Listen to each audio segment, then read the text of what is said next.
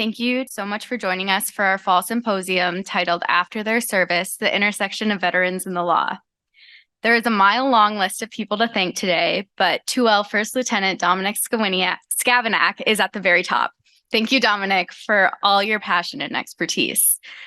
Thank you also to Lindsay Kirchhoff for the Veterans Defense Project for thinking of every single detail down to the table centerpieces to make this event great. And of course, thank you, Professor Hank Shea, for inviting the Law Journal to participate in such important conversations. Finally, thank you to all of those who have served or are serving. It is because of your courage that we can all gather here today.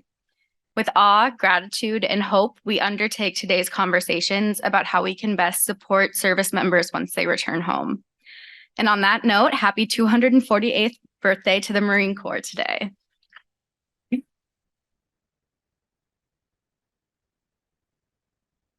Now I'd like to welcome our symposium editor, Marshall Kelner.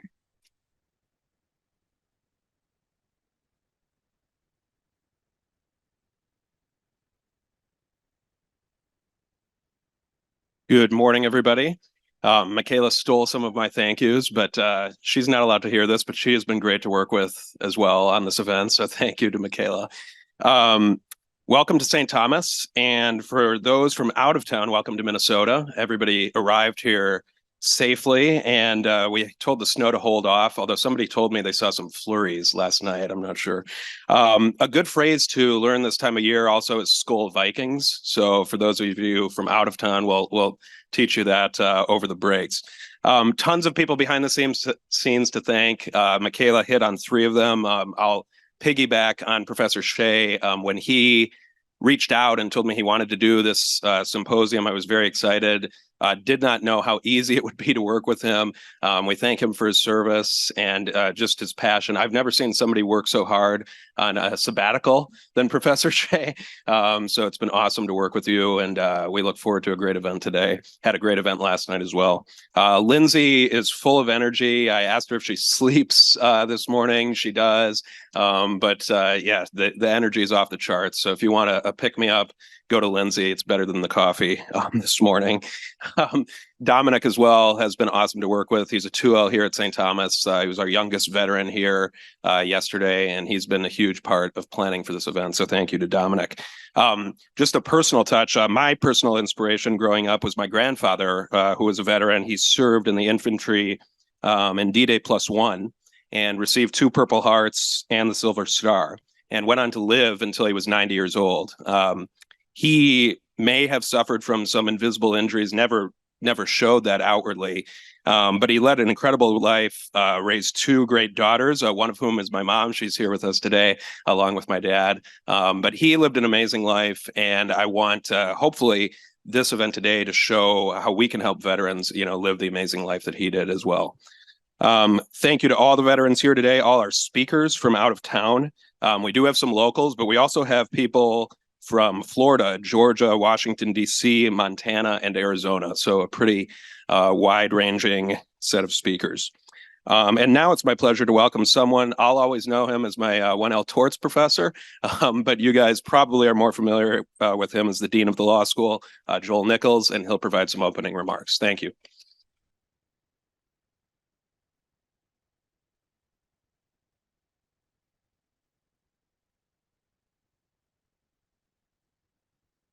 Welcome, everyone.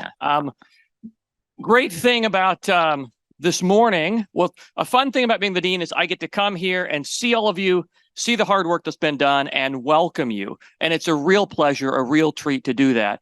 And Michaela and Marshall have made it easy because I can shift a little bit faster through part of what I'd usually do, which is individually thanking so many people. I'm going to put this on. Thank you, Marshall, Michaela, the others that have been mentioned by name as well. I'm really grateful. Let me extend it just a little bit in 2 ways and then make a couple of framing comments. I see so many of our students in the audience. I'm grateful to each one of you for the ways that you have contributed, not just to this event, but for who you are and what you bring to this school. I consistently tell external stakeholders, alums, and other people that we are who we are right now as a school because of you. The mission of who we are, which I'll mention in a minute, it's a living, breathing thing. It changes as a community turns over all the time, and it wouldn't be what it is without the investment that you continue to make. So I'm really grateful for that. For those of you who are a guest today, hear my welcome as well, right? I hope that you feel the welcome of this place. I'm sure you've noticed it in the hospitality and the words that have been said, but I often tell people when they come. I was talking to prospective students again yesterday that we want them to visit campus because you can gather a felt sense of what this community is like. And I hope that you capture that when you're here as well. So just a couple of framing remarks from me before I hand off to Hank and those who know this particular topic so much better and more in depth than me. One of the things I really like to do when I have a chance to speak is to try to position the things that we do as they are connected to our mission, right? We want to be a Catholic law school that continues to center faith and reason at the heart of what we do, right? With a focus on truth and aiming toward morality and social justice. We're often really steeped in the Catholic social tradition. And so let me repeat a couple of pieces if you heard me speak last night, but I'll be brief and I'll pivot one more way. So 3 different parts of that Catholic social tradition that I was really thinking on ahead of this event. The first 2 I mentioned last night, but if you missed it, let me frame them again. Marshall kindly mentioned the torts class. I also have the privilege of teaching our 1L students in the first week, often in a class we call moral reasoning for lawyers, foundations. And one of the things we do on the first day is we start to raise up the concept of human dignity. What does it mean for each person to have individual worth?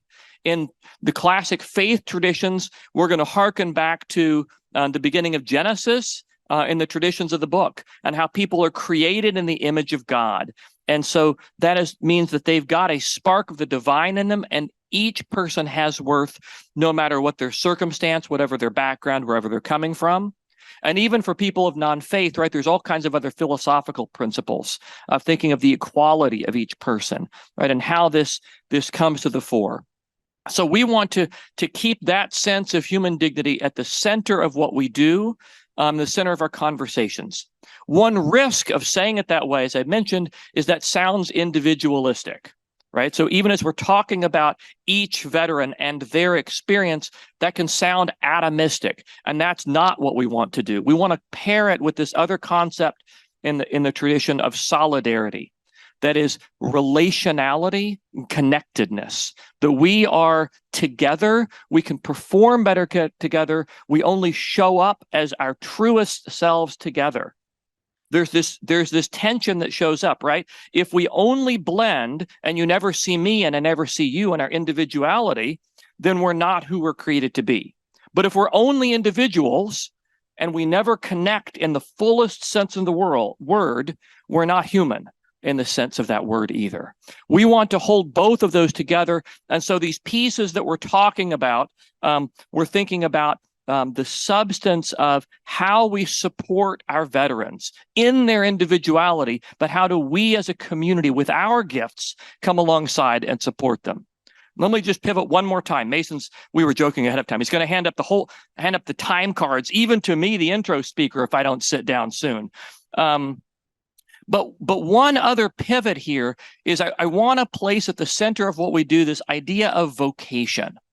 So vocation is this multifaceted word. We could spend a long time talking about it, but let me give you 2 pieces that sometimes show up that I think may help inform our conversation today. On the one hand, sometimes people will think of vocation. This is not my favorite way to go, but it has some attractiveness, right? So let me start with it, of ways that we show up in different times and places in our lives. Okay, so the danger of this is that we fracture a little bit and we think that each time is different from other times. So I want to resist that temptation, but nonetheless acknowledge that this is coming to the fore for me. And I'll name a personal way and then tie it here. In a personal way, my children have now gone off and they're in graduate school. They're doing something different. They don't live at home. So I am a parent, but the time in my life when I had the intense elementary school age parenting time, that set of vocational parenting has shifted, right? But it continues on in the ways that I connect with them. I stay related in solidarity that I was talking about earlier, right? So it's also not fractured in that sense. If I think about it connected today, we can go back, each of us in particular times of our lives.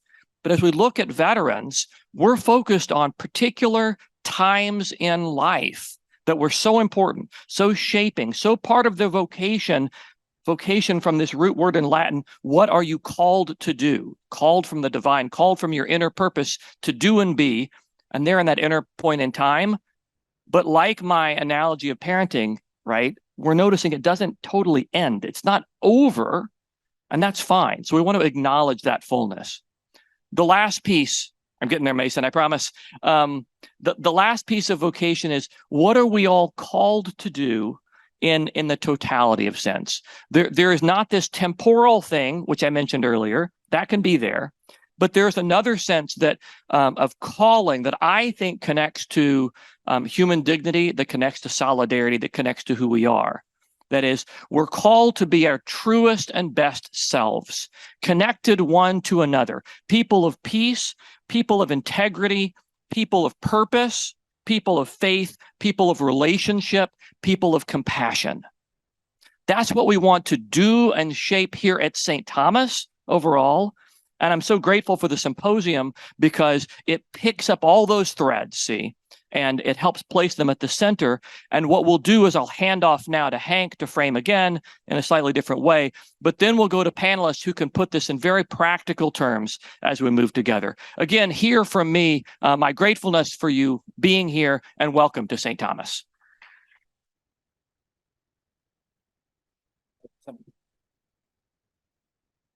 Good morning and welcome to all. The last welcome of the morning.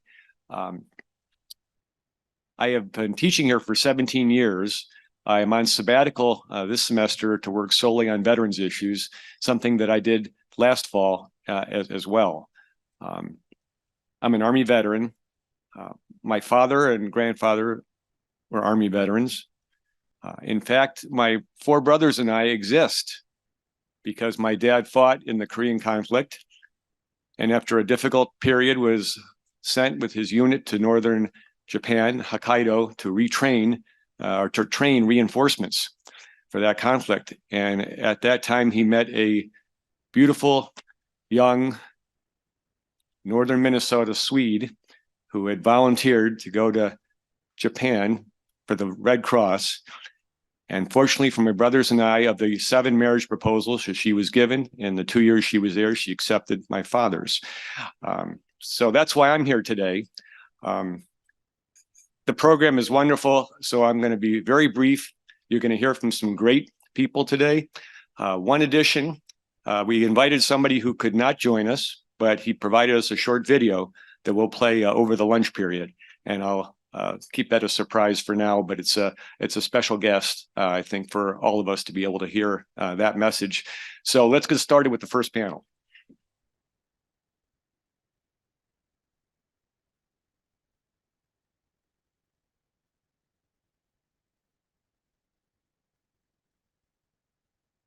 Good morning. At this time, I'll invite our panelists forward to take their seat as we begin. So thank you, Marshall. Thank you, Dean Nichols, Michaela, and Professor Shea for your opening remarks. My name is TJ Bowman. I am a senior editor with the Law Journal. It is an honor to introduce our distinguished panelists this morning. And our panel will be exploring the Model Veterans Justice Act and the current status of our veterans treatment courts. And the panel will proceed in 4 parts. I'll provide a brief introduction of our panelists, and then Professors Baldwin and Brooke will present for 25-30 minutes. And then Mr. Hunter and Mr. Else will present for another 25 or 30 minutes. And then the remainder of the time will be reserved for Q&A. So let's begin. Dr. Julie Baldwin is a research professor in the Department of Justice, Law, and Criminology at American University. She specializes in translational and evaluation research with a focus on treatment courts, behavioral and mental health, and subcultures, including military, law enforcement, and gangs. Dr. Baldwin serves as a research partner and consultant for a variety of courts, agencies, and organizations, and she is a nationally recognized expert on veterans treatment courts, and she has worked with the program since 2010. Dr. Baldwin has obtained more than $55 million in external funding for her work or her collaborative projects, with more than $20 million dedicated to her VTC work. And then Dr. Erika Brooke is an associate instructional professor in criminology in the Department of Sociology and Criminology and Law at the University of Florida. Her research interests are focused on unraveling the complexities of courts to corrections pipeline, with a special emphasis on the intricate relationship between military service and criminal justice contact, the dynamics of specialty courts, and the impact of diversionary programs within the justice system. Some of her recent work has been published in several leading crime and policing policy journals. Dr. Brooke also balances her academic and professional life along with a career in the U.S. Army Reserve that to date spans 16 years. She currently serves as a military government specialist in the Civil Affairs Corps, where she is dedicated to leveraging her expertise in both civilian and military domains. And then Brock Hunter, a criminal defense lawyer based here in Minneapolis. He served as the president and legislative chair of the Minnesota Association of Criminal Defense Lawyers. Brock is also a former Army Scout and is nationally recognized for his work on behalf of troubled veterans in the criminal justice system. He drafted and led to the passage of Minnesota's pioneering veterans sentencing legislation, which has since been cited by the U.S. Supreme Court in its landmark case Porter versus McCollum. Brock is also the co-founder of the Veteran Defense Project and co-author of the legal treatise, The Attorney's Guide to Defending Veterans in Criminal Court. Brock and his and VDP co-founder Ryan Else are currently serving as advisors to the Veterans Justice Commission. And then finally, Ryan Else is a criminal defense attorney, policy advocate, and veteran. Ryan served in the Army National Guard as an infantryman, reaching the rank of sergeant. He was deployed to Kosovo in 2003 and 2004. Ryan went on to graduate summa cum laude from American University with a degree in international relations. In May 2011, he graduated from University of St. Thomas School of Law, where he served as president of the Military Law Society. Along with Brock Hunter, Ryan was co-author and co-editor of the Attorney's Guide to Defending Veterans in Criminal Court and the co-founder of the Veterans Defense Project. And finally, Ryan served as a legislative chair for the Minnesota Association of Criminal Defense Lawyers for 7 years, managing their legislative agenda on issues from civil asset forfeiture to probation and sentencing reform. So please join me in welcoming our distinguished panelists.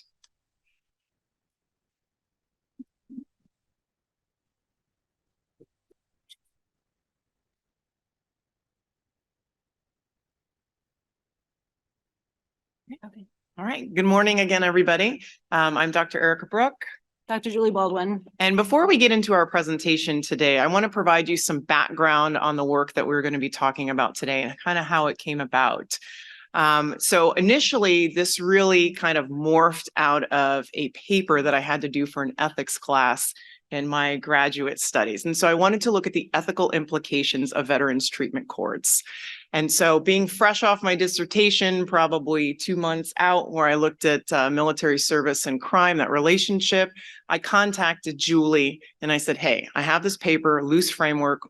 What do you think about putting it together to present this idea? So I was thrilled to hear from Erika. I'm always thrilled to hear from Erika, but especially at that time, because I had been working with VTCs for about 5 years at that point. I had finished my dissertation 2 years prior, which focused specifically on Veterans Treatment Court, one specific court eval, and then also the first national survey of Veterans Treatment Courts across the country. And I was just starting the 2015 NIJ multi-site process evaluation of VTC. So it was like perfect timing.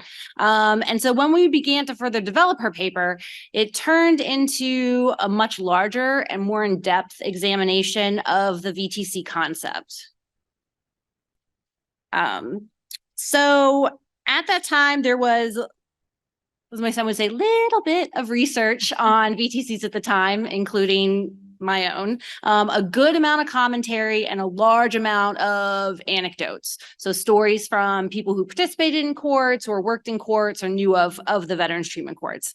So us understanding the history and landscape of problem-solving courts in general, we anticipated a series of critiques, some serious critiques of the VTC concept, and decided to offer essentially a roadmap of issues for researchers, practitioners, advocates, and policymakers to address an effort to get ahead of such a harsh skepticism that could be coming the concept's way, as well as to push the field forward.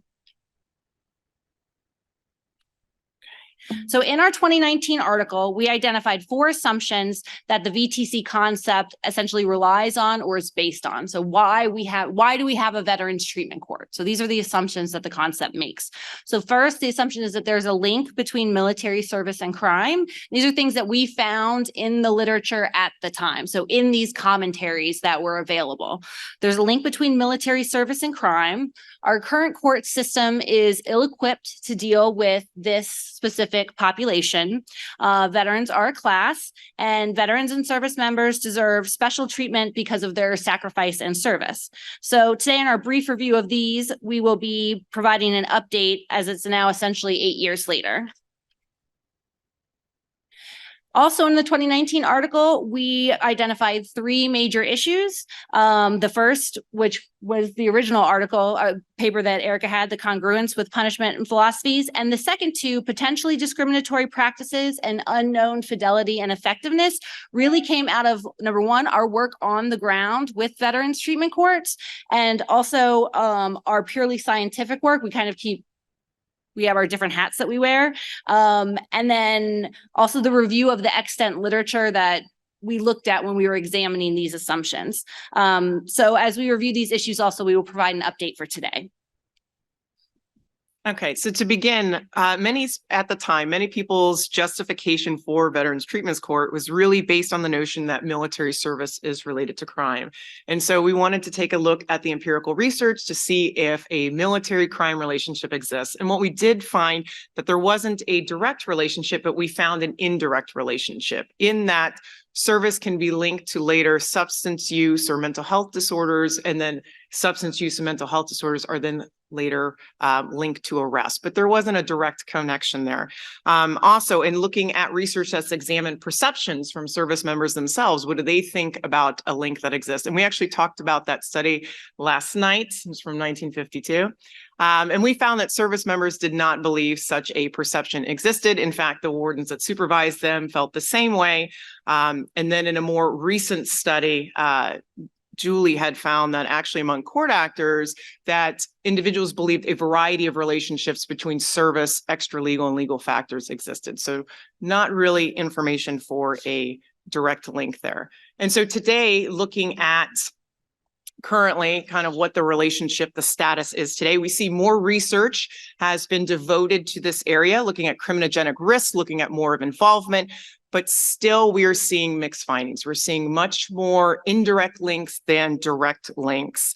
In 2001, a study of VTC actors from 38 states, they found that the majority do not believe that a nexus between military service and the criminal act should exist. And in fact, among those 284 actors, only 30% of their programs actually required a nexus between military service and crime. Thanks. So assumption 2, the reason we have these courts is because the court and court programs that are currently existing are not well equipped to deal with this population and their complex issues. And so these programs were developed and should be, this is what was found in the literature, should be doing these things to address this population, which is leveraging military camaraderie that these programs can foster. That includes also having personnel, so different members on the VTC team having a history of military service so that they can better connect with participants. And then veteran-specific services and treatment providers, because they have very specific issues and needs with some of the arguments. And we do see that with the VA essentially coming to the table for the first time in history with a court program. But what is happening on the ground and empirically is the question. And so basically, our conclusion for this assumption is that there's limited research available to support this. So veterans in early research and also the 2016 NIJ study was that veterans do have a perception of not necessarily being understood if they have individuals, if they have a civilian treatment provider or if they're in groups with civilians. So those were things that were coming out of the interviews and that was also written about. The VA is the primary provider. So we see that the VA is at the table providing specific services, and also community treatment providers are providing specific services for PTSD and TBI, things that we know are the invisible injuries of war. And then most programs have a mentor component, most do not. And so that helps with the fostering of camaraderie and support. And then there were early articles that did show that camaraderie was evident in a couple single site studies. So where are we today? Pretty much at the same place that we were 8 years ago. But this is an emerging area of research that I know we are both involved in. And so I'm looking forward to the future. So some things that we are promoting for other researchers and practitioners to start thinking about is what actually fosters camaraderie and for whom, because it's not the same for everyone. Every veteran and service member is not the same. So also the impact of camaraderie on the individuals, the impact of team member veteran status, and that's actual and perceived. So what we've seen in previous studies, well, one previous study where they look at it is that they just get the veteran status from the team member. They don't actually look at the perception of the individual, which is interesting because in the NIJ study that I had back in 2016, one of the things that we did was ask the VTC participants whether a team member was a veteran or not a veteran, and if they knew what branch. And it was actually mixed. They actually thought some individuals on the team were veterans and they thought who were not, and they actually thought some people on the team were not veterans and they were. So actually looking at not just the actual role, but how the participants perceive them. And then the impact of team knowledge and cultural competency around the military and the issues with transition. And then treatment experience, specifically with not just the VA, but also community treatment providers. One thing that we see is that the majority of veterans treatment courts do rely on the VA for services. And that's why they have the eligibility requirement that we think they have the eligibility requirement of that they must be VA eligible. But however, we promote that programs should also likely take VA ineligible veterans and utilize those community providers so we can actually treat and assist more veterans with their needs. And then mentor programs and their effects. Completely understudied empirically. I've a statewide study going on right now and 2 other single site studies examining the mentor aspect of these programs. Veterans are a class. So one of the things that was also available in the literature at the time, or things that was being written about, was that they do have a special status. This does relay into the next assumption, but just preliminary here, one thing that was written about in several pieces is that veteran status can be assumed to be a proxy for substance use diagnoses and substance use disorder diagnoses and mental health diagnoses. Again, I'm not saying that I agree with that, but that was written about in the literature. And then the argument for why we can still serve them even if they are a class is that VTC participants receive specialized services is the same as other problem-solving court participants receiving appropriate services. So when looking at the actual VTC eligibility requirements from my national survey and others, really the only consistency across eligibility requirements for VTCs across the nation is a history of military service. VTCs take those who have exited service, and they also take those who are current service members. They also there's 4 categories. In addition to that, they also look at other military variables. So discharge status, like I said before, VA eligible or ineligible. Some take dishonorable discharges, a lot don't. So there's the military category, and then you have the legal category where a lot of them will exclude violent offenses and only take some are only misdemeanor courts, some are only felony courts. So there's the legal category, then the extra legal category of some require a substance use disorder, some require mental health issue. And then the other category is nexus, is some combination of at least 2 of those things that I just mentioned.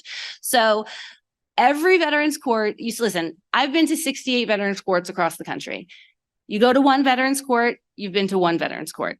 Every program is different. And so the only consistency across the country in eligibility is a history of military service. So thinking about that, that is essentially an employment status. So that we were thinking brings in a different issue of, as this is the only true eligibility requirement, the commonality, it could call into question compliance with the Equal Protection Clause. So what we did is we looked in the literature and we actually found a few articles that did address this partially. And so one of the arguments that was written about was that they are inclusive, and so they are in compliance with the Equal Protection Clause. They are inclusive of race, gender, sex. That has nothing to do with their eligibility requirements. They also said it's not offered to everyone. So it is not offered to all veterans everywhere, all veterans in the criminal justice system or all veterans outside. It is not offered to all veterans everywhere. And it is yet to be ruled on. There have been no cases. The ACLU has written a little bit about it, but there has not been any cases that have come up regarding the Equal Protection Clause. And then at the time, and still currently today, well, one is the case, and then also the lacking full equal protection analysis employing any VTC data was not done at the time, still not done today.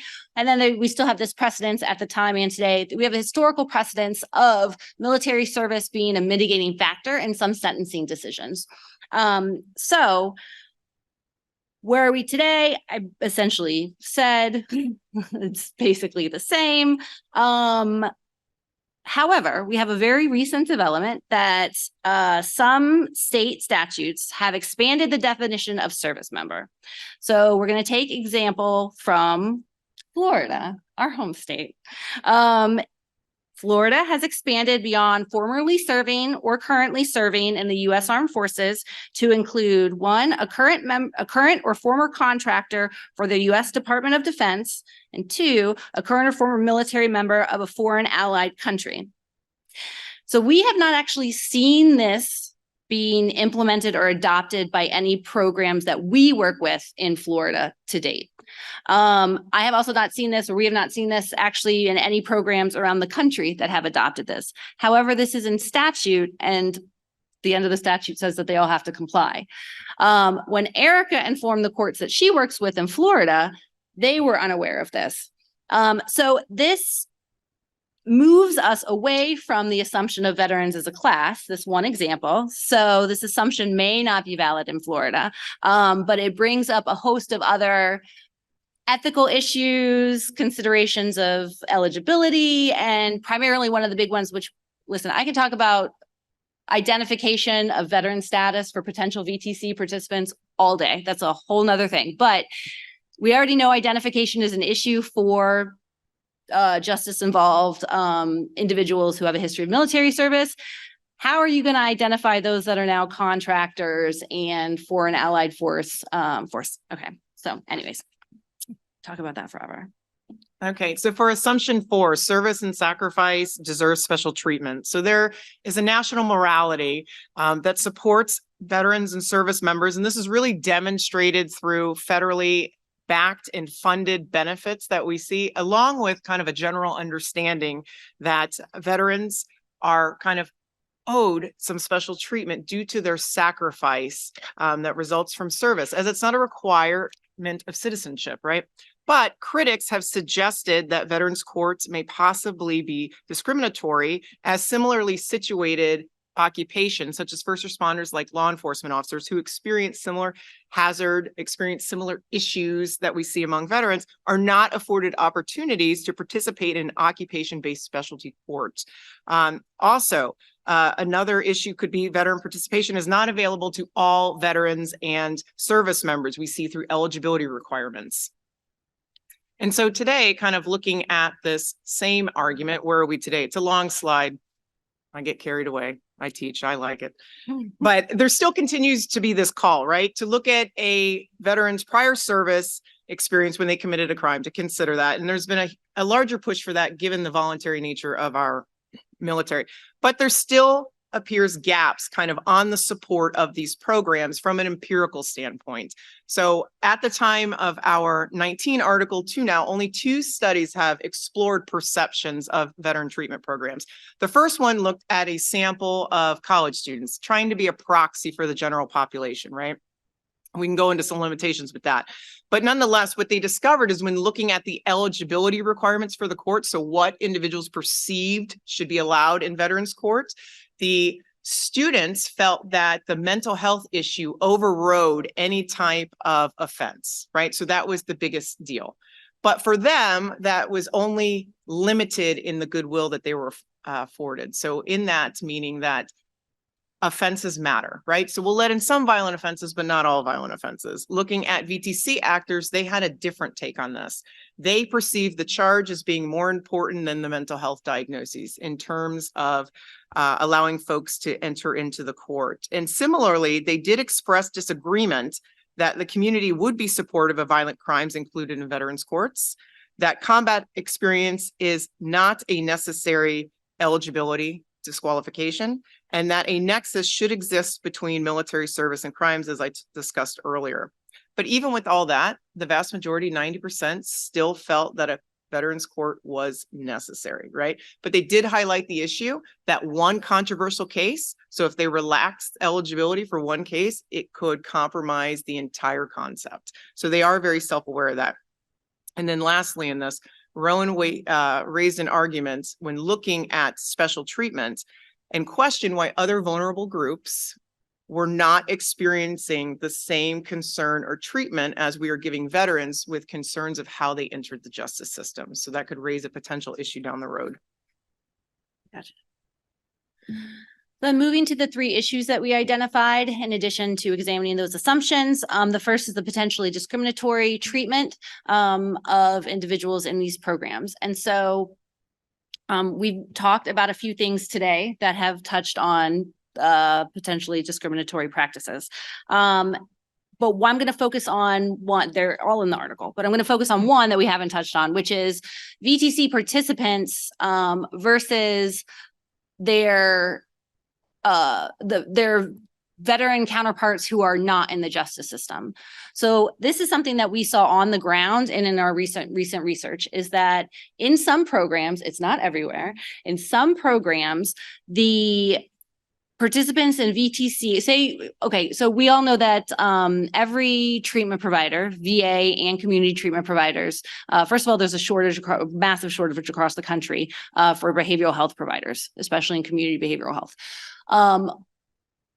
What we're seeing is large wait lists for a lot of treatments, specific treatments. And so what we have seen happen on the ground in several programs, not saying this is everywhere, but what has been observed in several programs is that the VJO is able to get them to the top of a wait list or into a really desirable treatment that has a wait list, or get them into a residential program that other non-participants cannot get into.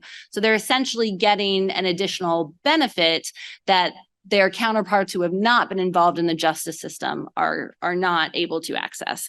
And then there's this issue of cherry picking or creaming. Those of you who study problem solving courts know that this is a problem with drug courts, mental health courts, all the types of problem solving courts. And some of this is really a result of the way that certain statutes are written. So it's not necessarily up to the team to decide whom they should be picking. But as was said yesterday, these programs, like other problem solving courts, should be taking high risk, high need participants.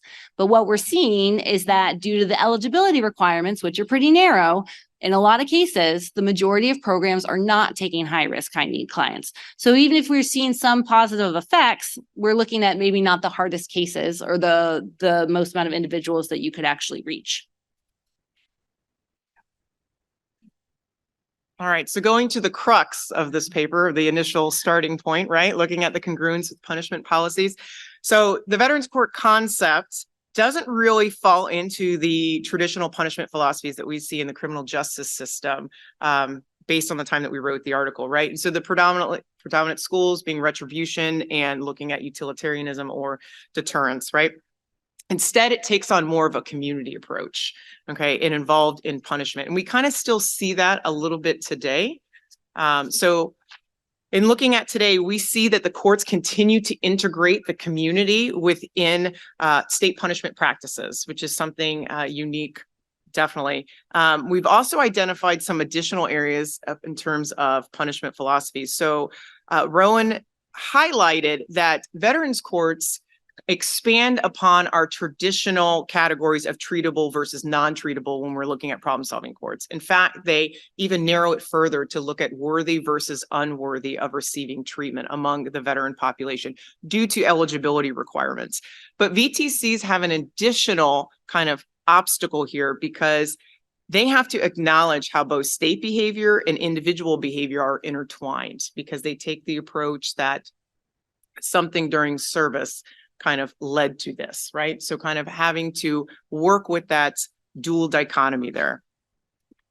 And that leads us into the unknown effectiveness and fidelity. So at the time of the article, didn't know a lot, wanted to know if it was effective, wanted to know if it was cost efficient. I think when we put this publication out, there were about 400 VTCs, somewhere in that neighborhood, right?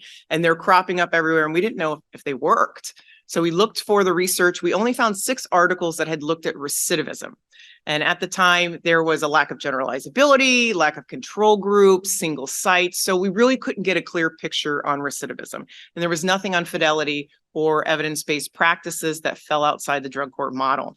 So in looking at it today, we see that there continues to be a shortage in this area. We only have 2 studies that have looked at recidivism. To that standpoint, Shea and colleagues, they looked at a sample that included just VA eligible individuals, right? So it didn't account for our non-VA eligible folks. And then Plunk, she looked at 2 sites in Florida specifically, but took on more of a procedural justice bend. So again, not really devoted completely to recidivism. So we're kind of still in the same place we were when we wrote this. So we're largely missing peer-reviewed empirical research that analyzes the efficacy, the effectiveness, and the cost effectiveness of this concept. However, there's hope. Okay.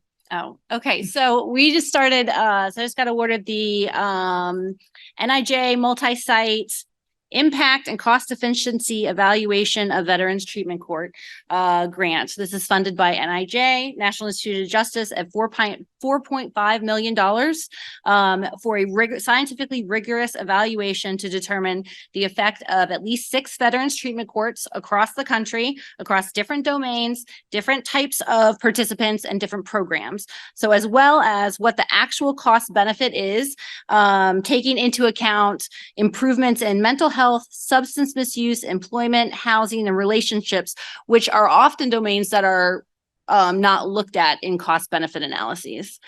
So we are extremely excited about that because apparently that type of study is still needed. So that's exciting. And so so we're going to close here, but I just wanted to say, if you know of any programs that are interested in participating in the multi-site study, please contact me. And then also, if you are inclined, we would really appreciate it if you would read our 2019 article, because we're in the process right now of writing an updated version for the law review. So if, we appreciate any questions, comments, discourse, because it will really help us inform the new updated version. Thank you.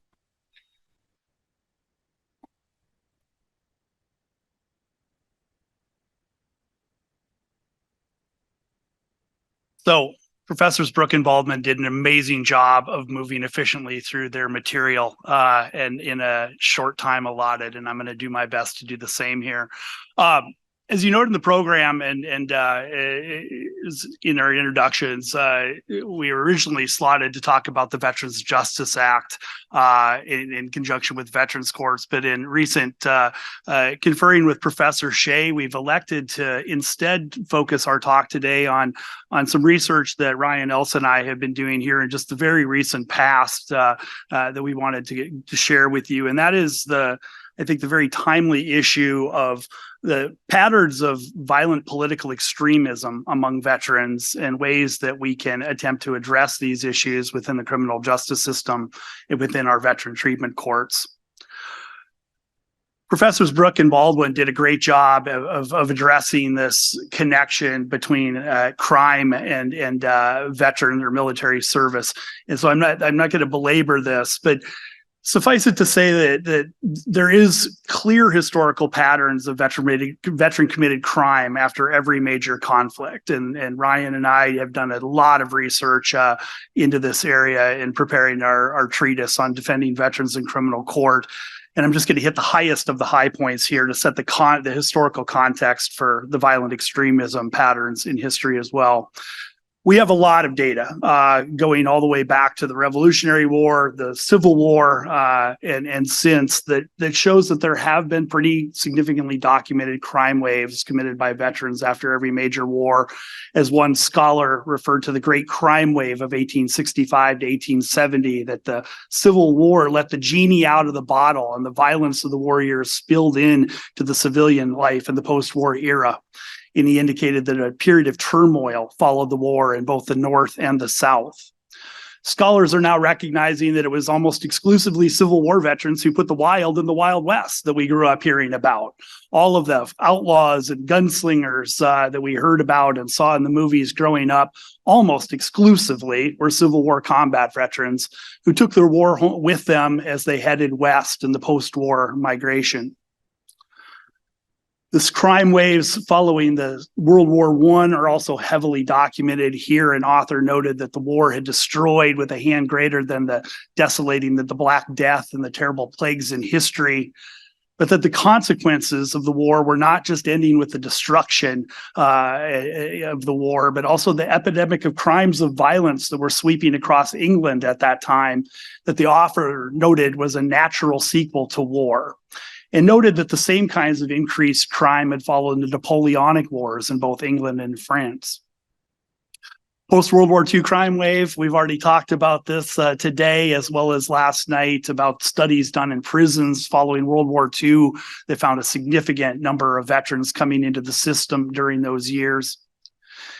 And we also now recognize that the outlaw motorcycle culture that flourishes across the United States today has its roots in post-World War II veterans who came home from their war, bought surplus motorcycles from the war, and started forming these small clubs, originally in the desert Southwest, but then spreading across the country throughout the 1940s and 50s and 60s as more and more veterans dropped out of society and formed these clubs where they found the same camaraderie and brotherhood that they missed from the war.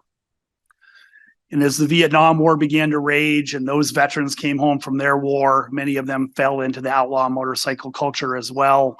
And I can attest from our practice that pattern continues to this day with many of our clients involved in that outlaw motorcycle culture.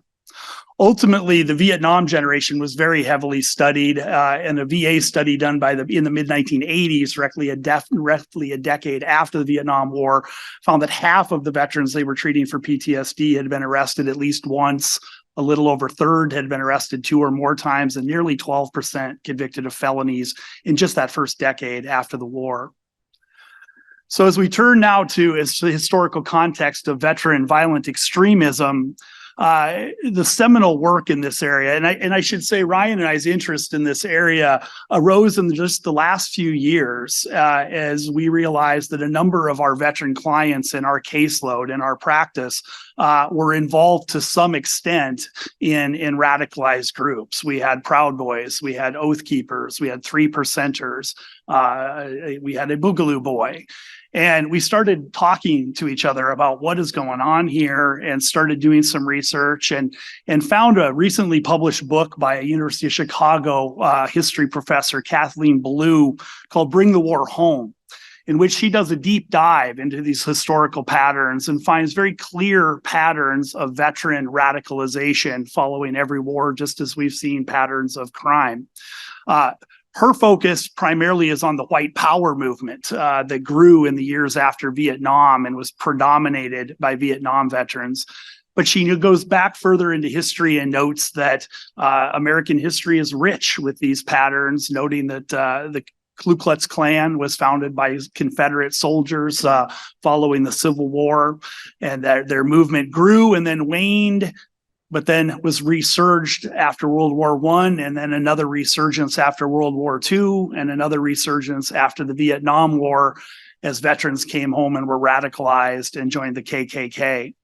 And after the Vietnam War, it wasn't just the KKK. It was neo-Nazis, the Aryan nations, and Christian identitarians, groups that were led and predominated by Vietnam veterans, coalesced into a movement of open revolt against the U.S. government, as Professor Ballou notes.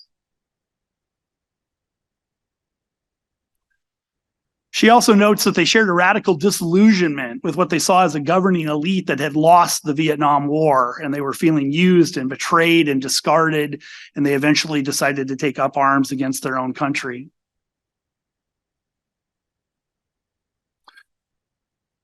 Professor Ballou noted that the movement's anger towards the government was refracted through a lens of racism and fueled anger over advances in civil rights that occurred during the 1960s. They were ultimately preparing for a revolution and a race war, stockpiling weapons, many stolen from military bases, and they were training militia forces all over the country. Professor Ballou notes that this movement grew throughout the 1970s, 80s, and into the 90s, culminating in 1995 with the bombing of the Oklahoma City Federal Building, an act carried out by Timothy McVeigh, a recently returned veteran from the Persian Gulf War. The crackdown by the U.S. federal government on these white power groups that McVeigh came out of and was supported by in carrying out his act of terror in Oklahoma City largely crushed those movements in the 1990s, and they disappeared from view until President Barack Obama came into office, where they began to reemerge, and then during the Trump administration really began to gain fuel. Professor Ballou spends most of her book looking at right-wing movements, but notes that there are similar patterns in left-wing movements following the Vietnam War. She notes that the Black Panthers, the Black Liberation Army, the American Indian Movement, the Symbionese Liberation Army, all of these left-wing militarized groups were very heavily predominated by leadership and founders that had served in the Vietnam War.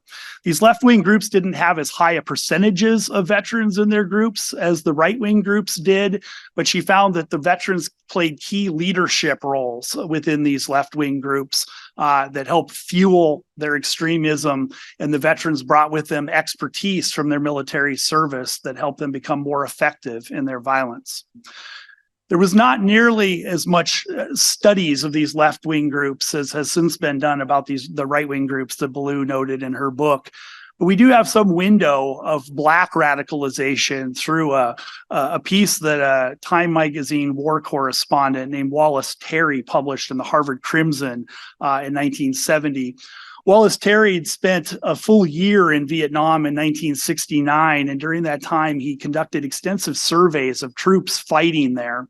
Over 800 surveys were done by Mr. Terry of active combat troops in the war zone in Vietnam, gauging their attitudes about a wide variety of issues, including politics. And a significant percentage of the troops he surveyed were Black troops fighting there in Vietnam. And there was a very clear pattern among the Black troops that Wallace surveyed. And he came back, and in writing in the Crimson, he wrote that Black soldiers schooled in the violent arts of guerrilla war, as no generation of Blacks before them, returning from Southeast Asia, fed up with dying in the war that they believe is a white man's folly, and determined to earn their share of American opportunities, even if it means joining the Black Panthers and turning to guns. I'm going to keep moving through this, but suffice it to say his survey showed significant percentages of Black troops indicated radicalization and an intention to return to the United States, taking their war-found skills and joining the Black Panthers and other militant groups in order to pursue what they felt was the best way to pursue civil rights.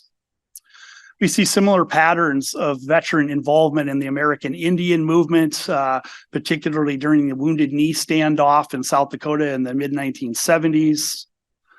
And in the Symbionese Liberation Army, this was a group based out of Berkeley, California, that famously kidnapped Patty Hearst and conducted bank robberies and bombings across the United States all throughout the 1970s.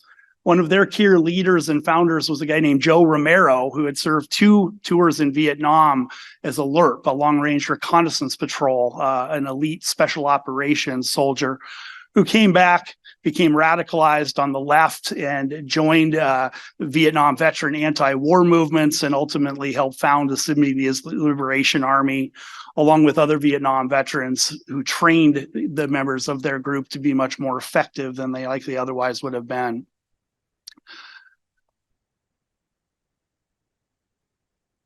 As we look at our modern veterans today, I think it's important to note that we have the most heavily deployed generation of veterans in our country's history.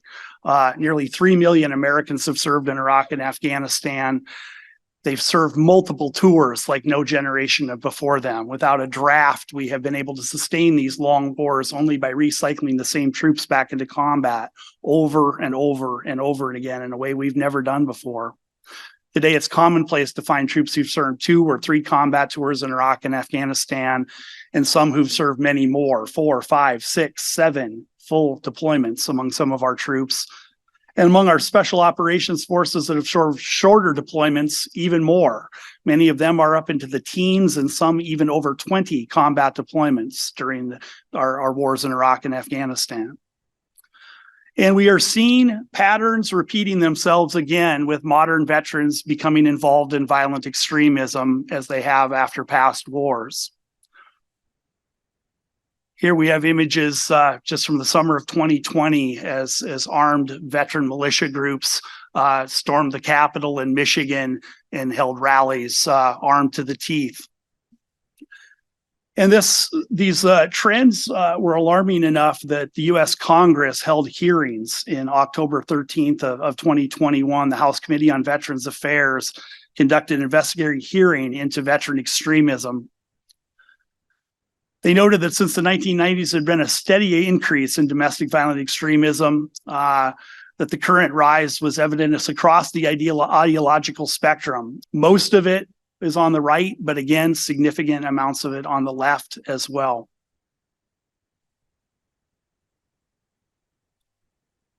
Both the chair and the ranking member of the House Veterans Services Committee in the hearing noted that this is not a political issue, that they're not singling out right-wing groups or left-wing groups. They're looking at violence as a means to achieve political ends when defining violent extremism, and that this is an issue that crosses the ideological spectrum, and that violence by groups on either the left or the right are equally unacceptable in our democracy.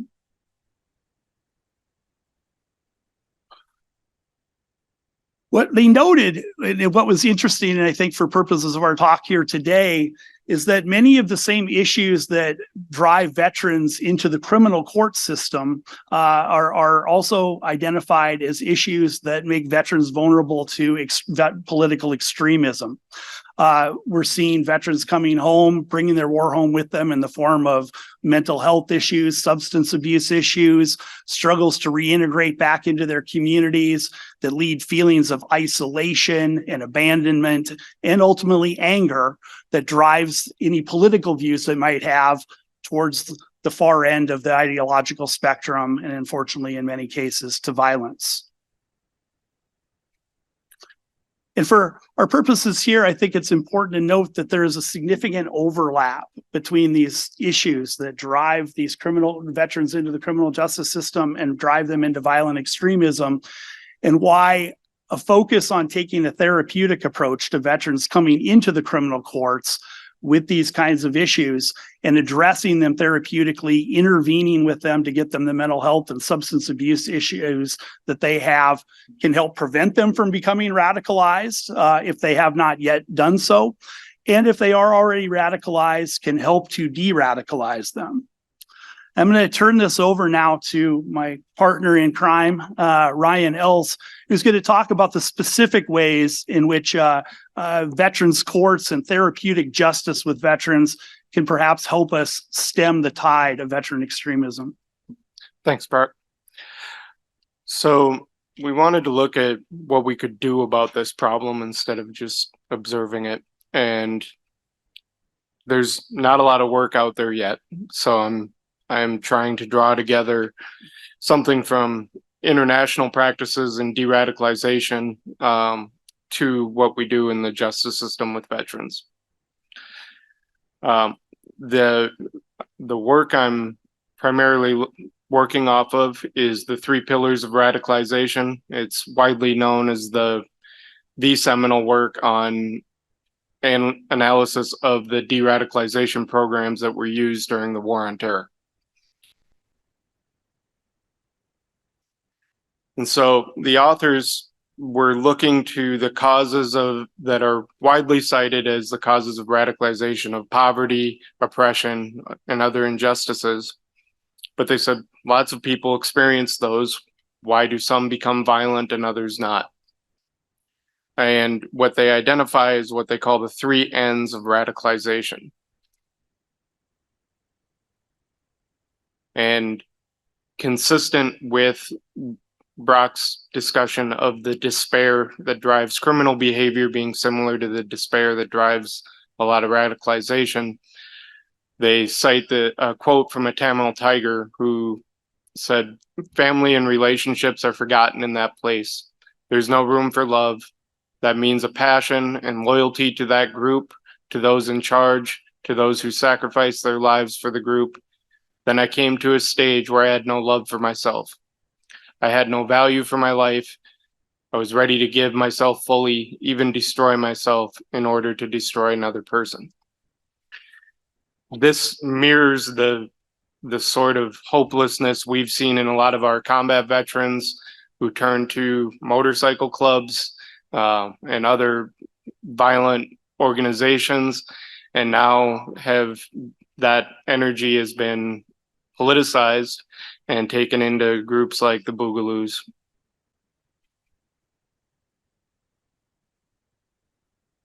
So the 3 N's that they look to are a psychological need, and this is based on the human need we all have for significance. And that comes either from a loss of significance by humiliation or some other deprivation in your life, or an anticipated loss of significance, something you see coming down the line, or an opportunity to gain more significance. And I see this paralleled with our veteran clients a lot, in that a refrain we constantly hear is, "I at one point was in charge of a infantry squad with millions of dollars worth of equipment that handled, international affairs on behalf of the most powerful government in the world. And now I'm working at Costco." And that loss of significance, they seek it back out again. And sometimes that brings them into organizations that want to use their violent talents for bad means. The second N is narrative. It's the story that is being told that justifies the use of violence to seek this significance. And it is quite often harnessed and exploited by propagandists and extremist leaders who want to take in young men with violent skills and turn them into a weapon.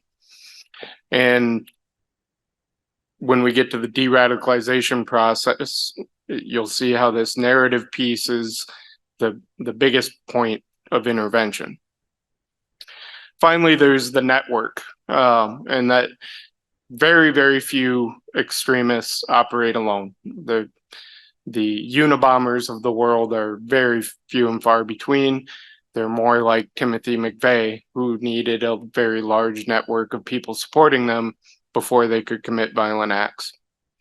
And now the internet has really magnified the ability of these extremist groups to network and recruit these veterans.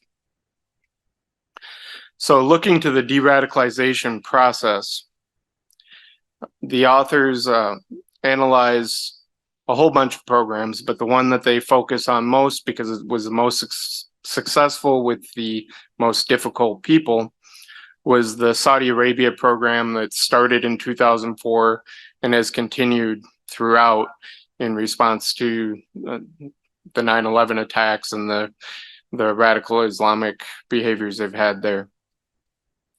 And the program worked by addressing each of the 3 N's. first, they address the need by providing the participants with an opportunity to get alternative employment.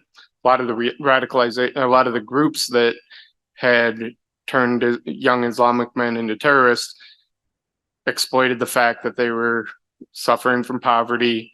They were a financial means to take care of their families and gain significance in that way. And so they started schools where the children of the participants could go to the school, a really good school, get a good education, and the family would be provided for. They attacked the narrative through counseling. And this is where we see a lot of the parallels now with the veteran population here, is they designed a counseling program that was rooted in the culture of Islam. And instead of trying to force them in a different direction culturally, they worked within the culture and exploited that to undermine the terrorist narrative. And just like in our veterans courts, we use veteran mentors, counselors at the VA, people who are well-versed in the veteran culture to undermine the criminal narrative that has driven the criminal behavior. And finally, they attack the network using a principle they call communicator credibility, which is getting people within the network that can speak to this case, a terrorist from a similar place. So it is people who have already been through the program and have reformed. It's family members renouncing violence, and it's other religious leaders that they would buy into. And that is similar to our mentor programs within the veterans courts. And you also see programs like Wounded Warrior Project that are giving healthy outlets for our veterans, but building off of the cultural systems that drove them in the military. So when we apply this now to the veteran courts, specialty courts are structured in a very similar way. And, nobody's going to argue that the specialty court model would apply after somebody has done something like a bombing or a killing or some terrible political violence like that. But a lot of these cases we've had with Boogaloo Boys and stuff are minor assaults at rallies and those sort of things that may be appropriate for intervention. As I discussed, as I went through the 3 Ns, the Veterans Court programs already address need, narrative, and network. And the Veterans Courts are specifically well suited to the culture of the veteran to speak their language and meet them where they're at, which is where we've seen the most success with our clients.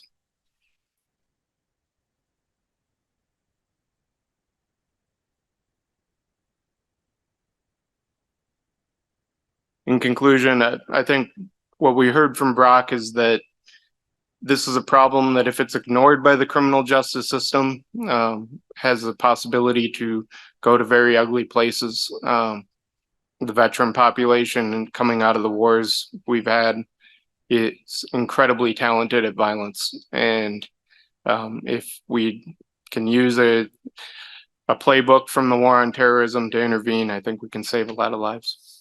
Thank you.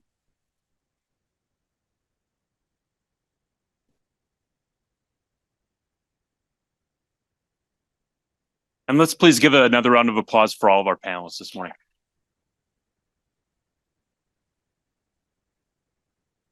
So we will begin the Q&A. We'll have about 20 minutes to answer questions. There will be a mic being passed around. So if you have a question, please raise your hand, and then a mic will be brought to you. Let's kick it off. Any questions? Harry. Liesel's getting there.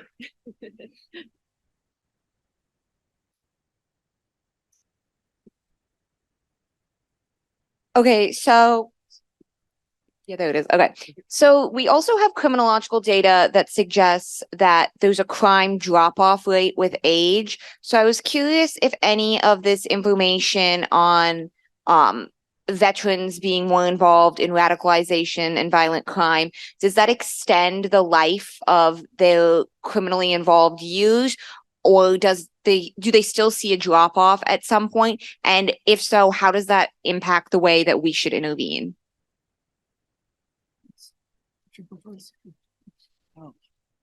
I'm not familiar with the research on the age of when people are most susceptible to radicalization and how long that extends. We can talk about the drop off in crime, but I'm gonna actually punt it to you guys. Well, I guess anecdotally, and our data is working with thousands of veterans over the last 20 years in the criminal courts. Most of this is a young person's game, so to speak. But we still see surprising numbers of Vietnam veterans circulating through the criminal courts now in their 70s. It has definitely dropped off over the last 40 years on a steady basis, as you would expect.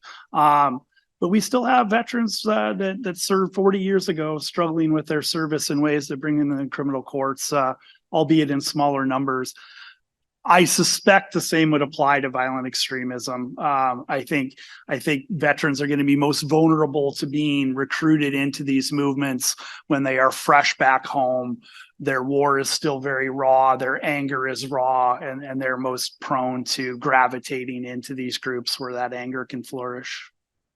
And Brooke, can I just go off of one thing that you said, which was the ages of individuals in veterans treatment court. So it does span. It's becoming a younger group currently. I think that has a lot to do with more of these programs are popping up and their eligibility requirements are stricter. They're more stringent. And so you're not getting, a Vietnam veteran has been around for many more decades than somebody else. So it's essentially more time to reoffend. So in the programs that I work with that have the looser eligibility requirements, the mean age is a little bit older than what we're seeing in a lot of the programs that will only take first-time offenders or non-violent offenders, things of that nature. Any others? Am I on? Okay, so could you talk about how, what the origin of the VTC is? How did it get started, and how does a veteran get referred to it? Does he need an attorney who is astute on these matters? How does it work? Okay, so veterans treatment courts, the very first one on record is in 2004 in Anchorage, Alaska. The most publicized one is 2009, Judge Russell. At the time of the one in Alaska, they did make reference to in an article several VTCs or veterans courts or dockets in the state of California, but we don't have any confirmation on that. So essentially, it was a judge who realized that individuals coming through their program were coming through the justice system. Alaska has a high veteran population. A lot of them were veterans and were struggling with mental health and substance use disorders. So that is essentially how they started. Judge Russell is the most publicized one, which also integrated the VJO is a term you'll hear, Veterans Justice Outreach Officer or Specialist. That is a VA employee. It does not work for the court system, but they essentially partner to assist the VA eligible veterans. The second part of the question was, How does it? how do they get referred? Okay. So, pretty much any way possible. One of the things that we learned from the NIJ study and have written fairly extensively on is identification and referral. So there is most of the identification comes from self-report. So it's the veteran or service member it's coming out in their interviews or their meetings with defense counsel. It's coming out before a judge. Somebody at booking or at arrest will ask them. Some courts are getting good about putting a check mark or a V on forms so then they can get those cases routed to a veterans court. But honestly, what we're even finding in courts now is that we're identifying people that have been incarcerated for quite some time as veterans and then referring them even after post-sentencing. So it's really the gamut. It's family members, it's the system identifying them and forwarding, it's seeing a flyer on the wall and picking up an application. It is any which way possible. Any others? See a question in the back?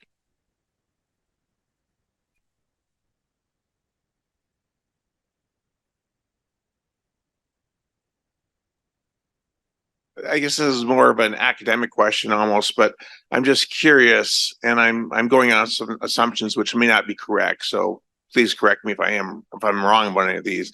But it seems to me that compared to wars of the past, or at least more recent wars like the Vietnam War, there's been increased reliance on using like National Guard units and, I guess what we call non-traditional military units.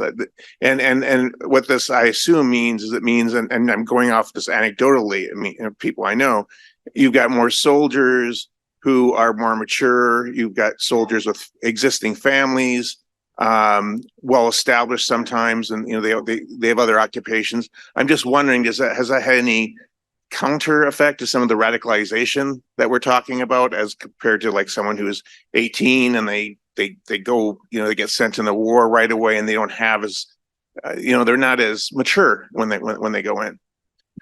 That's a great question, and I've seen absolutely no data or discussion of that issue. But I think you're right. Intuitively, older veterans who are more well established in their communities are going to be less prone to gravitating into radical extremism, and generally less likely to fall into the criminal justice system as well, though we have in our practice represented countless Minnesota National Guardsmen who have come home and struggled in various ways that landed them in the system. And I think it's worth noting that the Guard and the Reserves have deployed in these current conflicts like never before in our country's history. Gone are the days that the National Guard was just there to deal with natural disasters and stuff. We have particularly in Minnesota with our Red Bull Infantry Division is one of the more heavily deployed National Guards. And we've had multiple clients who served 2 or 3 combat tours in Iraq and are just as salty a combat veteran as anybody who served on active duty. And it came home and brought their war home with them and struggled just like their active duty counterparts. Thank you for your presentations. They're great. I know you said you weren't going to talk about it, but I'm wondering if you could just spend like 2 minutes explaining to us all about the Model Veterans Justice Act and how it relates to veterans treatment courts and expanding our efforts. Sure. Thank you, Professor. I guess just very quickly, the Minnesota Veterans Restorative Justice Act and then this Model Act, the National Veterans Justice Act, which very much have similar policy underpinnings, came out of Ryan and I's and other stakeholders' concerns about the disparities in the types of cases that veterans treatment courts take. As Professors Brooke and Baldwin noted, you see one veterans treatment court, you see one veterans treatment court. Some of them only take misdemeanors, some of them only take felonies. Some of them require some kind of direct service nexus, some require none. Many, and in our opinion, some of the best, give broad opportunities to veterans who successfully complete the program to avoid a criminal conviction, thereby easing their reintegration back into their communities, while others convicted everybody of their crimes. And here in Minnesota, we reached a crisis point in 2017 when the public defenders, because of the disparities in Minnesota's veterans courts, pulled out of their courts and stopped supporting them. And we gathered a group of stakeholders here in Minnesota and spent 18 months trying to figure out how to address this situation, and ultimately came up with our Minnesota Act that created a standard set of offenses that would be eligible for not just veterans courts, but for any judge sentencing a veteran before them. That if they met certain criteria, they would be eligible over a broader range of offenses. And in Minnesota, we decided to draw the line for veterans who are committing probation eligible offenses and who can demonstrate to the court satisfaction that they have an underlying service connected mental health or substance abuse issue that played a significant role in their offense. that they would be given an opportunity to avoid a criminal conviction on their case if they got all the help they needed and abided by all the terms set out by the court. For veterans committing prison commit presumptive cases, they're not given an opportunity to avoid a conviction, but they are given an opportunity to avoid prison if they go through and successfully complete the program. And again, this applies not just to the counties, the 12 veterans treatment courts we have in Minnesota. It applies to them and in just standardizing the types of cases they take and the legal incentives offered, but it gives individual judges in the majority of Minnesota counties that don't have veterans courts the opportunity to basically do a one veterans court, one veteran at a time, setting up the same kinds of treatment expectations and accountability expectations that a veterans court would, but allowing them a path to redemption to get the help they need, but then rejoin their community without a criminal conviction for low and mid-level cases, or without having to go to prison for higher level cases. The Veterans Justice Act that has come out of the Veterans Justice Commission that we talked about last night follows all of those same parameters as the Minnesota Act. It has a lower nexus requirement of the connection between military service and the crime, which we agree is problematic. In Minnesota, what we found in our individual practice in negotiating with prosecutors is that the more serious the offense, the higher the level of connectedness a prosecutor wants to see between military service and the offense. Logically and understandably. The lower level offense, the more they're willing to look past a direct connection and allow a veteran a chance. The Veterans Justice Act has a lower nexus requirement across the board. And it adds in some key things. It adds in a data collection provision. Here in Minnesota, that was going to cost a bunch of money, so we had to cut it out of the bill to get it passed. But the National Model Act has a very robust data collection part where we will hopefully get the courts across the country collecting data in a systemic way so that we can really track this and really see what's working and what's not in the years ahead and refine our approach accordingly. And it has a provision on training. We need to be out there talking to criminal justice professionals, judges, prosecutors, defense attorneys, probation officers, and law enforcement to help them better understand what drives veterans into the courts and how we can all do a better job bringing them the rest of the way home. Any others?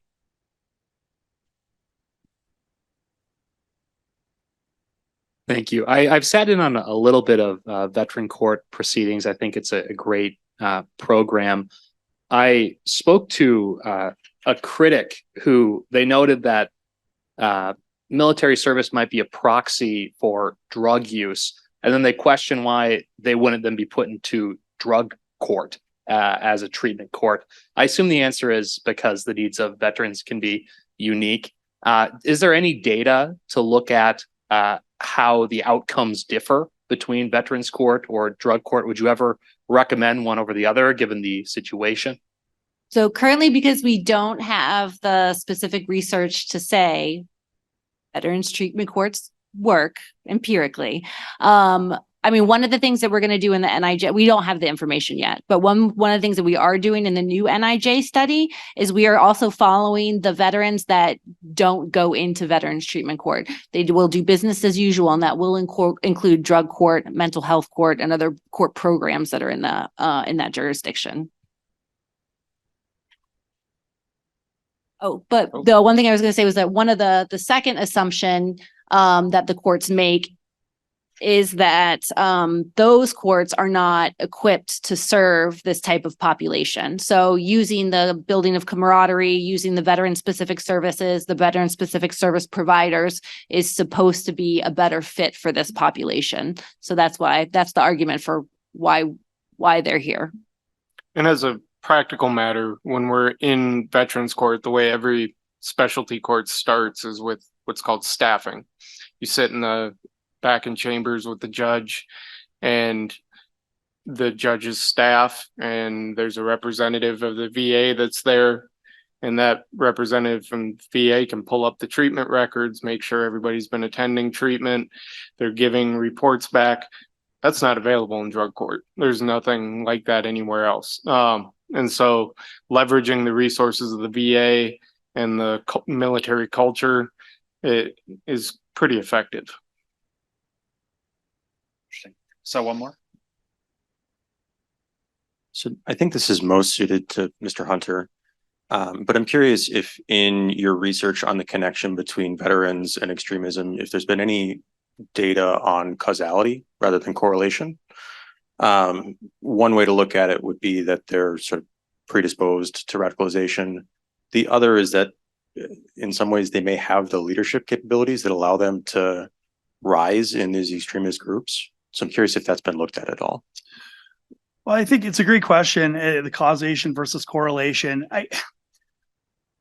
Nothing in any kind of systemic way. This area, you'll notice I cite to like 2 different sources here. This is really, really fresh and something that we all need to spend a lot more time researching in the years ahead.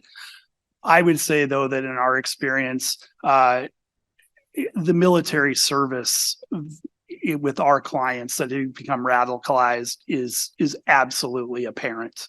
And post-traumatic stress and other issues that they're coming home with, their struggles to reintegrate back into their communities, but also the violence that they were trained and inculcated with by our very government to go overseas and to use to further our agenda around the world is very much in their toolbox. And the whole adage, if the only tool you have is a hammer, the whole world looks like a nail, is really apparent here. And I think that there's a public safety imperative, I guess, just in a final thought for us all here today. There's more than enough reason, I think, for us to take a therapeutic intervention approach with veterans in the system in recognition of their service and sacrifice on behalf of our country. But there is a public safety imperative involved in this as well, because this is a unique class of offenders who have been trained to use lethal violence by our government to further political ends. And when veterans come home and they're doing well, they reintegrate back into their communities, and that violent training does not make them violent in their communities. But when they come home and they're struggling with these kinds of issues, and particularly when they're self-medicating with alcohol or drugs, they are very much a danger to the public. Many of our clients have referred to themselves as menaces to society when they first came into the courts and into working with us. They recognized that they were dangerous. And again, that's why I bring up the fact that we have the most heavily deployed generation of veterans. This generation has per capita seen more violence, inflicted more violence than any other generation before them. And they've also had the most sophisticated military training. They're the most lethal generation that we have ever fielded in the field of combat. And when you sit in a room with some of our clients, a guy who served 12 combat deployments with military special operations and is seething with rage and anger at the society that sent him over there and he sees as having discarded him, it's a visceral feeling. And this is not a guy we want out walking around on our streets untreated and unaccountable. This is somebody we want to find ways to get them the help that they need, to stabilize them, and then reintegrate them back into their communities. And again, on an individual case basis, we've seen successes. Veterans who scared us upon our first meeting with them, who end up becoming very close friends, and in many cases going out and becoming really great assets in their communities. Hector Matos Castillo, who spoke at our conference last night and who you'll hear from later today, is an embodiment of the possibilities there when a veteran gets a chance. Well, excellent. That brings us to our time. I think we should all be very appreciative of the work these folks are doing in veterans restorative justice. So let's give it up for them, please. Thank you all for joining us for this panel. And the title of this panel is Native American Veterans Acknowledging Their Service, Addressing Their Needs, and Learning from Their Restorative Traditions. We have 2 wonderful panelists here. I am the moderator. My name is Professor David Granardo. I'm also the Associate Director of the Halloran Center for Ethical Leadership in the Professions which is a proud sponsor, a part of the festivities that you've seen here yesterday and then today as well. So before I introduce our panelists, our esteemed panelists, I'll give you just a little bit on me. My mom was born and raised in Poland, and I just told this to my contracts class. She was born and raised in Poland, and she came to the U.S. when she was a teenager, and she enlisted in the U.S. Army when she was 18 years old. And she served 5 years of active duty, and she was served 5 years in the National Guard. My father was born and raised in Guyana in South America, and he was drafted into the U.S. Army, even though he wasn't a U.S. citizen. So my mom worked 3 jobs, putting us, me and my brother, through Catholic schools, elementary, middle school, and high school, and we both earned full scholarships to play football in college. I played at Rice, my brother played at Stanford, and sometimes the football field is referred to as the battlefield, and it is not. And sometimes football players are referred to as warriors, and we are not. I am simply here representing, I believe, probably millions of Americans who have incredible respect, admiration, and gratitude for the folks who serve in the U.S. military. So, with that introduction of myself, I won't be talking about myself anymore. I was told not to, for good reason. I'll introduce our 2 esteemed panelists. Christine Husky, to my left, to your right, is a clinical professor of law and the director of the Veterans Advocacy Law Clinic at the University of Arizona James E. Rogers College of Law, where she also teaches constitutional law, international human rights law, and the law of armed conflict. She's also the director of the College of Law's clinical program, which is home to 17 clinics. Husky and her clinic students recently filed an amicus brief with the Supreme Court in support of a veteran who had been denied reimbursement by the VA for emergency health care abroad. Husky currently researches and writes on issues involving veterans treatment courts, tribal healing to wellness courts, and restorative justice. Her article, which is excellent, by the way, I've read it, The Case for Tribal Veterans Healing to Wellness Courts, was recently published in the University of Missouri-Kansas City Law Review, UMKC Law Review, and addresses Native American veterans and the intersection of veterans treatment courts and tribal wellness courts. In 2020, she received the Arizona Veterans Hall of Fame's Copper Sword Award, which is the highest honor given to a civilian for their efforts to support veterans. Husky's father is a Vietnam veteran, and her mother served in the Army Nurse Corps. Both of her grandfathers served during World War II. Is your mother still here? Raise your hand, Mom. Raise your hand. Yes.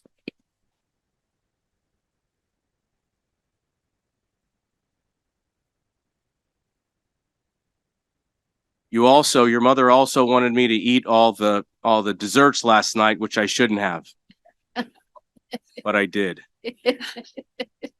Hillary Wandler is our other panelist. She works full-time at the School of Law on the University of Montana campus in Missoula.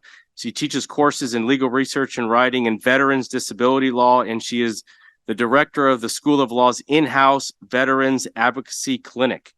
Professor Wandler joined the School of Law faculty in 2008 after clerking for the Ninth Circuit Court of Appeals Judge James R. Browning, clerking for U.S. District Court Judge Donald W. Malloy, and practicing law with a firm there in Missoula, Montana. She continues to represent veterans in disability claims and appeals, collaborating with students in the Veterans Advocacy Clinic. So we are so thankful that you are here. We want to welcome you, and I'll hand it off to Christine. Thank you. And thank you so much for those introductions. First, I know both of us want to thank Lindsay Kirchhoff, who kept us organized through this whole process to getting here. And we're so lucky that we get to work with her even more on our article that will come out of this. So thank you, Lindsay, and thank you, David. So today, or in our panel today, we're going to cover sort of 4 areas. So we're going to start with military service of Native Americans.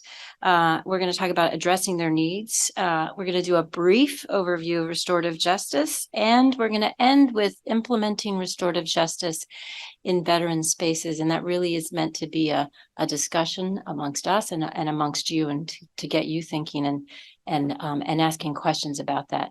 And on that, we will definitely have a good 15 or 20 minutes at the end for your questions and discussion. Okay.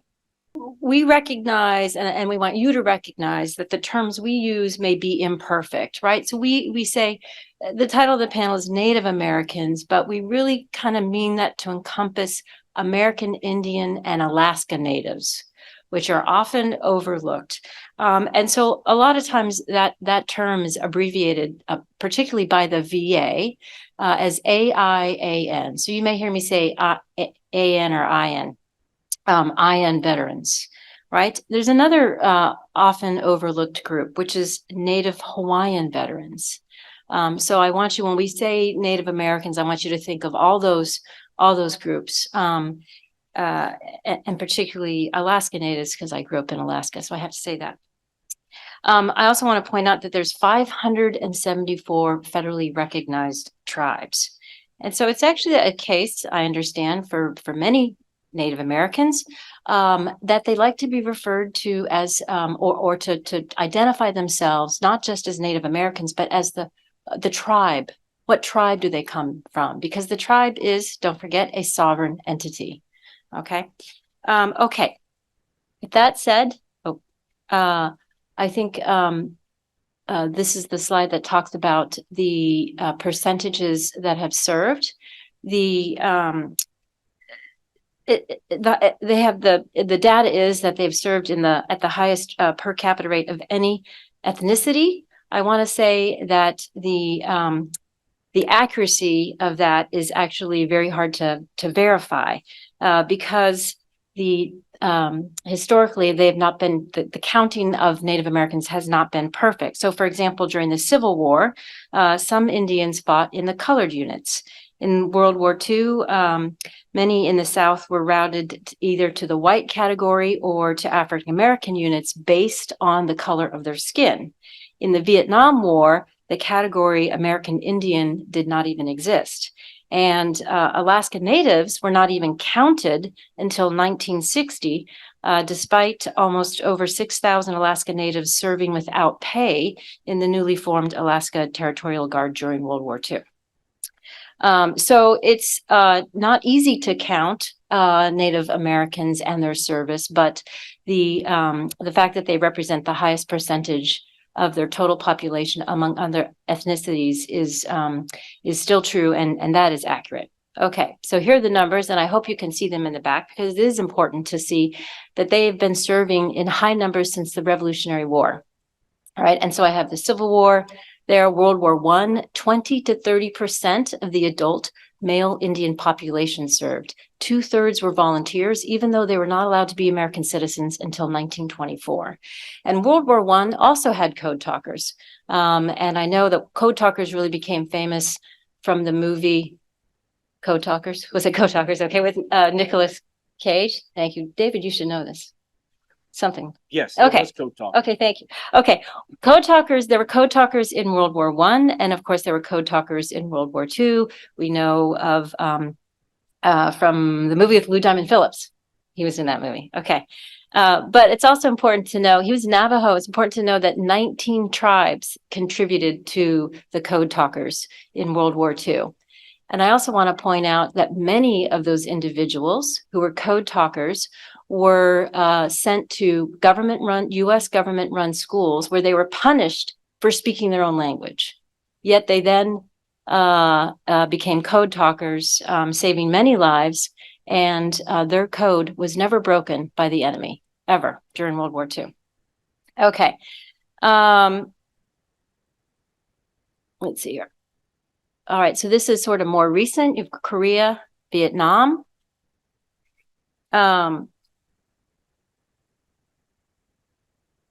I've lost my place here.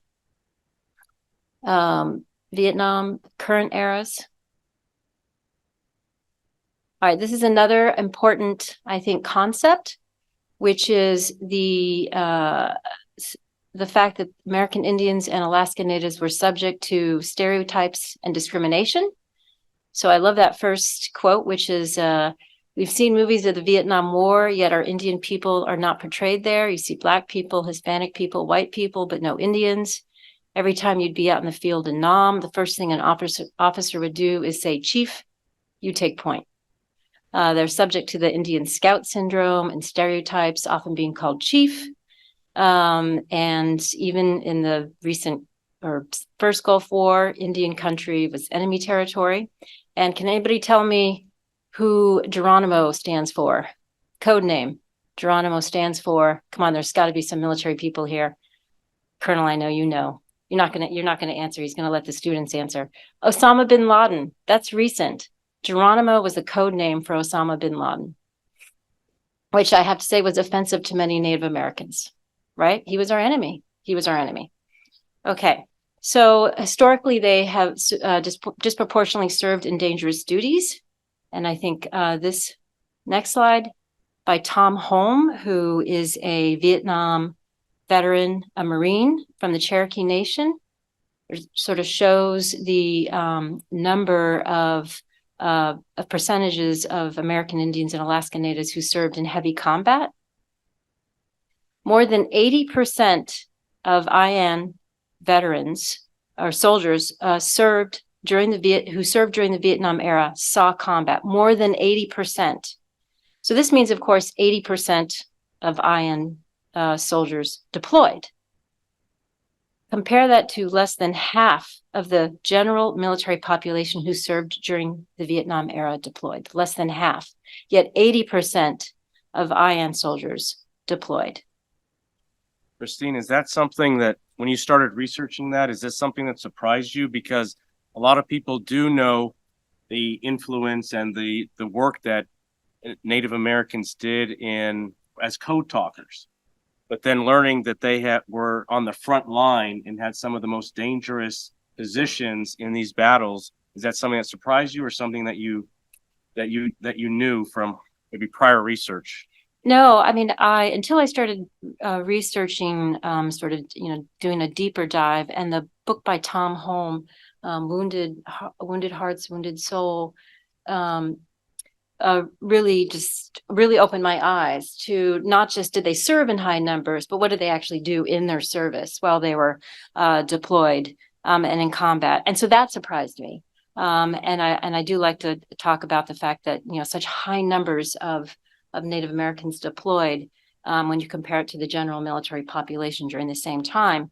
And the reason I think it's important to know that is sort of, we're going to now, in the second part, we're going to talk about their needs. And so it's important to know what is the background that they're coming from, right? They didn't just serve, and I don't mean it to say it that way, but it's important to know that the data that goes along with what does it mean when we say they served? What does it mean when we say anybody served, right? That's part of why we're having yesterday and today, is to learn about what that service means and what the consequences are. Okay, so now we're going to talk a little bit about veterans. So the first part was service. What did their service look like? Veterans. Okay, total U.S. veterans. I hate to read slides because I'm like, you guys can read, but I know in the back you can't see. Or maybe that's just because I didn't have my contacts in this morning when I started. I have them now so I can see. All right, total U.S. veterans, 19 million. Here's another, I think, sort of aspect, and Doctors Brooke and Baldwin brought this out. The data is still, we're still struggling with correct and accurate data, recent data, apples to apples data, not apples to oranges. This is a little bit apples to oranges because in 2021, I've got a figure 159,000 American Indian Alaska Native veterans. That does not include 2 or more races. My next number does include, but that's the data that I was able to get. So 334,000 veterans identify as American Indian or Alaska Native. Top states, you can see California, Oklahoma, Arizona, New Mexico, Texas, Florida, and so on. Those are sort of our top states with IN veterans. And here is a projection. You can see that American Indian and Alaska Native veterans are projected to increase, while non-Hispanic white veterans will decrease.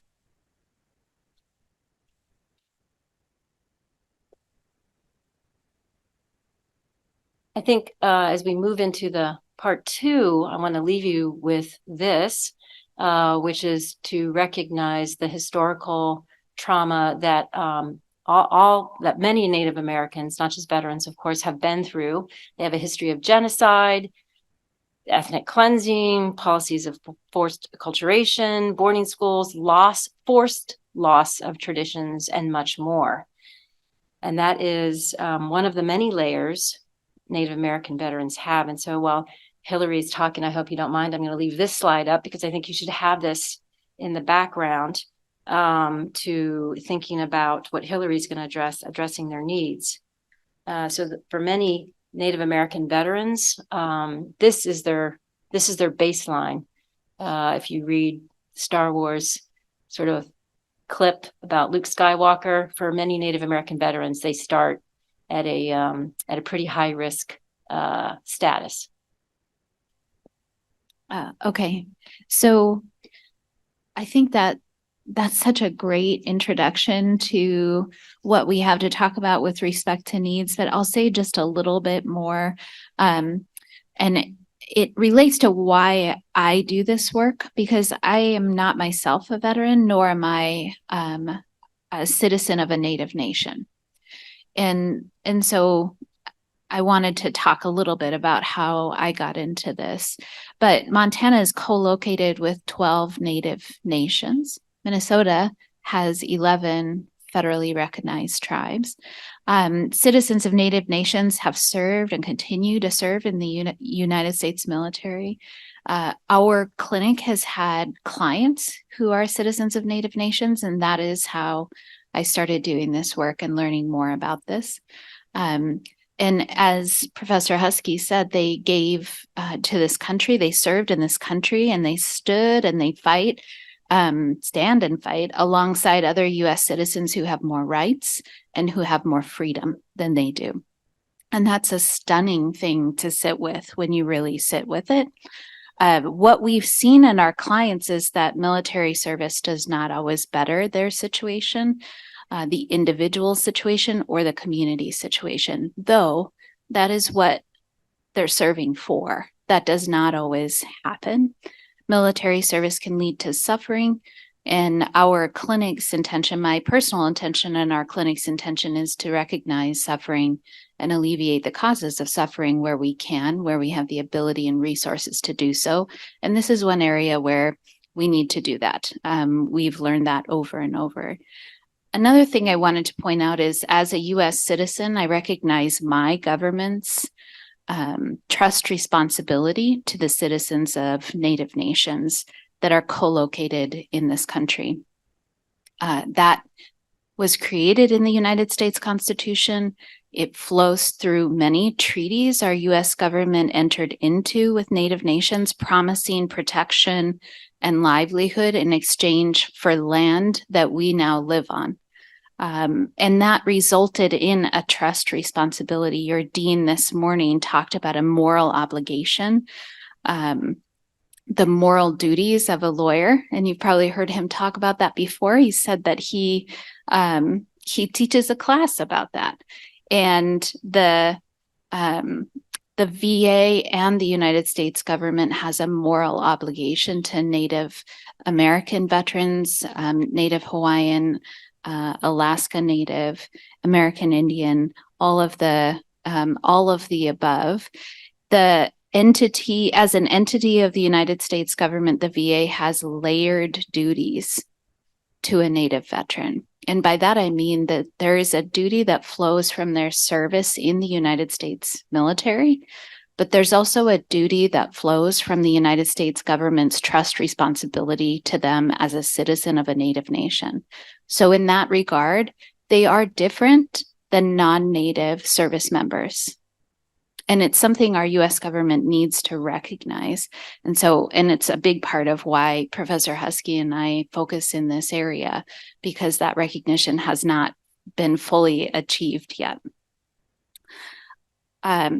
So one of the things we think about in this area is about something you've probably heard of, this access to justice movement. And that term is kind of loaded. It has lots of layers, but one of the recognized definitions of access to justice is the ability of people to obtain just resolution of justiciable problems and enforce their rights. And to improve access to justice, the VA does a lot of things that try and get people to use, service members to use VA services. So you've probably seen some of them, if you're a veteran or even if you're not. Messages that include, here's how to use our services, flyers, even tutorials on the website. The VA website has improved over the years with lots of these resources. But researchers in access to justice area have also recognized that the complexity of legal problems confounds efforts to help people access systems on their own. The systems themselves also need to be reasonably available for a person to use it. So telling a person, here's a flyer about the system, go ahead and access it, is one thing. But if the system itself is not reasonably available, by all means, right? So technologically or geographically or in human power in the community, if that's not happening, then self-help materials mean absolutely nothing, right?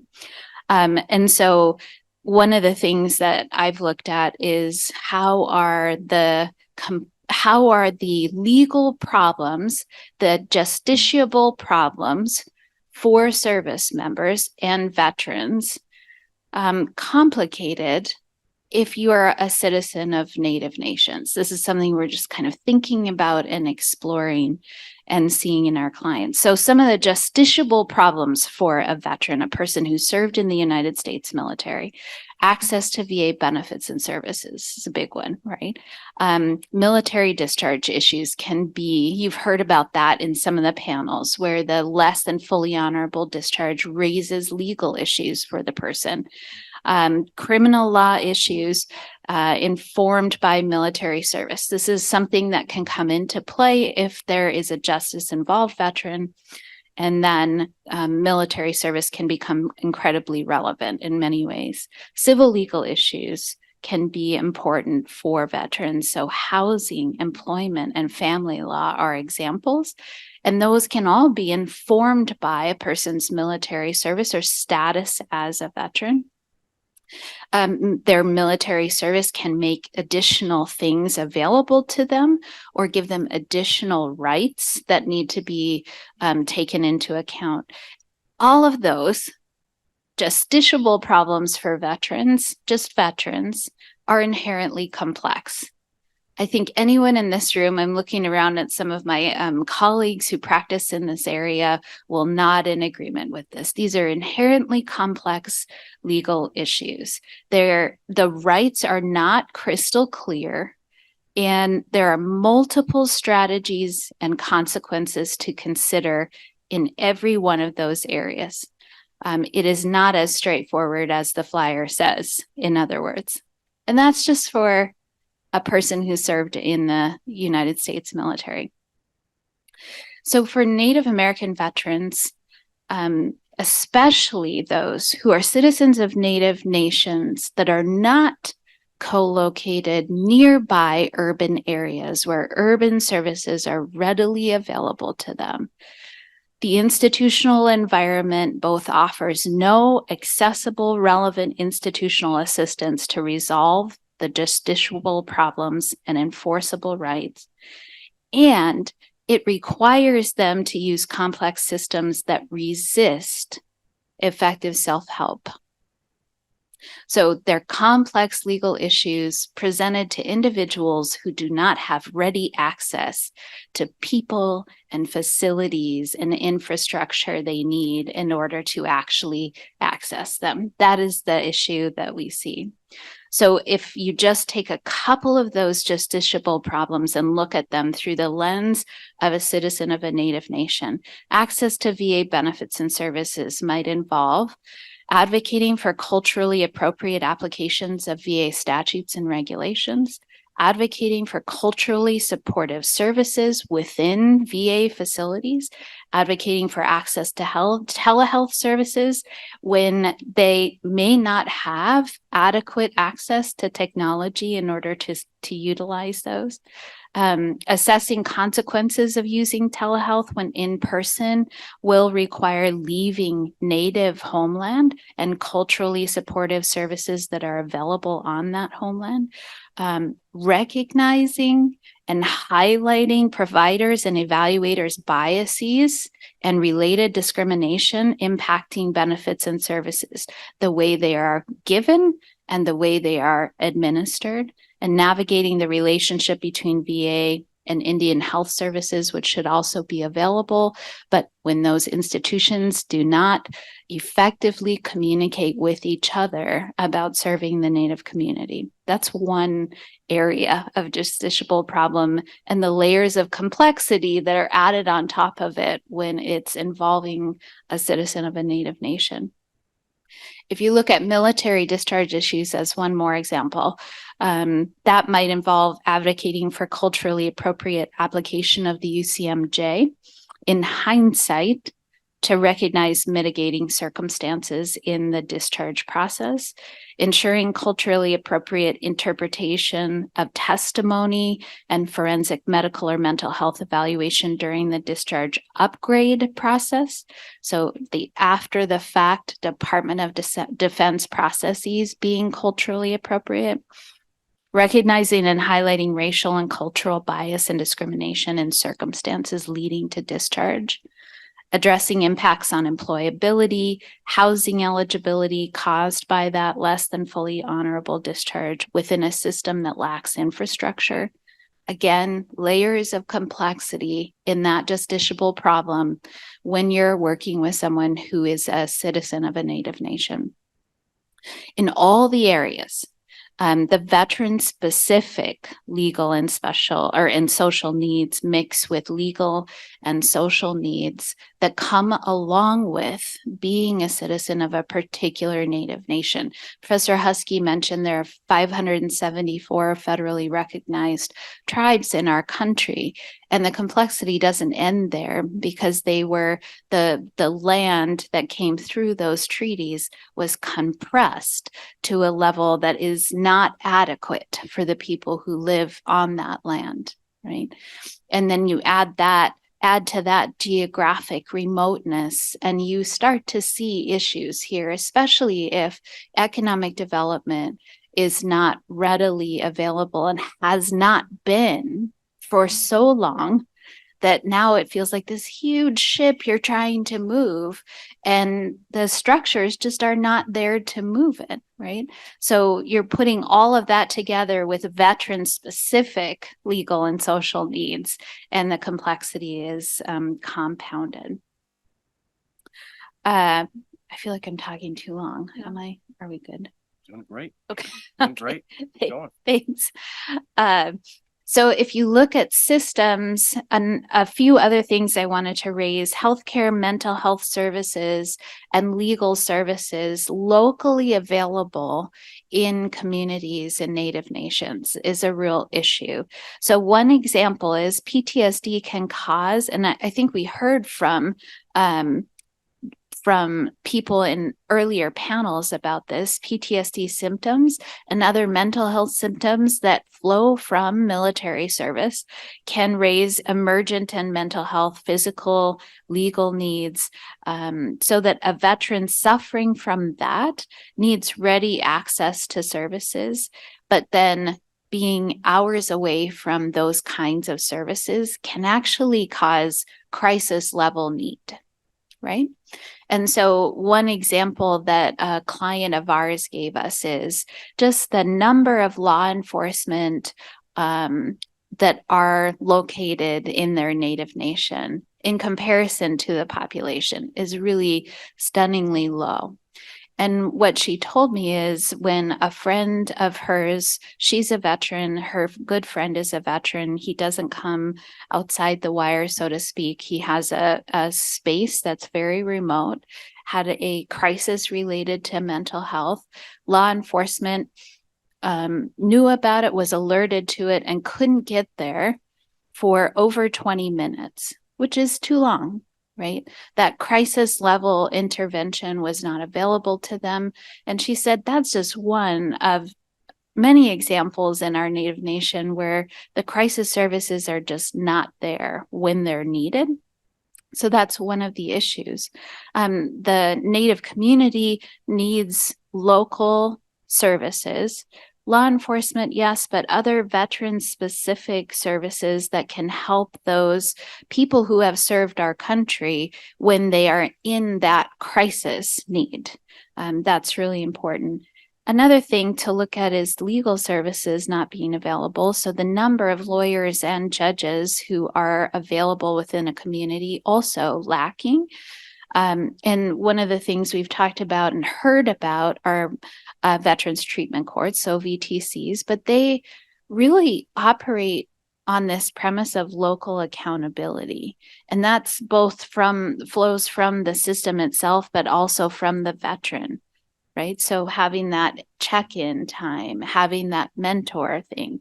And what we're concerned about is that those structures just are not available in some Native nations because there aren't, first of all, lawyers and judges to construct the VTC, but also then if the veteran was even able to get admitted to a court that existed in the region, getting to the check-ins would be a full-time job in some cases because of the distance. So one of the things that we are advocating for our clients and in our communities for is that in-person veteran-specific services. And what does that look like? How do we even achieve that? And then not just those, because we want even better for these people who have served our country, but in-person veteran-specific services that have credibility and have built relationship with the community. Because I think one of the things I heard earlier was, if you've seen one, what was it? If you've seen one Veterans Court, you've seen one Veterans Court. And if you've been introduced to one Native Nation, you've been introduced to one Native Nation. And even then, I don't know, probably a lot of you in this room are aware of this, but through that treaty process, when the Native nations gave up land in return for promises of protection and livelihood, they were put into land spaces with multiple Native nations. Did you know that already, right? So, for example, on tribal land, there might be multiple tribes on that land. And some of those collaborations, they put tribes together who were not friendly with each other at the time. So that means they're working together to manage land and resources that are lacking when their history is to not have been friendly with each other. So, I mean, taking the United States and a nation that it's not particularly friendly with and putting it together and say, now work together for these resources that we're going to offer you. It's really complicated even within a Native land area in certain circumstances. So it's really important to be aware of that and build credibility within that community in order for the services themselves to work. And I think what I mean is that some of what we see is, well, we'll just have a traveling service go through, a temporary traveling service go through. And the trouble with that is it's not trusted and it's not permanent and it's not necessarily going to be aware of the dynamic in that community. And so from what we have seen, these are not working. These are not accessed and they're not effective. So some of the barriers, actually, it's kind of an older study now, but it's out of the region here, this region, identifying barriers for Native veterans. And some of the ones listed, system is difficult to use. I already talked about that.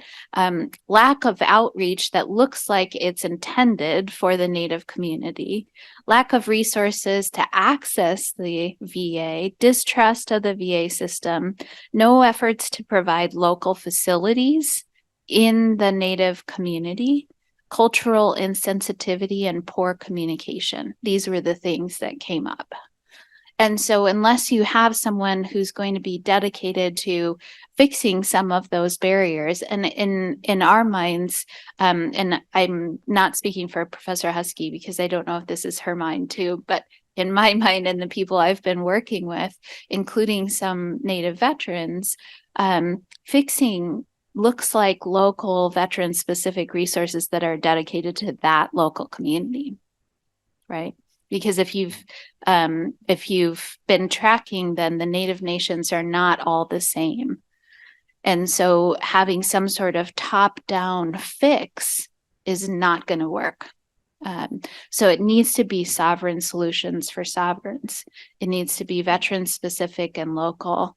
I don't know what the absolute fix is here, but it's going to take some doing, and it's going to take some doing from VA, I think, right? Some focused resources that go into Native communities rather than saying, and this is kind of a cynical analogy, so I'll just preface it that way, okay? But it's a little like you're a part of a really big family that has an abusive relationship, and you're experiencing that when the family is threatened. Sure, you're going to stand up and protect the family, yes, but you do that thinking, well, maybe I'll be treated better. My part of the family will be treated better, but you're put in a space that's far away from all of the rest of what everyone has, right? And then when you need something related to what you did to protect the family, you're told, come to us, right? Come here. Sometimes 3 hours, sometimes 6, 7. I mean, Montana's a really big state, so they're traveling a long way to get to the veteran-specific services. Come to us, and we'll give you services. By the way, they won't necessarily be very aware of your situation, your individual situation, or your community situation. But they'll be there. They're there. Come and get them, right? We've heard in the community service providers, people saying, well, the services are there. They're just not taking advantage of them. And it's sometimes couched as maybe they don't want them or they don't care about them. And in our experience in our work with Native veterans, and we had one who was going to come and be a part of this panel today and had to duck out at the last minute for very legitimate reasons, but she would say the same thing. That is absolutely not true. They need services that are aware and culturally appropriate, and there are layers of problems that cause them to not utilize them. Cost of transportation, opportunity cost, giving up culturally appropriate services that are available in the local community because they have to travel 6 hours to get VA services that don't have any recognition of their culture. Okay. So this is the issue that we're exploring. I wish I could say I have all the answers today. I don't, but Professor Husky and I have had really good conversations around this.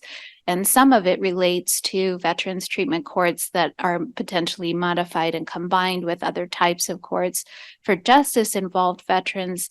And then our work is looking at VA benefits and services for veterans who are not justice involved. And how can we get more infrastructure into Native communities that are related to veteran-specific legal issues? That sounds like a great segue into part 3. I'll hand it over to Professor Husky, and I call you Professor Wandler. You can call me David. People call me a lot of different things, so anything's fine. Well, I just wanted to say, Professor Wallner, something you said made me think of meeting and talking with a Native American, and I apologize, I don't remember the tribe because I've had the great privilege to speak to many different tribes. But talking about the sort of need for a collaboration or relationship with IHS or Indian Health Services and the VA. And this is where, this is sort of the treatment side, right? Where are our Native American veterans getting their services, their health services, their mental health services? And this Native American veteran said to me, well, when I go to IHS for my healthcare, they know I'm a combat veteran, so they think I'm crazy and I'm going to have an episode. And when I go to the VA, they don't understand my culture. They don't understand my approach to healing.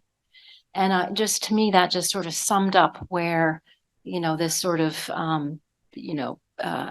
opposing places and a place of being where this person is just trying to get the treatment that is going to, take them to the other side. So yes, let's talk a little bit about possible fixes and problem solving. But this is Hillary and I have been having this conversation for a long time, and it's, this is meant to bring all of you into the conversation, and we've been having conversations with many of you, and to sort of just think more about what we can do. So we're going to talk. This first slide is. I want to ask you again, I can't help but be a professor. All right. So what does this slide define? Restorative justice? No, it defines restorative justice in the Navajo Nation, right? That's sort of the point here. So we do not presume to know what restorative justice means for every tribe or any particular tribe. And so our understanding of restorative justice is based on what we've learned in the literature, our personal and professional relationships with IN veterans, and our personal observations of tribal wellness courts that I've had the great honor to see many in Washington State. All right, well, that said, I'm now going to try to provide a general theory of restorative justice. All right, so the conflict this is sort of the theory. This is RJ theory. And Lindsay, help me out if I get this wrong. Your paper helped me a lot, by the way. This is the conflict or harm is resolved by those who are impacted. This may mean, it certainly means the victim and the offender, but it also includes families and the entire community, because an entire community is harmed by criminality, right? And restorative justice has this idea of collective responsibility for harm. There is a collective responsibility for harm. And when I think of veterans, I think we are all responsible for their trauma and helping them to cross that other side to their success. And we are all responsible for their transition back to civilian life, right? That is sort of the RJ, essence. We are responsible for the individual who has been harmed, particularly in the case of the veteran who is harmed in our service, in the service of our country. All right, the process, it's again meant to be a collective one where physically in person, the victim, the offender, family members, the community members come and try to resolve the harm, right? Resolve the harm to the victim, try to figure out how to reintegrate the offender back into society and to prevent future harm. So it's not just about how do we treat the offender, how do we repair, or how do we preserve the victim. It's a combination of all of that. And tribal healing to wellness courts, I think, are a sort of great example of restorative practices. We're going to address these courts a little bit later on in more detail. And Hillary, I'm going to turn it over to you now to talk a little bit about, I think, the TAC report, which is such a wonderful document. Everyone So should read it. yes, it's very good, very informative. Department of Veterans Affairs Secretary created an advisory committee on tribal and Indian affairs, otherwise known as the TAC. And their initial report has really important foundational recommendations related to Native veterans and their wellness. And they talk about systemic changes. One of the things they focus on is kind of early on in the report that I thought was really interesting was that the VA should physically attend the committee meetings. And it kind of comes back to this idea of being aware of some of the cultural norms that you're working with. And I think I have there. One of the things they talked about was that having someone physically present in the meeting shows interest in what they're talking about and what they're working on. And so the TAC had invited VA officials to come and attend the meetings, and that didn't ever happen. And so they actually called it out as a recommendation in the TAC report, saying when we invite VA officials to attend the meetings, their attendance will show a really important level of respect and interest in these issues. And so we would like you to be there. And so I thought that was one of the most important things that they brought out at the beginning of the TAC report, their first report, by the way, that was just published. I think, what was the publication date? I think the beginning of this year. Yeah, beginning of this year, that TAC report. One of the other things they said in there is they go by this principle, we will not make decisions about you without you. And that's a really important concept as well for the TAC, but also for us. One of the reasons why we really wanted a Native veteran, or even more than one if possible, to be a part of this panel is that that is really absolutely necessary to understanding the issues. And so one of the other things the TAC recommended related to that was that any sort of structural or systemic changes that are made should be happening at the VISN level, so at the smaller levels of the VA across the country. And the reason for that goes back to the idea that we have 574 different federally recognized tribes. And each one has unique land space, unique infrastructure, unique issues and needs. And if you try and do a big top-down sort of fix to problems, you're going to miss. And probably miss on a lot of fronts there, right? And so what the TAC is saying is that each part of the VA, VISN of the VA, so geographic region of the VA system, should be working with the tribes that are co-located in that area, or the Native nations co-located in that area, consulting with them about needs, infrastructure, concerns, and services that would actually make a difference in that area. But then also what the TAC recommended was having some cultural education within that geographic region of the VA, which I thought was a really interesting idea and approach, and probably exactly right. Instead of saying, VA, you should get to know and understand all 574 federally recognized tribes, saying, let's look at the geographic regional level and let's have cultural education related to the tribes co-located in that geographic region. This makes sense, right?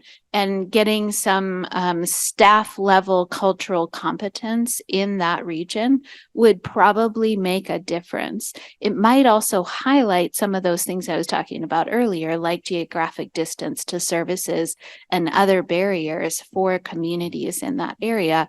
Then the VISN could actually act on and maybe make some changes to correct those barriers. So now you have the data now on military service. You have needs, and you have the framework of restorative justice and the recommendations by the TAC, by the way, if you didn't get that, stands for, it's the Advisory Committee on Tribal and Indian Affairs. It's a VA advisory committee, and it really is a great report. So you have their recommendations. All right. So now what we're going to try to do is think about all of that, put it all together, wrap it all up. No, but think about it sort of, how do we bring these restorative justice traditions into the veteran spaces that we all know, right? We all know. Okay, so we're going to start with after service. And we've heard about over these last 2 days, veterans treatment courts. In fact, you guys probably could give this part of this presentation yourselves because you've learned so much. But in the alternative criminal justice system, right, we have veterans treatment courts. So you got the 10 components. I'm not even going to spend too much time on that. So I think the question is sort of, I'm going to do the critique now, which is, given what you know about what we know about restorative justice, are VTCs restorative enough? Do we think they're restorative enough? Is it community and collective problem solving, or is it just treatment team problem solving? Just put that in there. Is it community? Do VTCs address victims, and in what way? How do they incorporate victims into the process? How do they incorporate community members into the process? Are victims even, acknowledged? Are families there? I know they're part of the graduation, and that's great, but are they part of the healing process, and in what way? And we know when when a soldier serves, their whole family serves, right? So purple up, people. Those are my 3 words to you. Purple up. Do veterans treatment courts address the unique needs of tribal veterans? Okay, so let's take a look at tribal healing to wellness courts. All right, and they're modeled after drug courts, so they also have key components, and I highlight a couple. Actually 3 in the next few slides, which is their primary purpose is healing. And in fact, they chose healing to wellness courts very specifically to bring that individual to wellness. And they didn't want to call them Native American drug courts. They didn't want to call them necessarily treatment courts, but wellness courts. So it's really about healing. And of course, at the same time, holding that individual accountable. All right. The community is expected to participate and own the problem. And this is component 4. Again, the community is involved in the healing process, community support, extended family. And then component 10, again, community interaction. And I think this is sort of interesting. Community and tribal members must be educated about the courts, right? And so we like to educate ourselves about veterans treatment courts because we're helping veterans. But this is really not just about helping the individual, but they really emphasize the whole community is part of this process. So they need to be educated about the existence of their purpose, their place, and their vision. And everyone, I love this, must actively extend good thoughts and efforts toward a shared wellness-based vision. Let's see if that was number 10.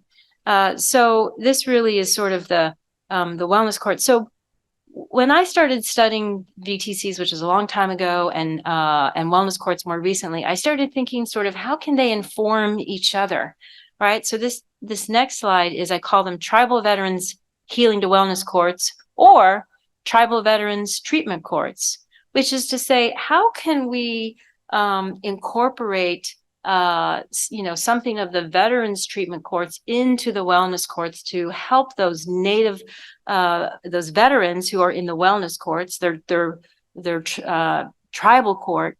How can we incorporate some of these, practices that are sensitive to military court culture that I think the data shows enable success, and sort of vice versa in our veterans treatment courts? How can we how can we bring more restorative practices that really bring the community in to accomplish the healing of not just one person, but but all of the veterans there, and then how does that sort of spread, right? So I think there, in a practical sense, that's very theoretical and sort of pie in the sky.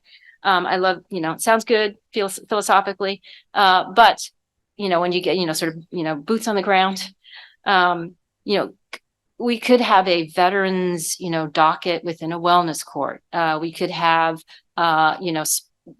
we could have a cultural coordinator at a veterans treatment court. And this is happening now. It's just the beginning, and that's why we're here to sort of talk about how can it happen more. So the Yurok Nation in California has a veterans tribal healing to wellness court.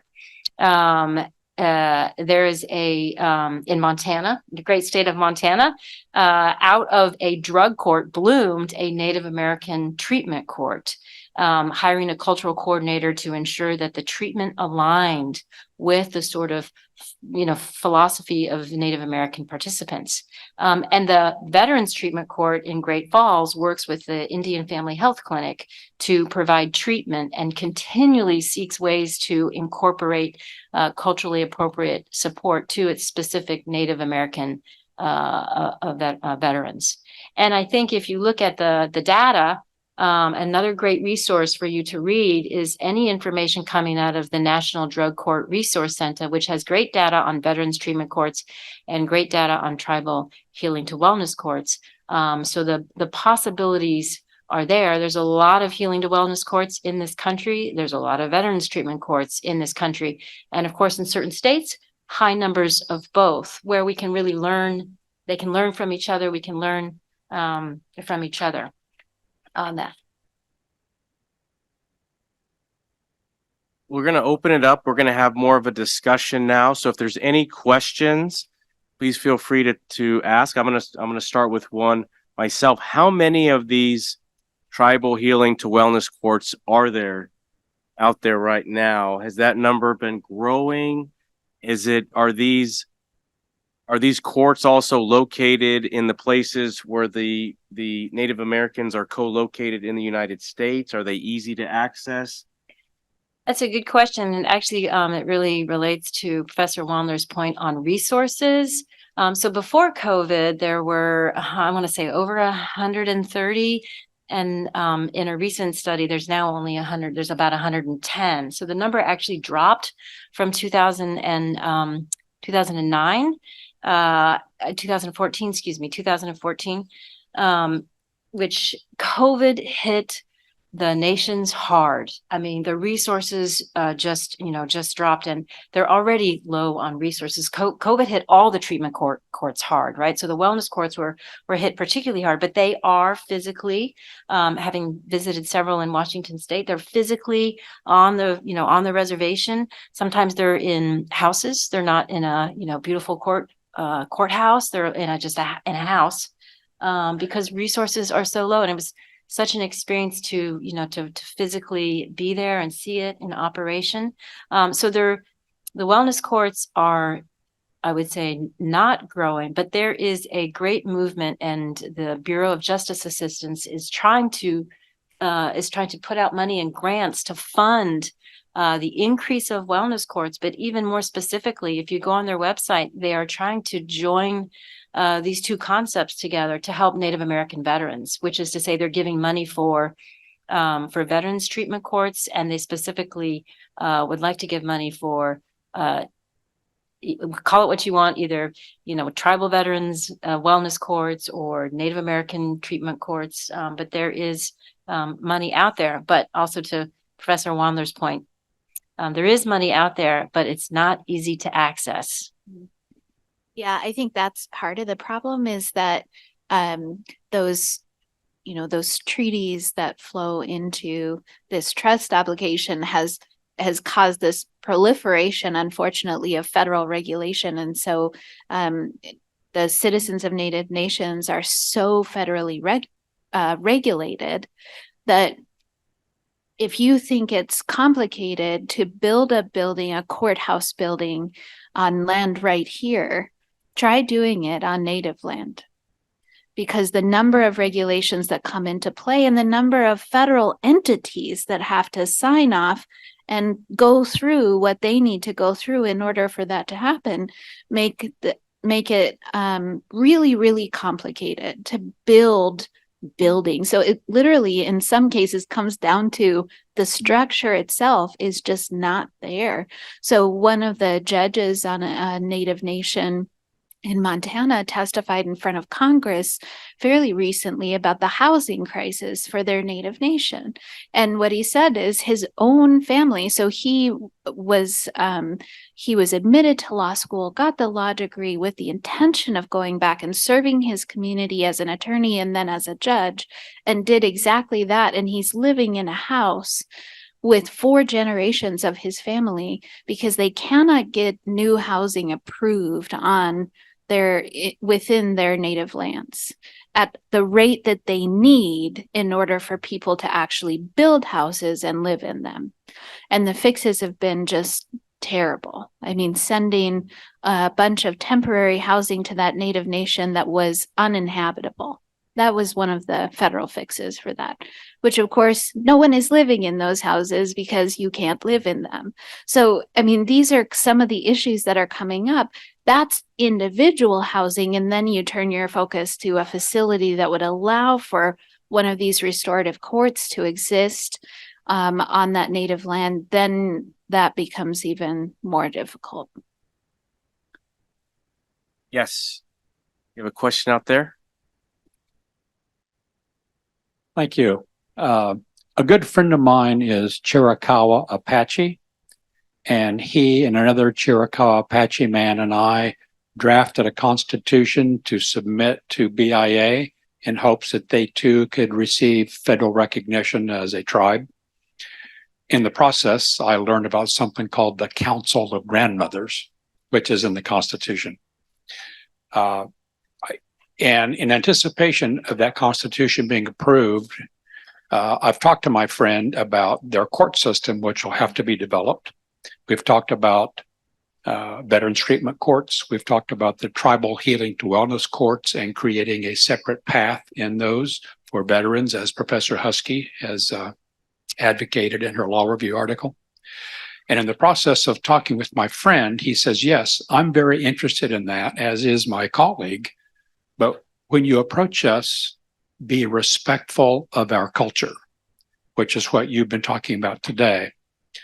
So my question to you is, besides what you've told us so far, can you give me some really practical steps on how I can do that if they do get recognition, so I don't irritate their tribal council and they send me on their way? I know you indicated something earlier about don't Zoom with them, but appear in person. So do you just go there and say, tell me about the Chiricahua Apache plan or your culture? Because I just want to make sure, as you indicated, they've been told what to do for many years by the U.S. government, and I don't want to take the wrong step. So anything you can add to that would be great. Thank you. Well, I will start by saying, thank you, Chief Justice Nuss, for pointing out a really good thing. So yes, in my article, I advocate for, can we have a veterans docket in a wellness court? And by we, I mean, what does that mean, right? Am I saying I think I should? You should put a veterans docket in there. So it is a very, it's a challenging sort of advocacy role to be in, because I'm neither a veteran or American Indian or Alaska Native or Hawaiian. So who am I to say this would be a great idea for your wellness court? So I'm just adding to your question, really. I don't have a like a straight answer other than what you said, which what your friend said, which is to be very respectful. And I think it really is also learning, take the time to learn more. So one of the courts that I went to visit, the first thing I did actually was sit down and have lunch with the judge and the prosecutor and the public defender from the wellness court. And I probably learned a lot more in that lunch than I did, observing the court was awesome.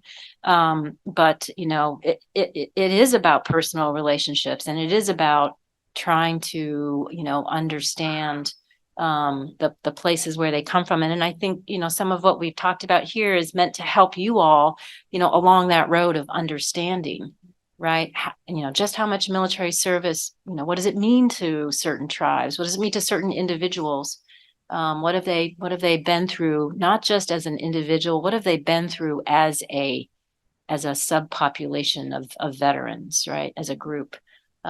Professor Wandler, I want to get your thoughts on this because this is all about cultural competency. This is what we teach our students, and this is about what exactly you just said is what my first inclination would be, to go to someone in that community and say, we want to try this and we think it'll help. It may not, but we want to meet with you and see if it will help. And we also, before we do that, we want to learn more about your culture, your tribe, and who you are. And if there's anyone that you want me to meet with, I will go wherever and whenever to meet those individuals, to learn about them, to listen, so that I can determine maybe this is not the greatest, or this will really help you, and then present it in a way that's very respectful and deferential. But what are your thoughts? Yeah. Professor Wandler. I really appreciate that. And your question, by the way. And I think I have a couple of different angles in mind. I'll see if I can bring them out without forgetting. First of all, I do think it's important to recognize that we, and this is probably true for a lot of things, but we don't want to ask someone to give of their expertise and time without getting anything in return. And I think that's kind of an important concept to keep in mind here, which is just, if I want to learn, there are some resources I can access to do that without going to the person or the community and asking them to give me their expertise and time. So, for example, in Montana, it's written into the Constitution that every citizen of Montana will be educated on the native nations in Montana that are co-located in Montana. That's been there since 1972. It hasn't necessarily been actualized all of that time, but certainly there have been efforts, and now there are lots of online resources that are really helpful in understanding where Native nations are located, some of their culture, and some of their history too. And then taking the time to look at whatever is actually available to you before walking into that community, I think is just good practice. And then you can have a conversation saying, I would like to know more. Can you help me? And even just saying, what resources do you recommend? Even having that conversation with my friend who's a Native vet has been just outstanding, the number of resources she's offered to me.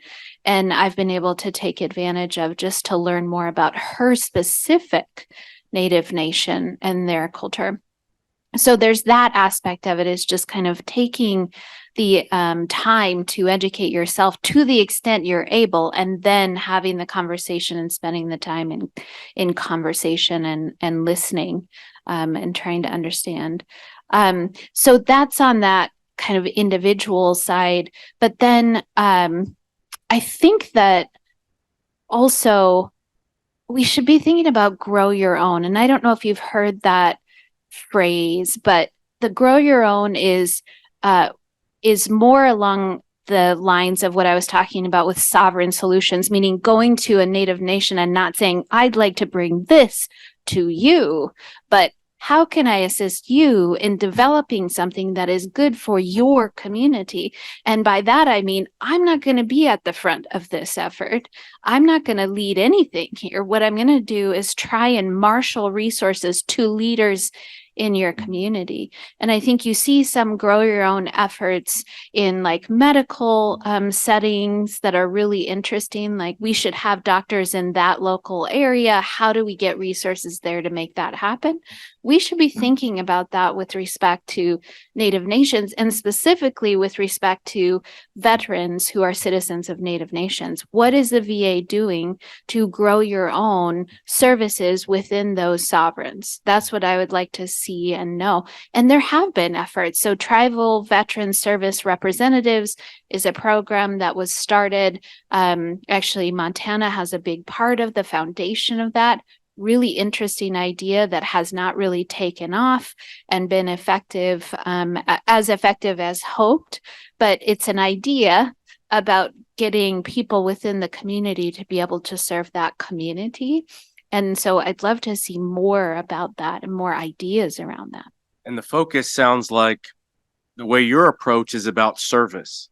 How can we serve them? And going in there, I'm sure when you were talking to your friend and got more resources from her, part of her willingness to do so was the fact that you had put in the time beforehand to become as educated as you could on it. But just from the grow your own aspect too, how can I serve them? I'm not in here to save you. Right. I'm here to help you. Right. So I think that's beautiful. I think we have maybe a couple more minutes. We have 5 more minutes. That's a 5. That's for minutes, right? Not how many people's courses I'm going to eat off their plate. I'll just eat my own. I don't even know what I'm saying.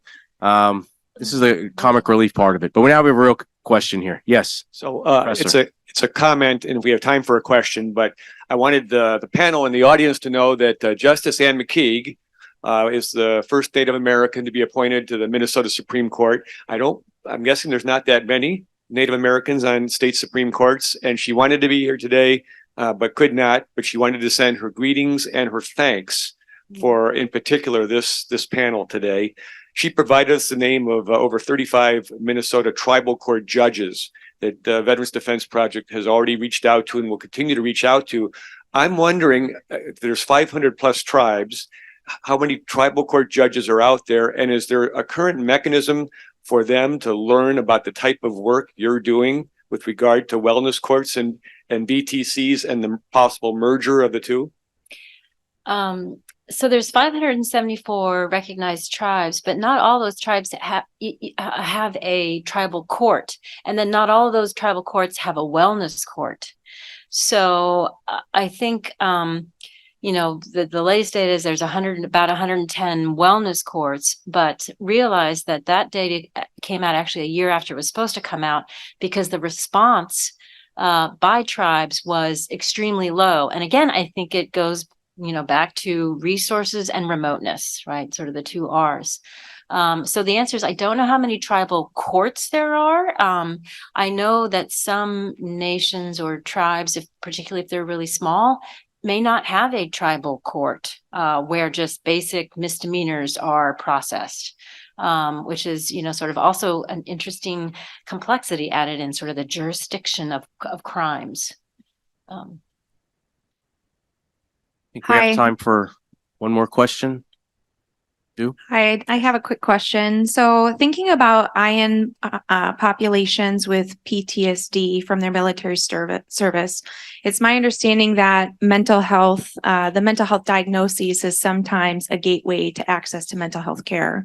And so my question is, how does the VA's choice of diagnostic tools, which may not necessarily be validated for IN populations, how does that impact access to care? Yeah, I think that's it's something to be mindful of if you, as lawyers, become advocates for someone who is a citizen of a Native nation. That should be on your mind, especially if you're going into a mental health care situation and looking for a diagnosis that would then lead to VA benefits and services, because the Diagnostic and Statistical Manual does not necessarily translate well for every citizen of a Native nation. And so you have to be aware of language, wording, but also just patterns of language as well. And really, I think the thing that you should be thinking about is, what don't I know here? Because if you take and try and put it into the box that the DSM offers and that the evaluator is probably using, again, you might miss and you might get no diagnosis. You might get a diagnosis that then is eventually rated very low compared to what the symptoms are actually doing in that person's life. So these are things you should definitely have in mind. It's a great question and it's an important one that people have been thinking about. There is a cultural formulation or set of questions that evaluators can look to, and that has evolved over time. But to me, I think it's more, we need to be aware of individual and community patterns for that person that could impact the way they're talking about their mental health symptoms and whether or not that's going to translate into a diagnosis and VA benefits. This was a tremendous panel. Do we have time for one more or no? No? Do what? One more. One more, sure? You're kind of saying sure like my wife says, yeah, sure, but not really. But I'll take it anyway. All right. One more. I know we're keeping them for lunch and I'm gonna eat all their lunches, but any more questions? Thank you. There was one more. I was, you never know how these panels are going to go. There have been incredible speakers. If this wasn't going well, I was going to throw myself off the back of this thing for entertainment. Didn't have to do that. These two professors are doing tremendous work, and I'm not going to speechify here, but we all need to be supporting and helping the veterans, but in particular, the Native Americans who have served, who are the true warriors and who need our help and support. And these two, for all the work that they're doing, the incredible breadth of knowledge and hope and guidance that they've given us today, please give them a large round of applause. Big round. Okay, so please feel free to keep eating. This is the part of the program I mentioned earlier today. Last fall, about this time, I contacted the Veterans Affairs Deputy Secretary, Donald Remy, and he expressed a very clear interest in coming here to Minneapolis to talk at this event. That was before he got appointed to the Mayo Clinic Board of Directors, which has precluded him from coming today. And you're going to hear he left the VA just in April of this year, but he wanted to share a Veterans Day message with this event and with the community. So we'll now play his video after I give a short introduction. Donald Remy served in the U.S. Army as an assistant to the Army General Counsel from 1991 to 1995. He clerked on the U.S. Court of Appeals for the Sixth Circuit, and then from 1997 to 2000, he served as a Deputy Assistant Attorney General for the U.S. Department of Justice.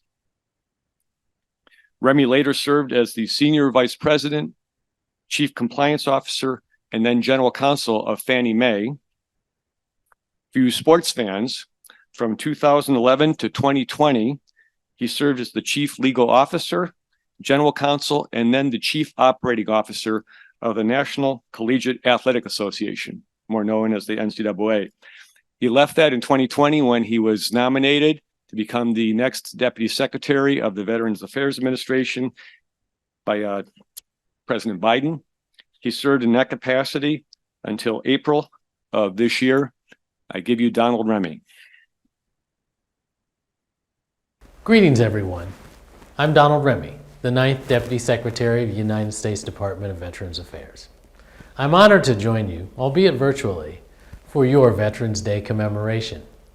Veterans Day is a day to recognize the millions of brave men and women who have served our country in the military.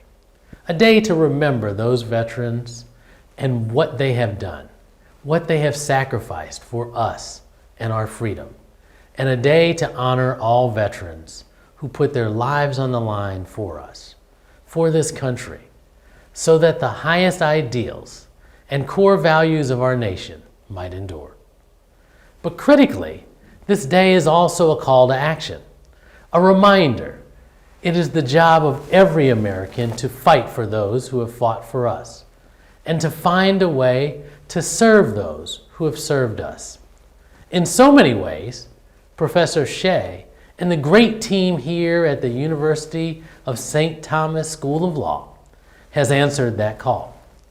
Each one of you is playing a critical role in advancing the work that continues to make such a profound difference in the lives of veterans and their families. As a recovering lawyer and a former political appointee, I believe this work is a high calling. And so I want to offer my deepest thanks to Professor Shea, to Dean Nichols, and to Symposium editor Kelner for not only inviting me here today, but also for leading this innovative program focused on the intersection of veterans and the law. At that intersection is where you fight to rehabilitate the lives of veterans, and you fight to restore the rights of veterans who have fought and served this country. For me, and I'm sure for many of you as well, this is deeply personal. As the son of a retired Army Master Sergeant who was awarded the Bronze Star for his valor and heroic service in Vietnam, and as a veteran myself, I understand the significant challenges for those who've worn the uniform, the ones they've already faced and those that lie ahead. And I'm deeply committed to addressing the unique challenges veterans face as they navigate the legal landscape post-service.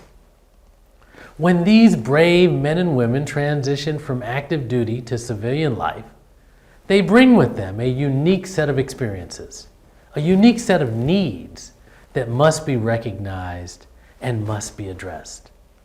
Indeed, one of the most pressing issues facing veterans in their post-service lives is navigating the legal landscape. You see, veterans often find themselves at the intersection of various legal challenges, ranging from mental health challenges to interactions with the justice system to substance use disorders and even homelessness. Given their high rates of contact with the courts for criminal acts, we, you and me, have to find a way to save vets from the worst possible outcomes and help them find productive alternatives to incarceration and life on the streets. Let me share a quick story of a veteran I learned about while I worked at VA. This story has stuck with me ever since I was there, and it's one that illustrates this point. This is the story of Rodney. Rodney's a veteran who had a rough time after leaving the Navy, struggling with homelessness, justice system involvement, and mental health issues. Back in 2018, he found himself incarcerated in the community correctional center in his home city, facing a dire and direct ultimatum: either remain in jail or receive the treatment he needed for PTSD and substance abuse. Rodney chose treatment, a decision that gave him a much-needed second chance at life. He excelled in the treatment program. He got sober and then began receiving help from VA's Supportive Services for Veterans Families program, or SSVF as you may know it, a program that gave him the support he needed to climb out of homelessness. And as a result, Rodney was able to get back on his feet, rebuild his life, and start to contribute to the strength of his community once again, in the same way he had contributed to the strength of this great nation back in the Navy. Rodney's story is a perfect example of what happens when VA partners with judges, the courts, and lawyers to identify veteran defendants who need help. And then we all work together to get them connected to the care and treatment they need. It's people and programs coming together to serve vets like Rodney, in a holistic way. One, to deliver that treatment I talked about. Two, to keep them out of jail. And three, to get them a place to stay. And finally, to save that vet's life. Now, Rodney's just one example of the important work VA does. And that's what VA strives to do every day for all veterans. And that's simply to serve them as well as they have served us. He's one example of what can happen when we come together and work together to meet the needs of one veteran, to improve not only his life, but that of his family and his community. That's what your work is all about. You've worked hard to protect the rights of veterans through advocacy, support, and legislative reform. In fact, the Minnesota legislature passed the Veterans Restorative Justice Act because of the vital work and promise of this program, which is all about offering veterans alternatives to incarceration and linking them to resources that focus on rehabilitation and restoration. Simply put, rehabilitation and restoration reflect the need to see the humanity of the veteran and to return and restore the human dignity of that veteran. Not only to him or to her, but to the family and to the community.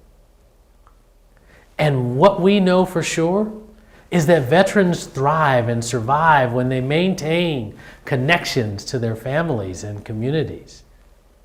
That's the kind of great work you're leading. Work that emphasizes education, highlights partnerships with the veteran treatment courts and community partners, and work that embodies our collective responsibility to those veterans who've upheld the values and principles that define the United States. Brave men and women who face tests and hardships that many of us can only imagine. A story of what vets can do if we are there for them when they need us most, like they were there for us when our country needed them most. The journey of a veteran does not end with their service, however. It continues and sometimes intersects with the realm of the law in various ways. Yet we must recognize that veterans are not a monolithic group. They come from diverse backgrounds. They serve in different branches of the military, and they face a wide range of personal circumstances. This diversity requires a tailored approach to addressing their legal needs. And let us remember that veterans are not defined by their challenges, but by their resilience, their courage, their unwavering dedication to our country. Together, we can ensure that they receive the legal support and assistance they need to thrive in their post-service lives. In closing, I want to emphasize that supporting veterans in their post-service lives is not only a moral imperative, but I believe also a matter of national security. These men and women who have served our country deserve our unwavering commitment to ensuring that they have access to the legal resources and support they need. By doing so, we not only honor their sacrifices, but we strengthen our nation as a whole. Remember that this day is not only a commemoration, but it's also a call to action. Do your part. I commend you for all the great work you're doing, and I thank you again for inviting me to be here today. May God bless all of you. May He continue to bless and keep the United States of America. One quick footnote. I don't know if you follow Senate confirmations these days, but when he was presented to the Senate for confirmation in 2021, not that long ago, he was confirmed 91 affirmative to 8, unlike what we've been seeing more recently. I'm going to introduce Dominic Skavnak. Dominic's a 2L here, and he's going to come up and speak for a few minutes about why he's here. I met him last year, in the first month of his 1L year, and after I heard his story, I invited him to get involved in the work that I was doing and continue to do with the Veterans Defense Project. And he in fact, last summer, he was our summer law intern. The pamphlet on the back table there about veteran treatment courts for federal courts was his work last summer and was provided at the 8th Circuit's annual conference this year, which was held in Minneapolis, along with Chief Justice Nuss's presentation to that conference. Dominic continues to serve the cause, as you've heard his name mentioned already, but it doesn't compare to how he served this country. So I'm going to ask him to come up and share a little bit about his time in uniform, which continues to this day, and then He will introduce our keynote speakers, and we will have the keynote address shortly thereafter. So Dominic, come on up.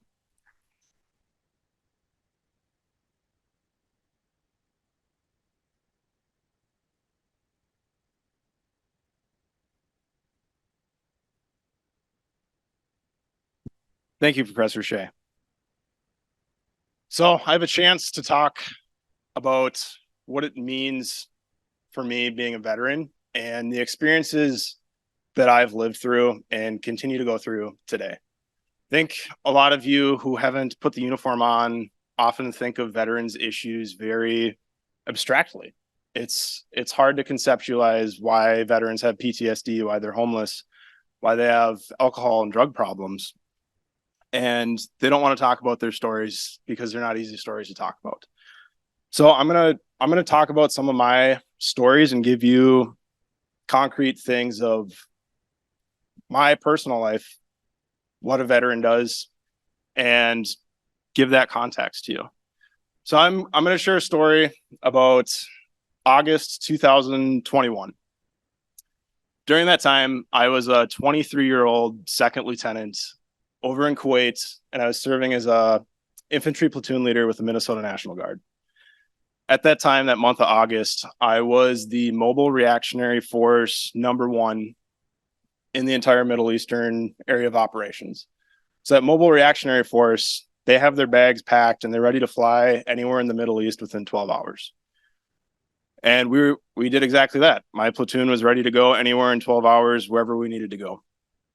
Middle of August, we got the phone call that, hey, you're going to Afghanistan. You're going to go to Hamid Karzai International Airport, and you're going to help with the air evacuation operations. Good luck. So I was the first Minnesota Red Bull and the first Army reinforcement to step foot off the AC-130 into Afghanistan and reinforce that mission. When I go to the AC-130 rotor wash, I heard nothing but exchanges of machine gun fire. And it really clicked that this is real. Someone's probably going to die. And I sure hope it's not going to be me or my soldiers.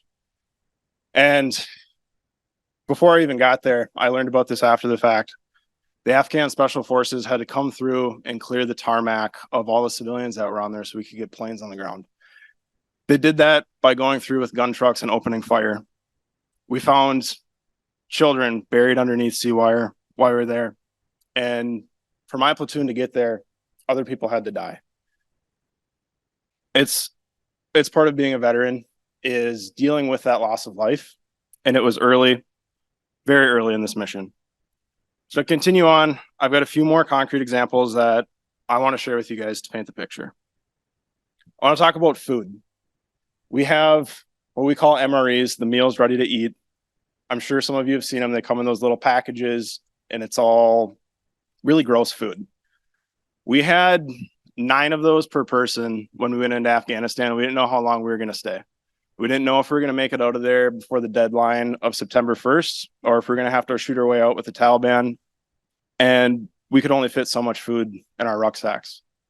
So we had 9 of those field stripped, and that was it. I gave up a lot of my food while I was there because we had women and children and elderly coming in through all parts of Afghanistan by foot. They hadn't eaten, they hadn't drank water, and they were starving. I gave my food to them because I knew I had a better chance of flying out of that country alive than they did. And I went in there, I weighed about 230 pounds. After I ate 2 full meals, I weighed 195 pounds. Veterans, a lot of them don't eat.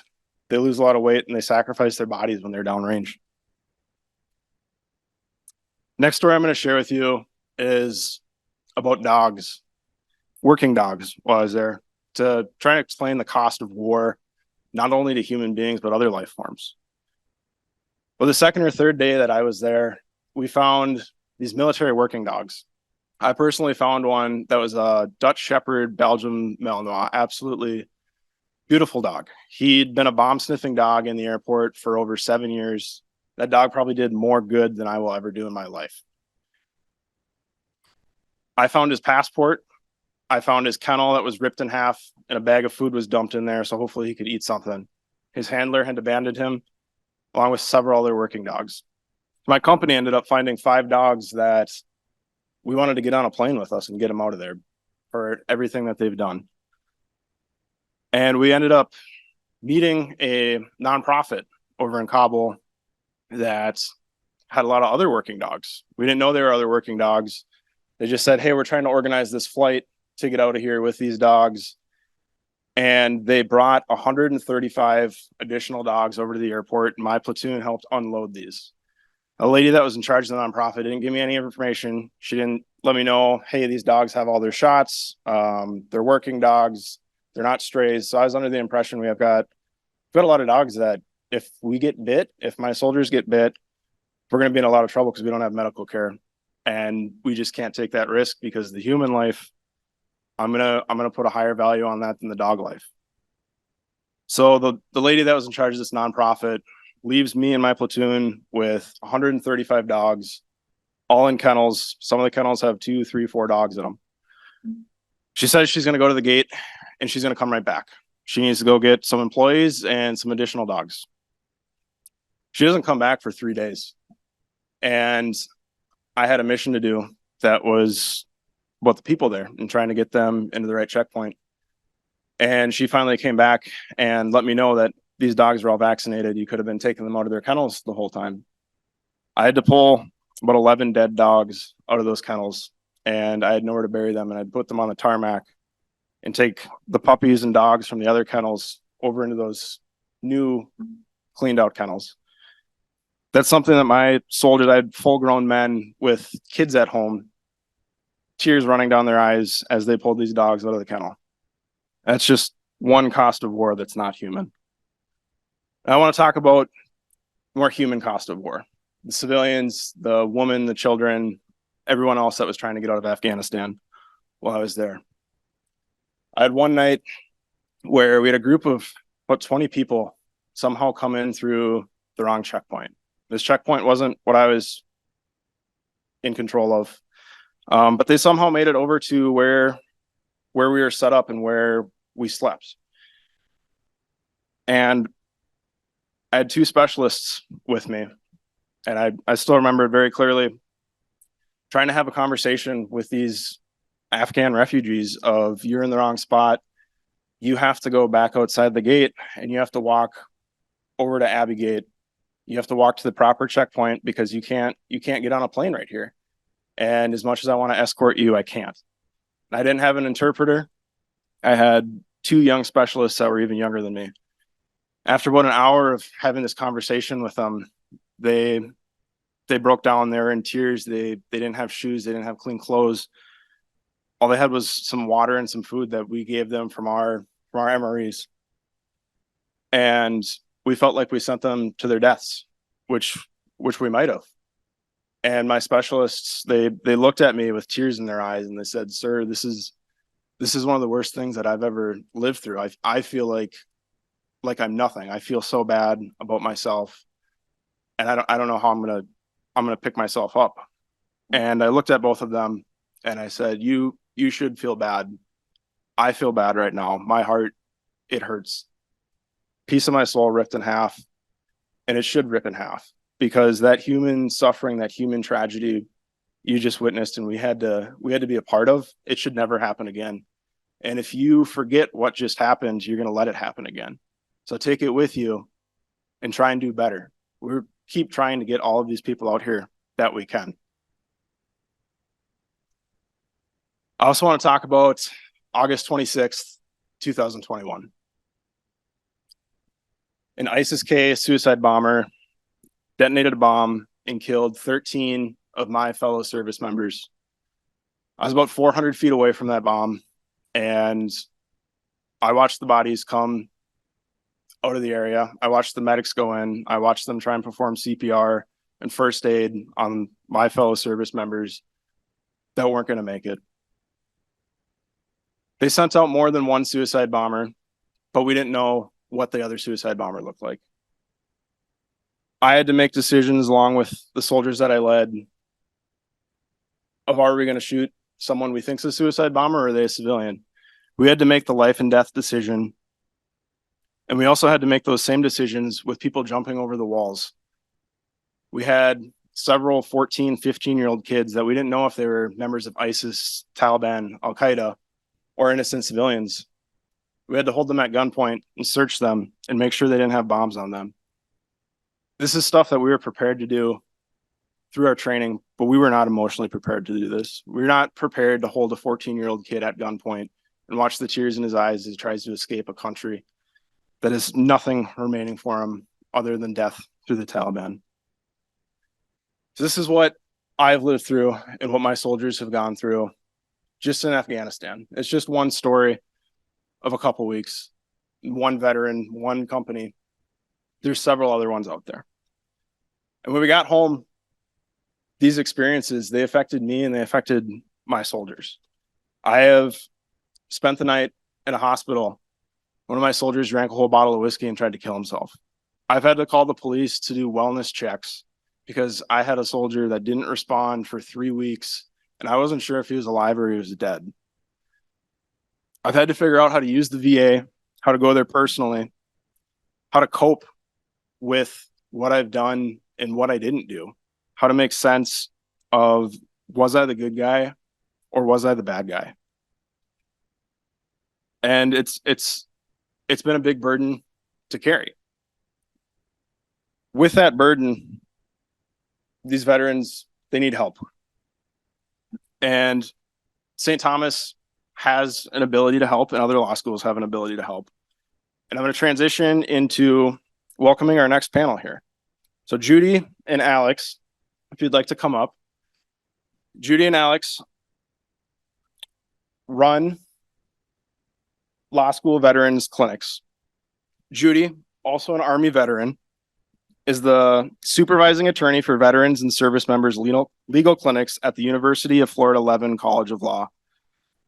She specializes in representing veterans in VA claims, amicus briefs, and discharge upgrades. She's also the president of the board of the National Law School Veterans Clinic Consortium. Alex is the founding director of the University of Georgia School of Law Veterans Legal Clinic. In 2016 to 2018, he was the associate dean for clinical programs and experiential learning. And he also co-authored Learning from Practice, the leading text for externship and experiential courses. So please give them a warm welcome and enjoy what they have to say about how they're helping veterans like myself and the soldiers that I led. Thank you.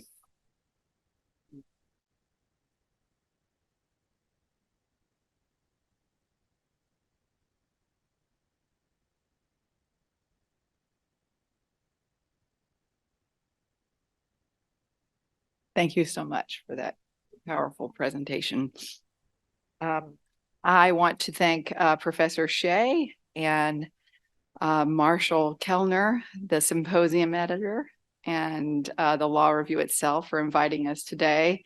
We're really excited to talk to you about the wonderful things that law students and the professors who have the privilege of leading them can do to help veterans like your fellow classmate you just heard from. And so first, I want to give you a roadmap of our presentation. We're first going to talk about individual advocacy, so how you can help individual veterans and service members. Then we're going to talk about systemic advocacy, how you can work as a law school clinic to improve the system for veterans and for service members. We're going to talk about training lawyers, because veterans clinics are a great way to train lawyers. Advantages to law schools for having veterans clinics. Takeaways from today's presentation. And then we're going to open the floor for questions. So that's our sort of plan. First, individual advocacy. Okay. We're going to divide the slides today. So this one's mine. We're going to talk about individuals, the practice areas. Okay, so my clinic does a lot of this. We work with dealing with cases concerning VA benefits. And so many of the law school veterans clinics do this work, and we usually do it at all levels of VA. And then before the Article I court, the Court of Veterans Appeals, a court created by Congress, so it's statutorily created. And so each of these different types of VA cases looks a little different in terms of what the students and the professor do. The Court of Veterans Appeals is appellate work. So it's reviewing the record before the agency, thousands of pages of the veterans' whole record. So their service records, including their service treatment records, their VA records. And what you're doing when you review those records is you're looking to find evidence to cite in your brief. And the brief that you write before the court is to identify ways in which the Board of Veterans Appeals, which was the final decision maker on the claim for benefits, to identify errors in that board decision. And so the student brief is basically showing how, based on the law and the record, there are prejudicial errors. And so you're usually seeking a remand from the Veterans Court to the board. My clinic, and a lot of the clinics do a lot of this Veterans Court work. It's wonderful work. When you go back to the board, that's more like evidence development, and that's before the ALJ, the administrative law judge, or veterans law judge before the board. And then, you know, sort of on the ground, the initial stop when a veteran seeks a claim for benefits. Often it's disability compensation for injuries and illnesses in service, but it could be other forms of benefits like healthcare, educational loans, that sort of thing. So a lot of our clinics across the nation deal with VA matters. You also heard other presenters today talking about discharge upgrades. A lot of our clinics deal with discharge upgrades. We also have VA character of discharge matters. So for discharge upgrades, basically you have a veteran with an other than honorable discharge. So unfortunately, the trauma of service can lead to mental health conditions that could lead to substance abuse, self-medication with illicit drugs, or to showing up late to work. There are crimes in the military which wouldn't look like crimes in the civilian sector, right? So these types of offenses can lead to other than honorable discharges. And so one of the types of cases we deal with is helping service members to petition DoD to upgrade their discharges, to make their discharges honorable, so that they are not stigmatized by their service paperwork, their DD-214. We also petition to VA to change the character of the discharge for service members who received other than honorable discharges. I would say that those first two practice areas to help individual veterans are the ones I see the most in the clinics across the country, but the clinics across the country and the law schools do all sorts of different things. Some clinics work with Social Security benefits, and other benefits for service members or for veterans. Some clinics are more like legal aid shops, general legal aid shops, and might help veterans with housing matters or family law matters or consumer debt matters or elder law matters. And so we see clinics across the country and law schools that do things like wills drives, those kind of things. And then you've heard today about the specialized clinics across the country that work with veterans treatment courts. And you've heard a lot about veterans treatment courts today. I would also say that I've seen personally, and I know from my colleagues across the country, that working in a veterans clinic in law school is a great preparation for becoming a clerk, a judicial clerk. And so we've seen opportunities after law school for our students for clerking with the federal circuit, and for any federal court. Working in a veterans clinic helps for your application and gives you relevant experience. I would say particularly for appellate courts, if you do work before the U.S. Court of Appeals for Veterans Claims, you learn a lot about appellate practice. You are actually writing an appellate brief and reviewing an appellate record on your own and finding federal regulations and federal statutes and federal case law to develop your explanation of the law. You're creating your own statement of facts. You're essentially writing a federal appellate brief. So it's wonderful. It's wonderful experience and exposure for clerkships we've seen. And then finally, we also work with legislative and administrative practice. I'm going to talk more about this when we get to systemic practice, about how many of our clinics have helped improve the regulatory and legislative system for veterans. Do you have anything to add to that, Alex? The only thing I would add is that with respect to judicial clerkships, many schools place students in externship programs with all three of those courts. So it's very plausible for a school to take that on as a possible way of getting involved in judicial work about about veterans. Moving to geographic scope, one of the really interesting issues about this is the scope of a veterans clinic's work, how far a law school wants to reach in setting up a clinic. At the most local level, almost any clinic could do service at a local level on civil legal matters that show up in the local courts, shelter issues, family law issues, consumer issues, and of course, criminal justice practice, including the kinds of treatment courts that we've heard discussed so persuasively earlier today. There's a real question about urban and rural representation.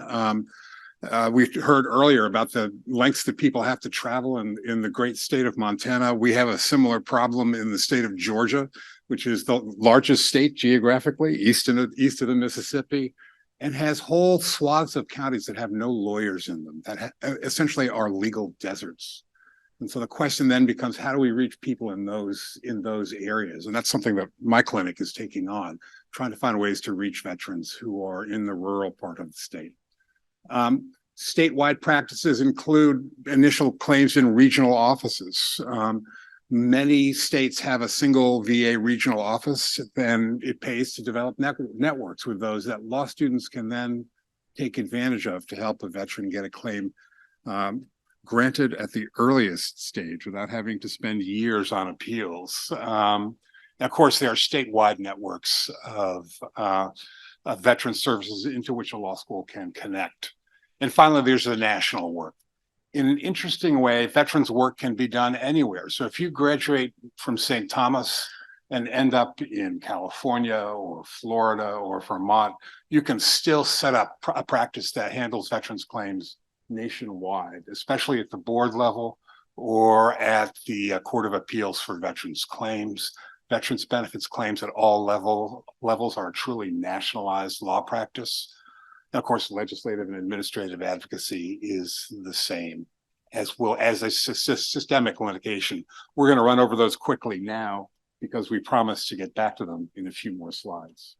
Yes, and I would add, in the first semester of my clinic in 2019, I had a student who was really inspired by the work, and her brother had been is a veteran, and she got an Equal Justice Work Fellowship to start a mobile legal clinic in Florida, so she could travel around Florida to bring Know Your Rights presentations and direct client representation. So she got a grant to do that after law school. Okay, now I want to talk a little bit about impact for clients. So I've talked a bit about the wonderful experience you get as a law student doing this work, hands-on experience. We're going to talk more about that, but I want to also talk about the way you can be a part in improving other people's lives. And so I'm going to highlight one clinic, which is one of the oldest two clinics, William and Mary. I think these dollars might even be bigger here, but look, this clinic has been around for a while. It's one of the older ones, but look at what they've done. Over 70 million in expected lifetime benefits. So we calculate that if someone comes into the clinic, they're not service connected because of the work of the clinic, they get 50% service connection, then we can prospectively, by the average life expectancy, quantify what that dollar amount is that you've made for that client. And then William & Mary does a good job of tracking this. Retroactive benefits, by the time I had one case where a client got $1 million of retroactive benefits. So, and I have to say that I was so proud of that. But when a client comes to you, they could have been battling VA for a decade, more than a decade, and VA might have wrongfully denied the benefits. And then through the students' work, and winning before the Veterans Court, then getting the remand, then building the record like it should have been built before, but the veteran never had a lawyer before. And then finally, winning for the veteran, you can collect the sort of wrongfully denied benefits from before. And that can end up in, we had one veteran who had been homeless, a Vietnam veteran, and we won for him, and he bought a house with what he recovered. So, really very moving, the way you can be a part of changing someone's lives.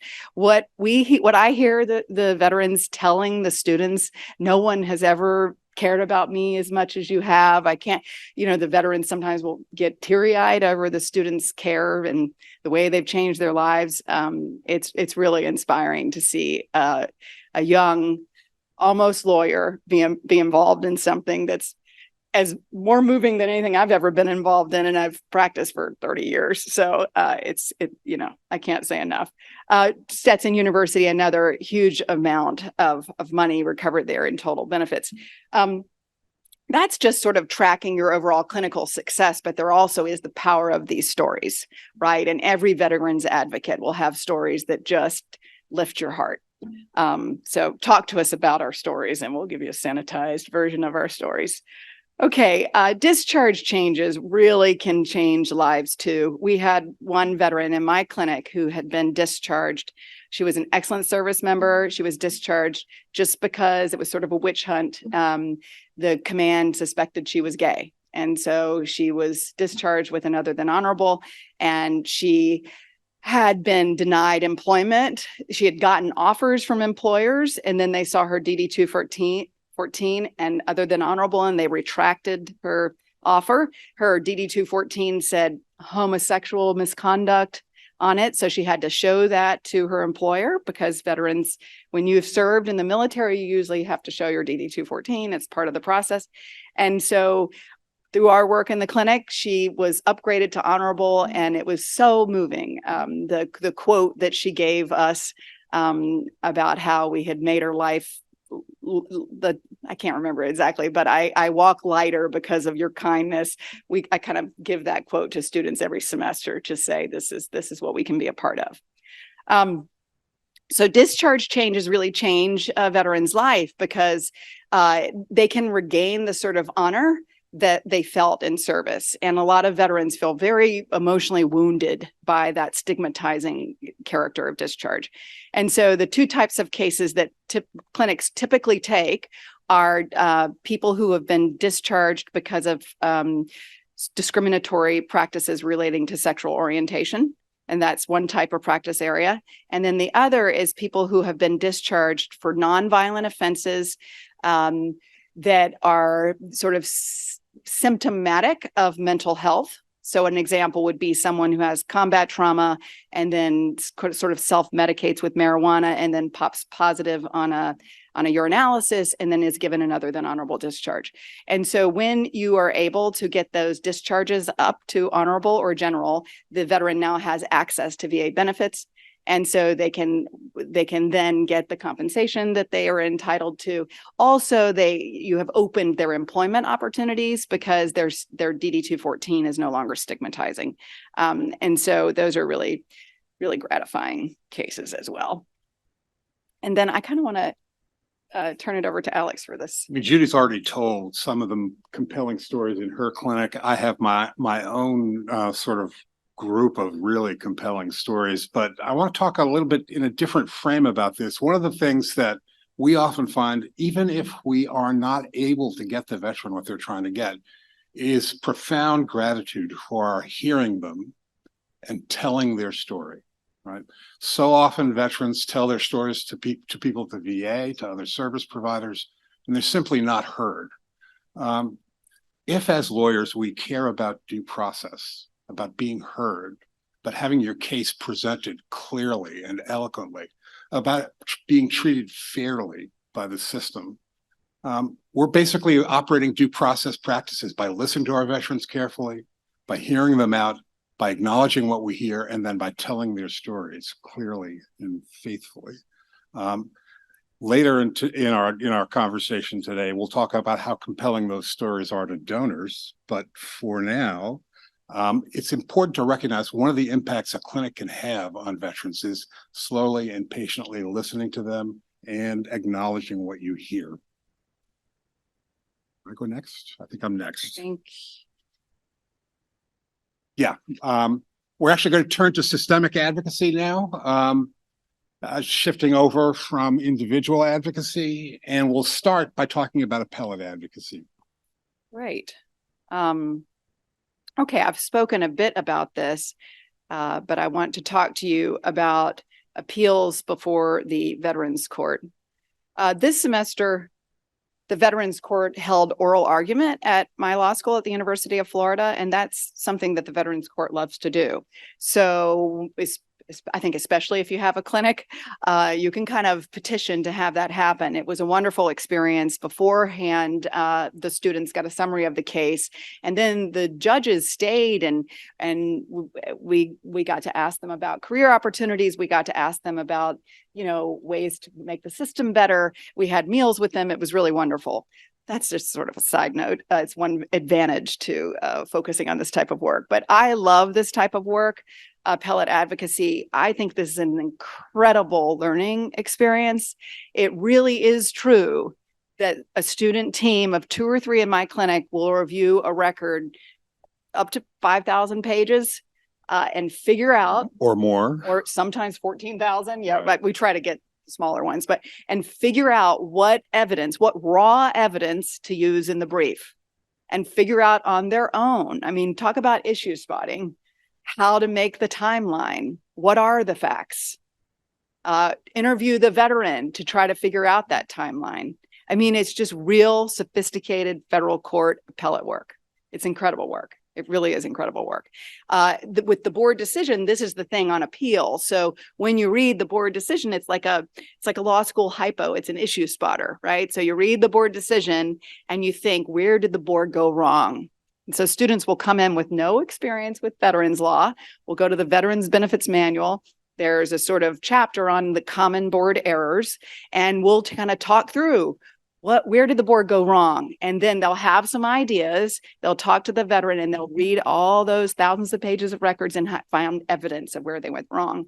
And then the students experience writing a summary of issues, which is like a mediation statement. And then the students can be admitted to the court in their 3rd year, and they can conduct the mediation. They can conduct the Rule 33 staffing conference, which is essentially a mediation with the opposing counsel at VA.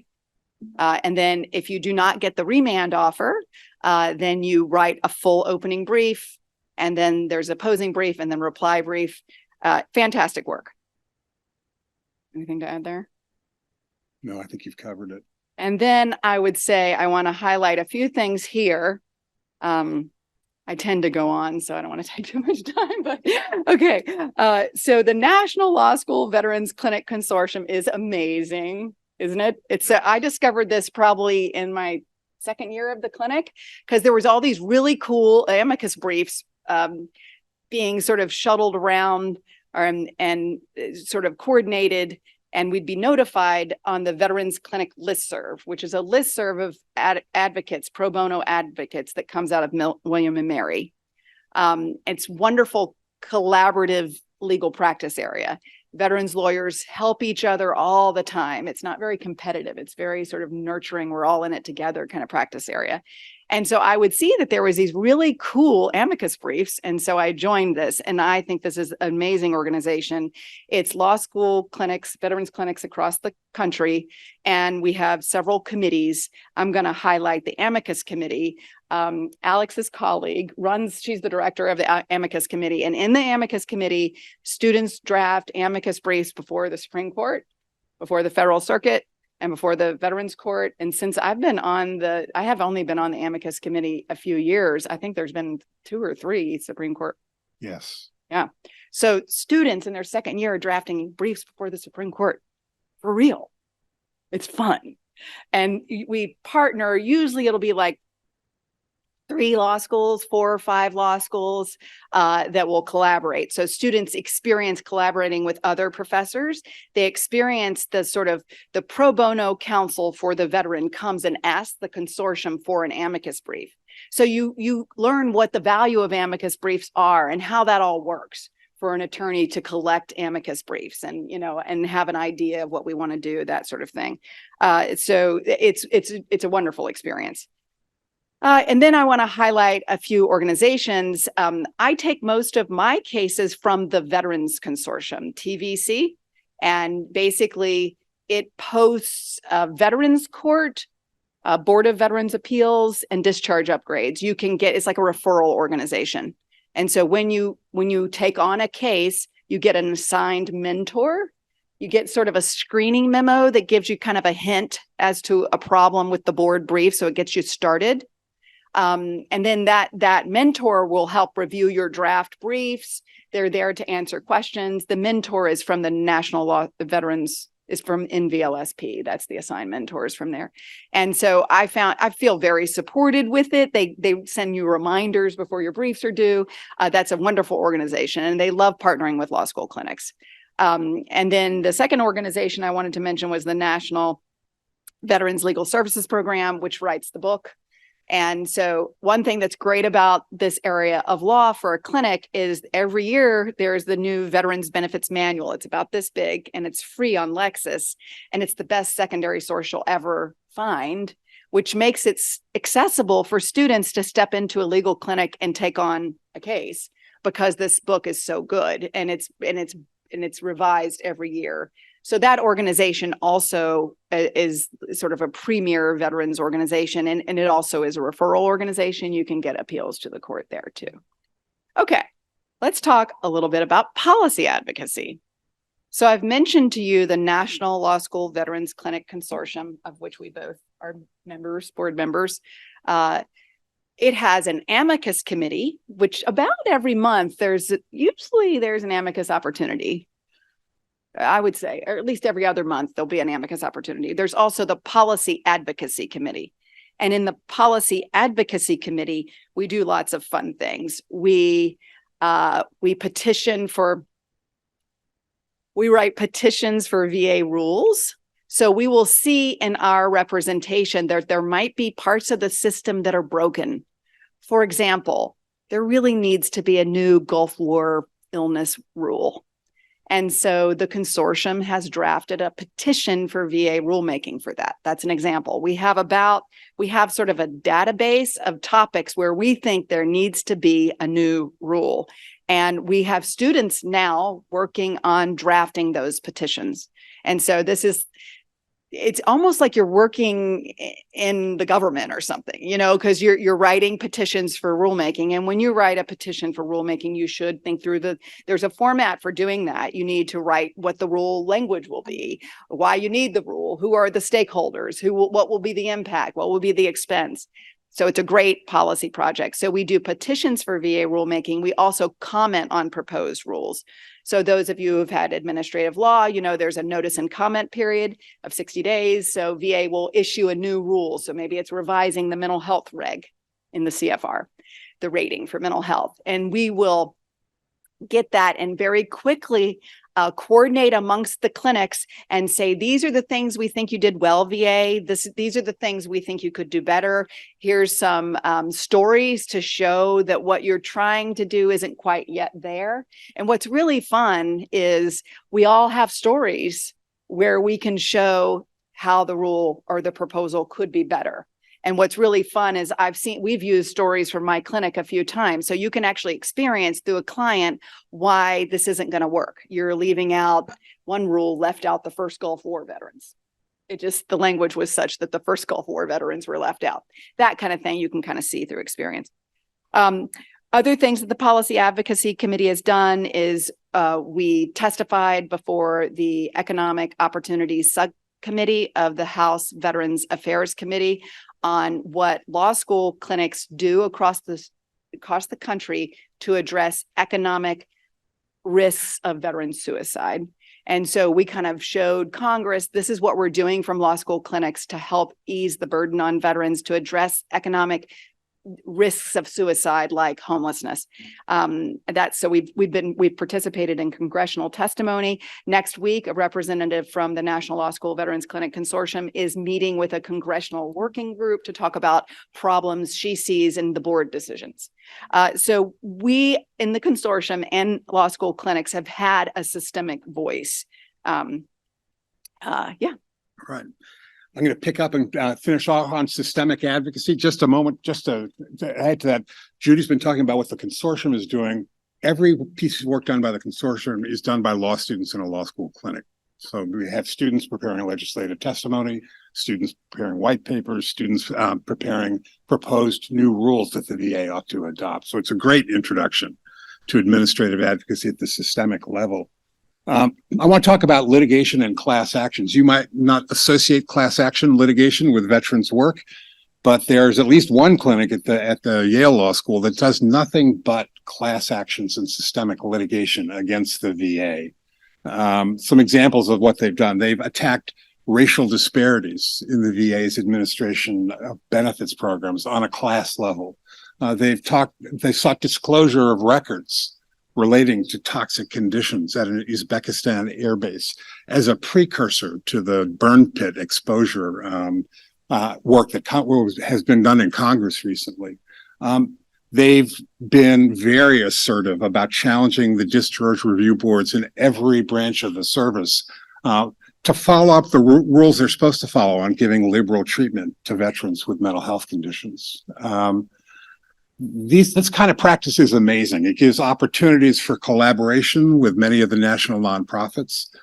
For law schools that appreciate interactions with big law, this is a great way to elicit pro bono work from big law firms. They love to work with law students. They love to do these kinds of large impact pro bono cases. And it's a great way to represent groups of veterans that have a shared set of issues. The last kind of systemic work is the one most relevant to a law review symposium, which is scholarship.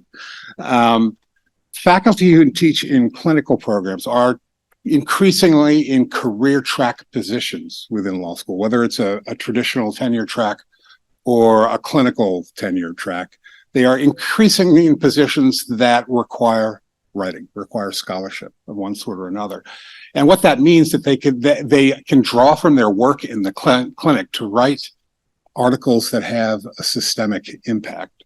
Just to give you some examples, this is a longish list, many pages, but Stacey Ray Simcox at Stetson wrote about the wild, wild west of due process at the Court of Appeals of Veterans Claims. Hugh McLean at Baltimore wrote about collateral consequences of a less than honorable military discharge. The now late Evan Simone wrote about counseling veterans, the veterans lawyer as counselor.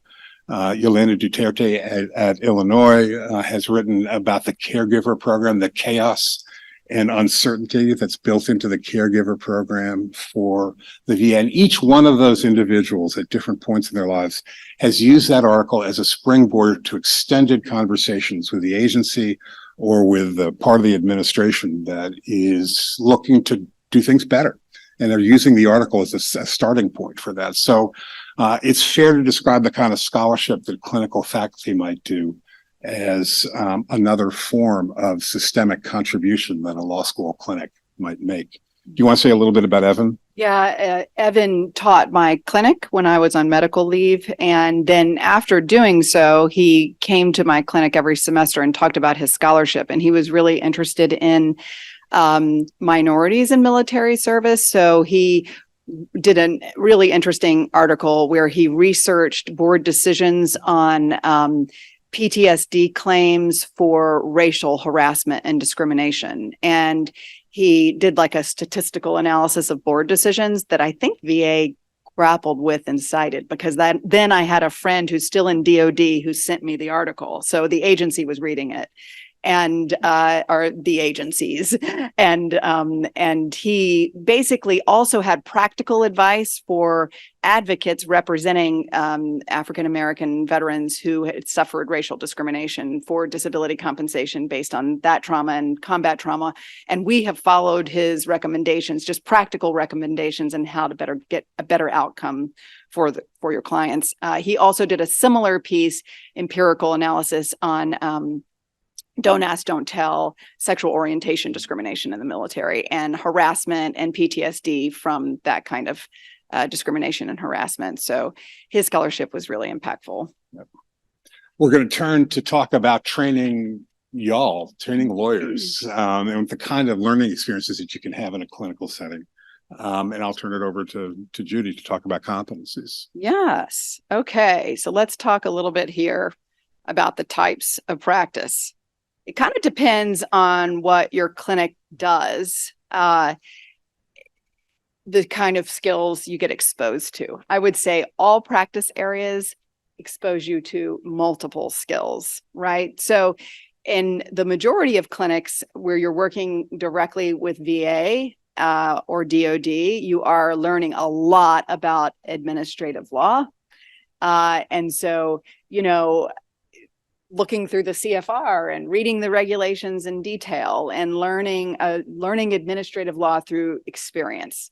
Also learning, sort of big bureaucratic agencies and how you need to follow up all the time and that sort of thing. I mean, that's when I advertise my clinic, I typically say I'm proud to expose you to the very worst in administrative law. Yeah.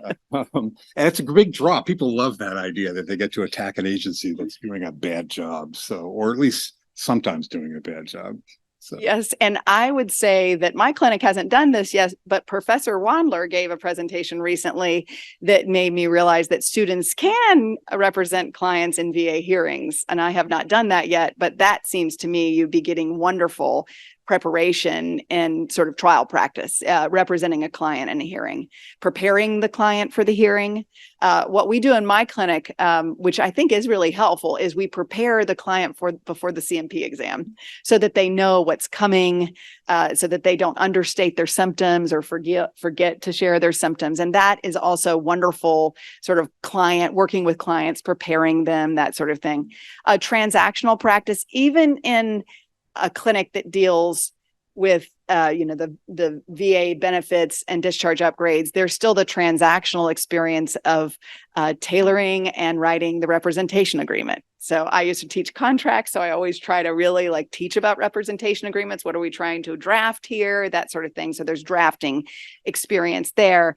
But when I started my clinic, what we first thought about doing, which I think would be a really cool clinic, and I'm not sure that there are a lot out there doing this, is I wanted to do like an entrepreneurial, transactional, small business clinic for veteran-owned businesses. I have a clinic at our school. We have a business clinic that does startup business work for low income and medium income citizens, and they've started to do more veterans work, helping veterans take advantage of the various and navigate the various veterans preferences that are available for business oriented funding.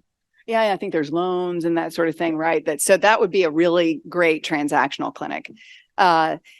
Appellate advocacy, I think I've told you, if you're working before the board, is also appellate kind of too, because you are picking apart the regional office decision and when you make briefs before the board. So in that way, it's also teaching you how to pick apart a lower decision maker and then back that up with evidence. But certainly before the Veterans Court, that is just, hardcore federal appellate work. And so all of those areas, policy advocacy, students that are writing petitions for rulemaking, students that are commenting on rules, students that are writing white papers. One thing when I started my clinic is we reached out to the local Navy judge advocate and we said, what would you like? And he said, well, I'm going to ask the field. So he went around and he was a legal assistance officer and he got a list of 20 state law white papers that young judge advocates would like in legal assistance. So when a JAG goes to, an installation, he's probably not going, or she's not going to be a member of that bar. And they might have to face all kinds of state family law issues and consumer protection issues that they're not going to know much about. So they listed a bunch of, laws that they have to confront in the South, because this was a Southeast region, and we wrote white papers. So there's a lot of opportunity for policy advocacy as well. The competencies, I just think, are amazing. I had one student in my clinic said, my girlfriend is a 3rd-year associate and she can't believe what I'm getting to do, because she was like reviewing discovery and he was writing appellate briefs. So, we let you run. I mean, that's the way I run it. So you are the person calling the client. You are the person managing your case. I mean, the professor is there to give you guidance and to teach you, but we let you stand on stage. And so you learn to interview clients, interview witnesses. You learn that's investigation skills as well, because when you're building the record for a veteran, you often have to interview their buddies from service or their spouse to develop lay evidence. You have to manage complex data sets. I know, maybe you can speak more to this, but my people in my clinic always, they'll say, well, what do you want me to do first? And I'll say, well, you have 5 clients. Figure out what should you do first. That's a tough skill. It is tough. I mean, when I talk about complex data sets, I'm really referring to the PDF files that we get from the VA, yes. which can run from, 200, 300 pages to 14,000 pages. And if it was all the same kind of writing, it would be one thing, but it's lots of medical terminology, lots of abbreviations of medical terminology, lots of mental health terminology, records that are formatted in odd and peculiar ways. Sometimes they're images, sometimes they're searchable text. And you're dealing with diagnoses that you've never heard of before, right? And you're also dealing with a history that is chaotic. They're not in chronological order. So what you're really acquiring is the ability to absorb a lot of data and hold it in your head, and then let's settle down to a pattern that you can make. We have 1 minute left. All right, then I'll stop talking about data sets. That's the idea. We may need to move swiftly through the remaining slides. Yes, well, we're going to move through that. I tell you what do you think is most important to go through with because I think this end part is you entirely anyway. I'm going to skip through some of the slides that we have. There's a lot of experience working directly with clients in all of these ways, and we would spend more time on that if we had the time. Cross-disciplinary work is very much a feature of working in the veterans field. At our school, we have a relationship with the School of Psychology, with the School of Social Work, with the Speech and Hearing Clinic to do hearing loss claims, with the School of Gerontology to deal with older veterans that have cognitive conditions. All of them take referrals from us and send us cases. Moving forward, and of course, you learn how to deal with expert testimony a lot. Again, we could spend more time on this.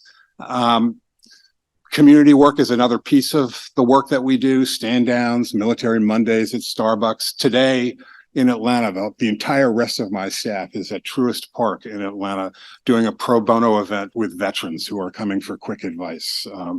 And I think they may be doing better work than I'm doing really right now.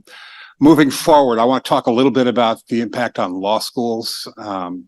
Law schools all are now required to provide a certain amount of experiential learning, some of which needs to be done in the real world, not in simulation classes, but working with real clients. In-house veterans clinics and externships satisfy that. The curricular requirements that apply to law school now require the development of professional identity and exposure to bias, cross-cultural competency, and racism. The panels this morning should have convinced you that those are very much a feature of the work that veterans clinics do. Universities' requirements have all sorts of community outreach obligations. My school is a land-grant university and requires that. We've talked in passing about careers in veterans-related practice, and these are just some of a handful of areas. And then, of course, veterans clinics, and I hate to be so pragmatic, they draw money. The stories that we were telling earlier are stories that I write up and give to my dean to give to the development office so that they can then talk to alumni about supporting our work. This last spring, we got the very first endowment for any clinic of any kind at the law school for our veterans clinic. So good opportunities for public funding. The one thing I will say is that that money could come for purposes other than clinics. Our school gets money on top of the money for the clinic to support veterans who are in law school, who choose to come to Georgia, as well as to recruit veterans who want to come to law school. So, and with that, we'll turn to takeaways. Of course, with veterans clinics, I'm hoping we've convinced you that a law school can satisfy any of its clinical goals. And we're willing to say that a law school could satisfy all of its clinical goals by working only for veterans. Right? If St. Thomas or any other school wants to develop a clinic, Judy and I and the rest of the consortium stand ready to help you with that. Serving those who have served their country hones vital lawyering skills and inculcates a sense of giving back and doing justice. And I'm going to beg another half minute to say that I want to add one other takeaway, inspired by Dean Nichols' comments at the start of today's conversation. We're in the grand atrium of a law school that has a mission to advance social justice, to support human dignity, and to foster relatedness. If you have a mission to support social justice, a veterans clinic can assure that veterans receive the help they deserve and address the ways that the effects of military service radiate through society in individuals, families, communities, and the culture at large. If you have a mission to support human dignity, a veterans clinic can train the discipline of hearing veterans deeply and telling their stories faithfully, and can encourage understanding veterans holistically, honoring both their suffering and their resilience. And if you have a mission to foster relatedness, a veterans clinic can connect students, can connect all y'all, if you don't mind the Southernism, with veterans, right? In ways that will influence you, even as you advocate to connect your veterans with the services and the people who can help them. Thank you for your time.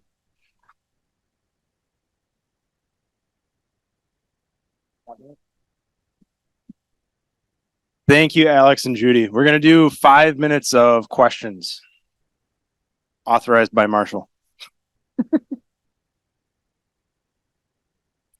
Where is the microphone? Up front, please.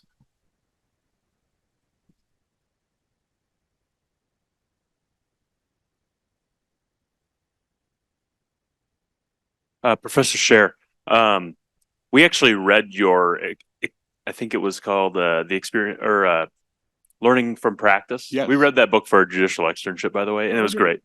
But anyways, my question has to center around your Georgia program. So I grew up in a small town in Northwest Minnesota. There was only one lawyer in the entire county. And one problem that people face is not only the distance, but also, if they have a dispute with someone, the odds that there's a conflict are quite high. So even if there's one or two, there's conflicts of interest everywhere.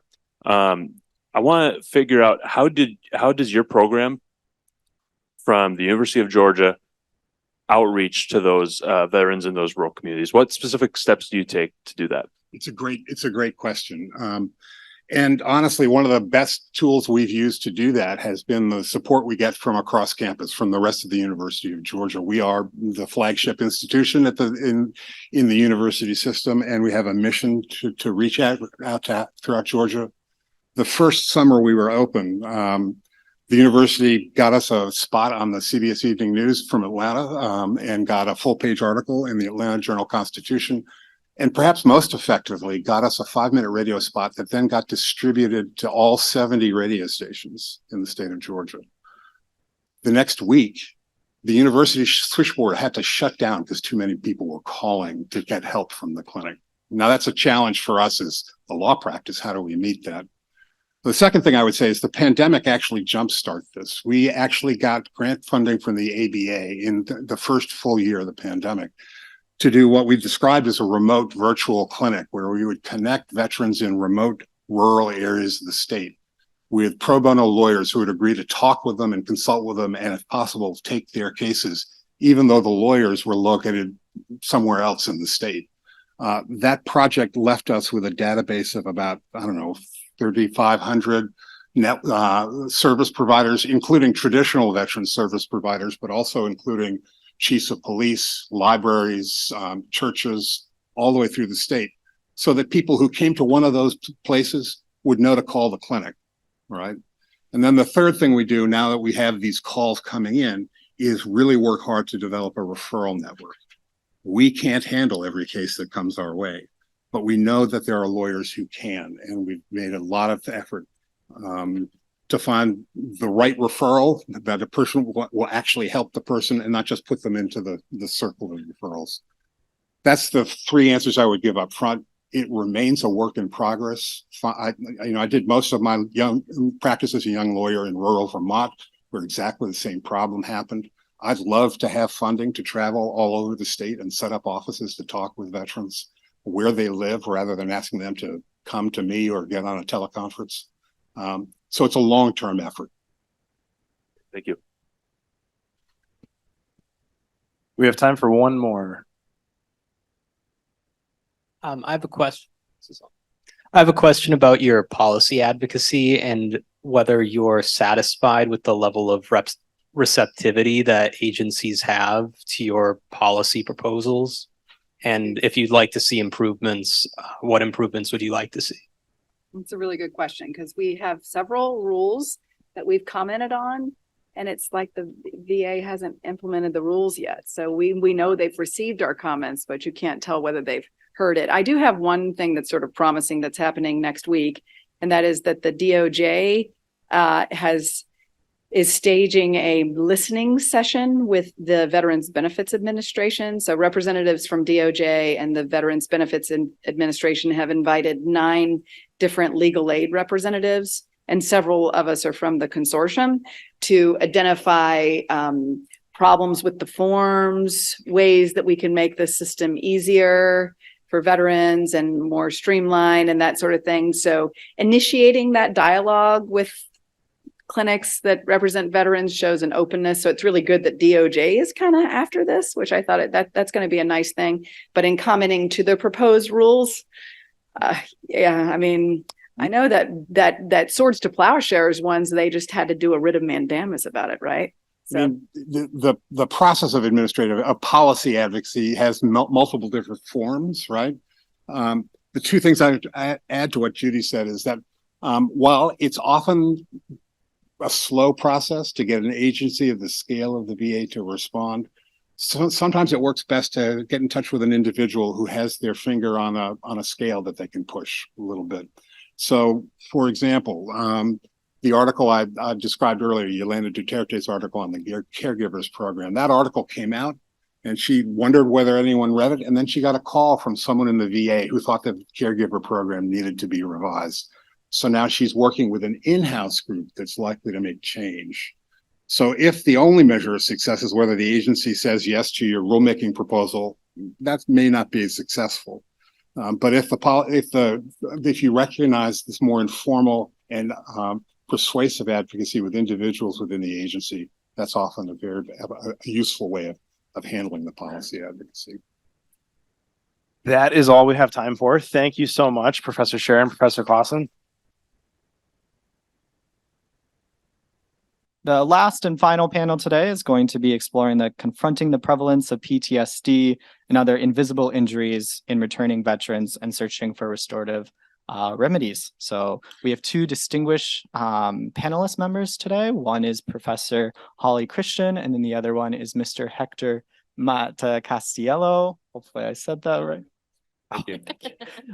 So I will introduce Professor Christian first, and then Hector will introduce himself after Professor's slides. But Holly Christian joined Detroit Mercy Law in 2021 as the first Tony A. Wisney Foundation Veterans Clinic Fellow. A year later, she was promoted to Director of the Veterans Law Clinic and Assistant Professor of Law.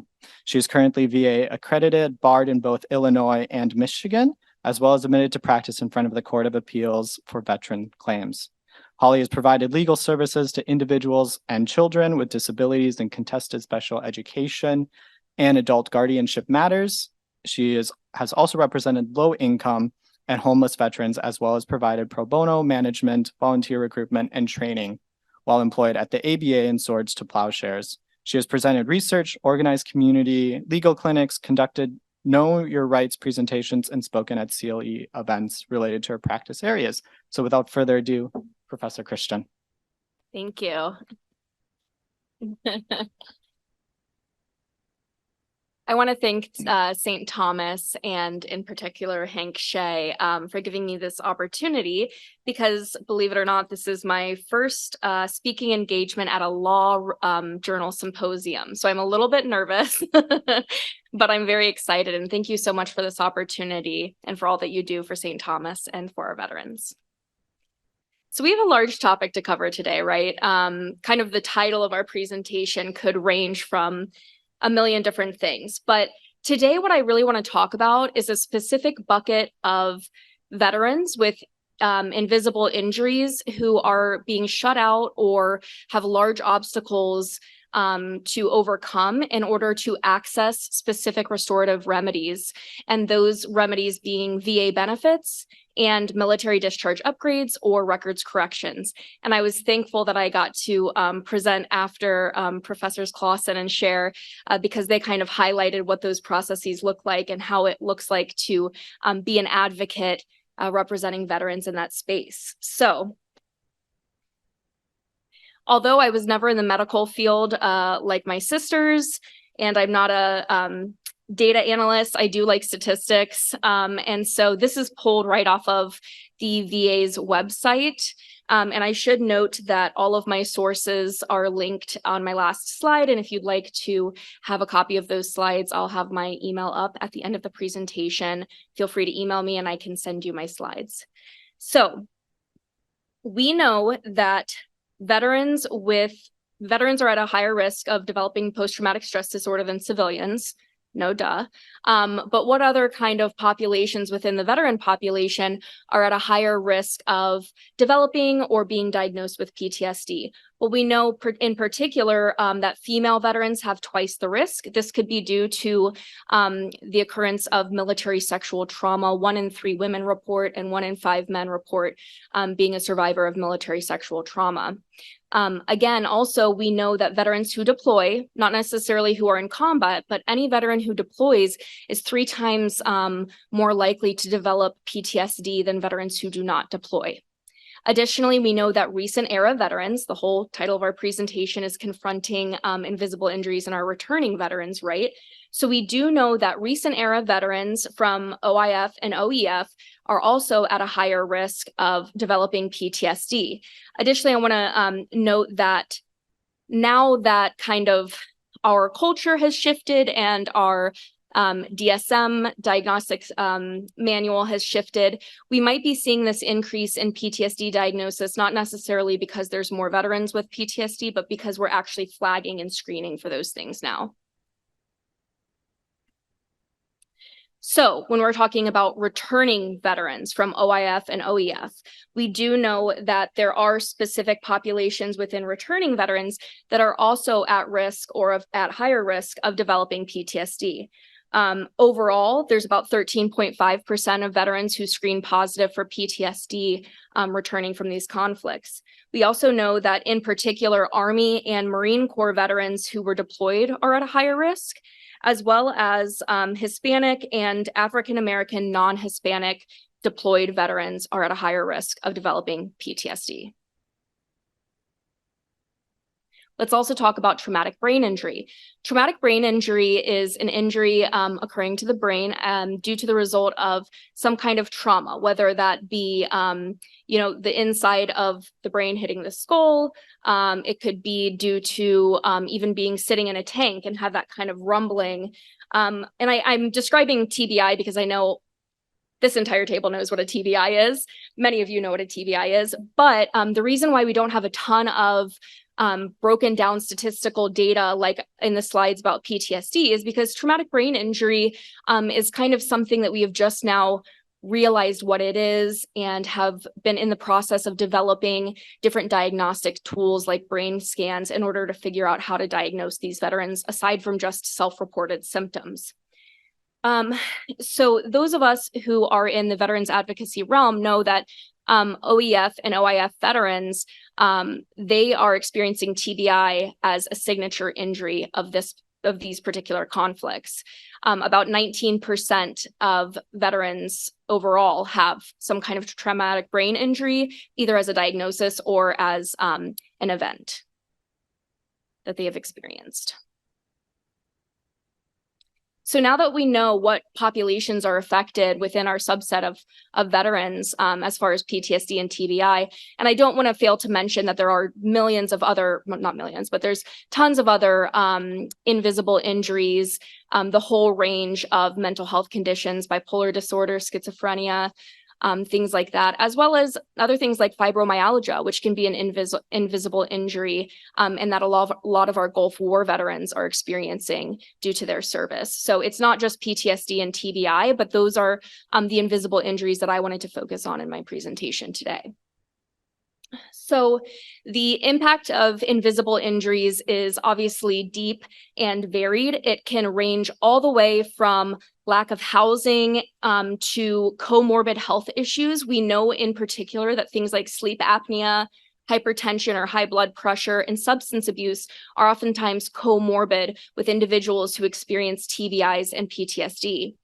It can also create a barrier to employment, a barrier to accessing education, and then that kind of leaves us with a general lack of resources and veterans who do have these invisible injuries.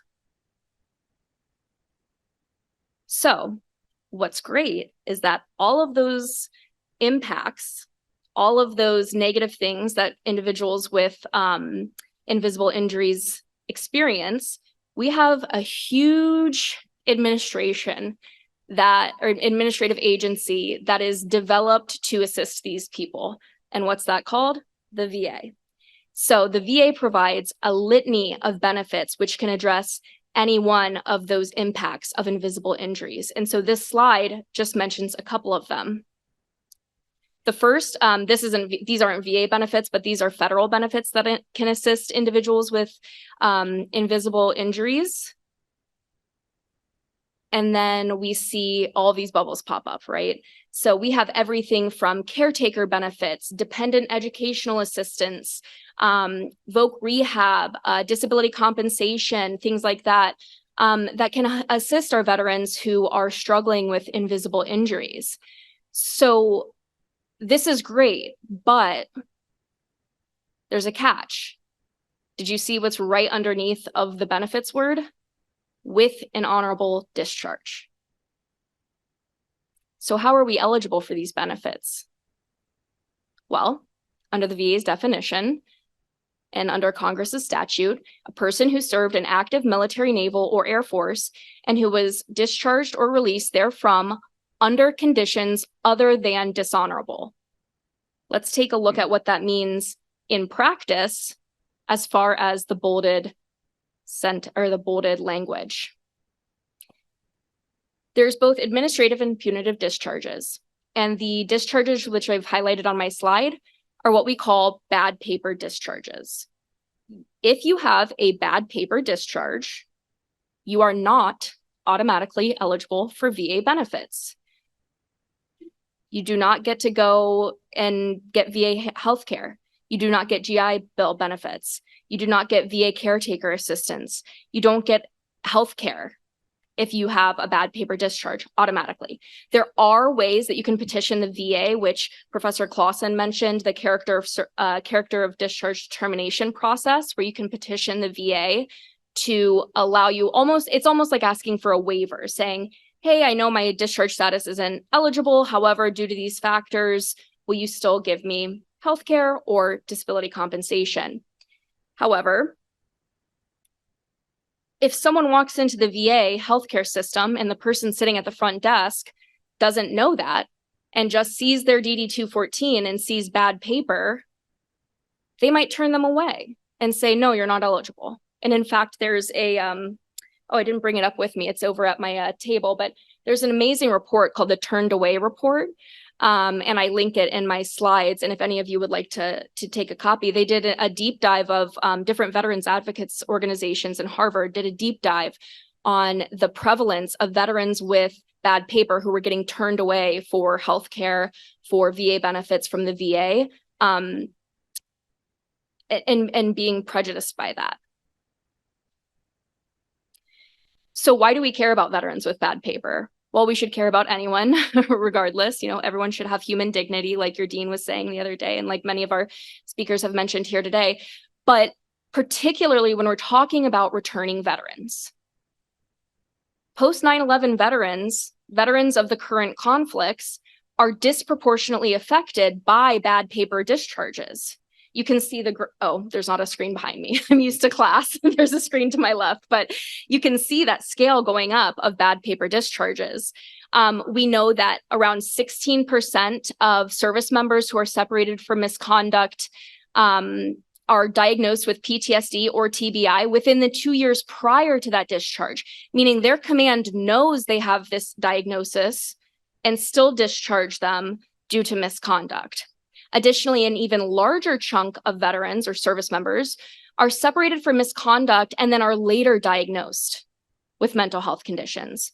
Because as we've been talking about throughout today's presentations, oftentimes invisible injuries manifest in misconduct. Someone experiences a traumatic event and they're self-medicating with marijuana, they pop positive, they get kicked out with an OTH. Well, guess what? Now that person who has PTSD cannot access VA healthcare in order to get therapy for that PTSD, in order to get SSRIs, medication, things like that. They're not automatically eligible for VA healthcare or for VA benefits to provide them with compensation for the wounds that they have from service. Additionally, we know that veterans who are discharged due to misconduct are more than twice as likely to be then later diagnosed with a mental health or substance abuse disorder.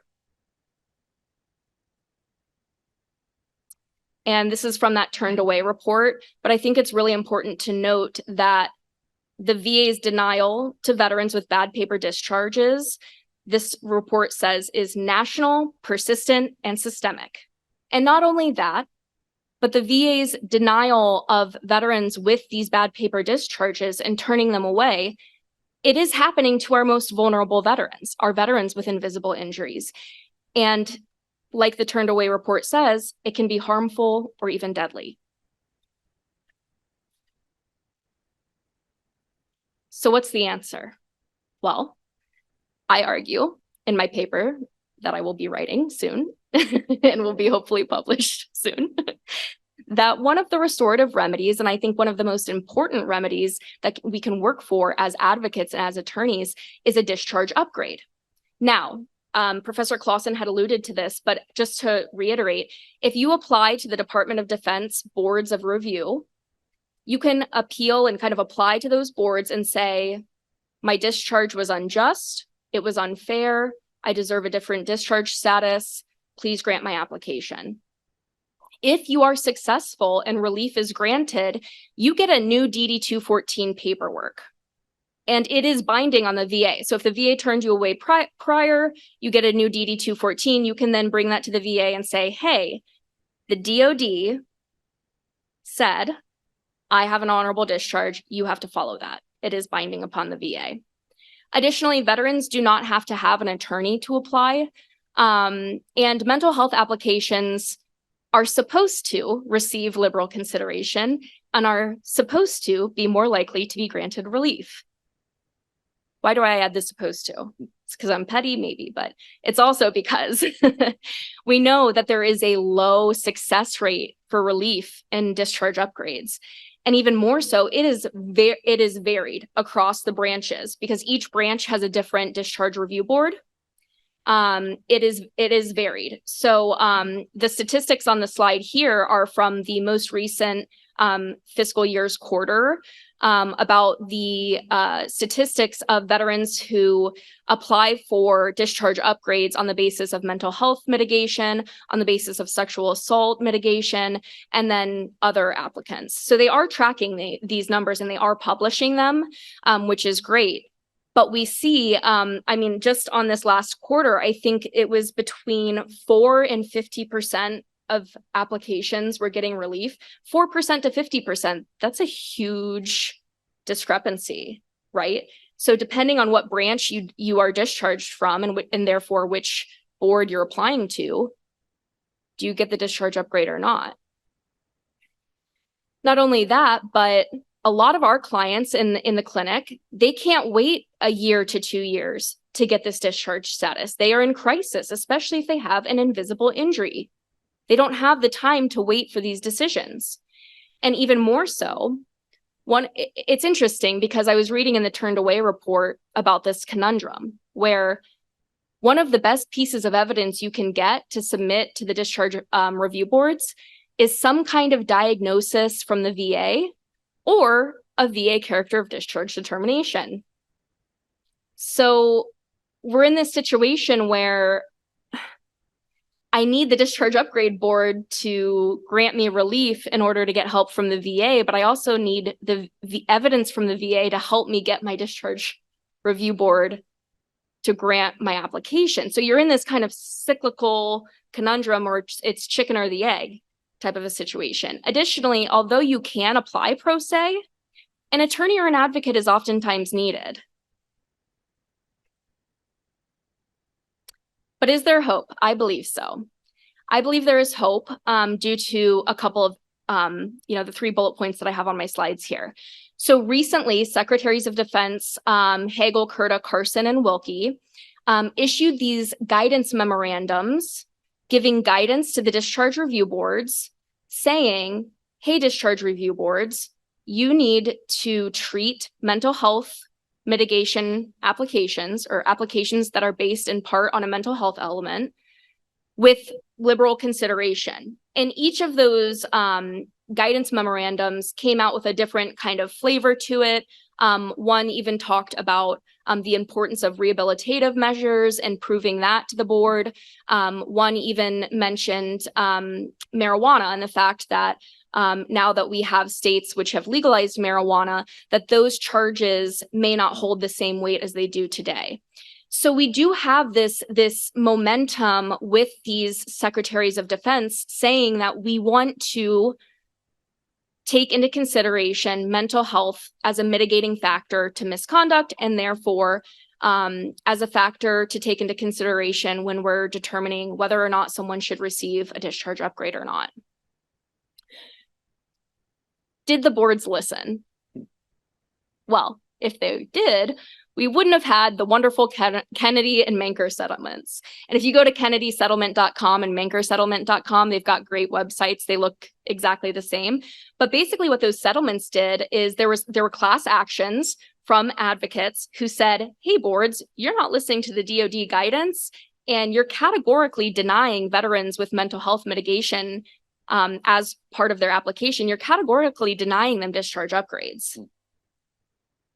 And what those settlements did was they forced the boards, they didn't force, the boards agreed to automatically reconsider veterans who are of recent era. I forget the specific dates, but it's recent era veterans who had previously applied in whole or in part on a mental health mitigation factor in their applications. It makes the boards automatically reconsider those discharge upgrade applications if they denied them previously. So it's kind of like when your teacher circles your homework and says, explain how you got your answer, do it again. That type of a thing. Additionally, there's hope here in this room, right? If I don't turn at least one of you law students into a veterans law attorney by the end of this presentation, I'll be upset. I'm just kidding. As long as you take at least one pro bono case. But understanding that this bucket of veterans is underserved, and also it's not pretty, right? It's not comfortable to talk about someone who is using drugs to help with their mental health situation. They're not the perfect veteran because they weren't the perfect soldier, sailor, airman, Marine. They weren't perfect, but should they be defined and have a scarlet letter for the rest of their life based on one mistake, based on something that they did as a manifestation of their mental health? And should they be barred from rehabilitating themselves with healthcare and with disability benefits and with housing assistance and even burial assistance? Should they carry that bad discharge to death because of one mistake they made or a couple of mistakes they made? I don't believe so. And so I think one thing that I would love for you all to take away today is that if you have a veteran who has bad paper and they say, no, I can't get into the VA or I can't get benefits or whatever, that you send them to a veterans law clinic in their area.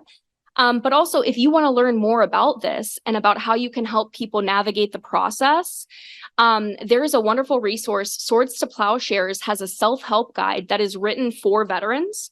And if you go to swordstoplowshares.org and you click on resources and you click on self-help guides, there's a self-help guide telling veterans how they can apply for discharge upgrades as well as VA disability benefits. There's a ton of self-help guides on there.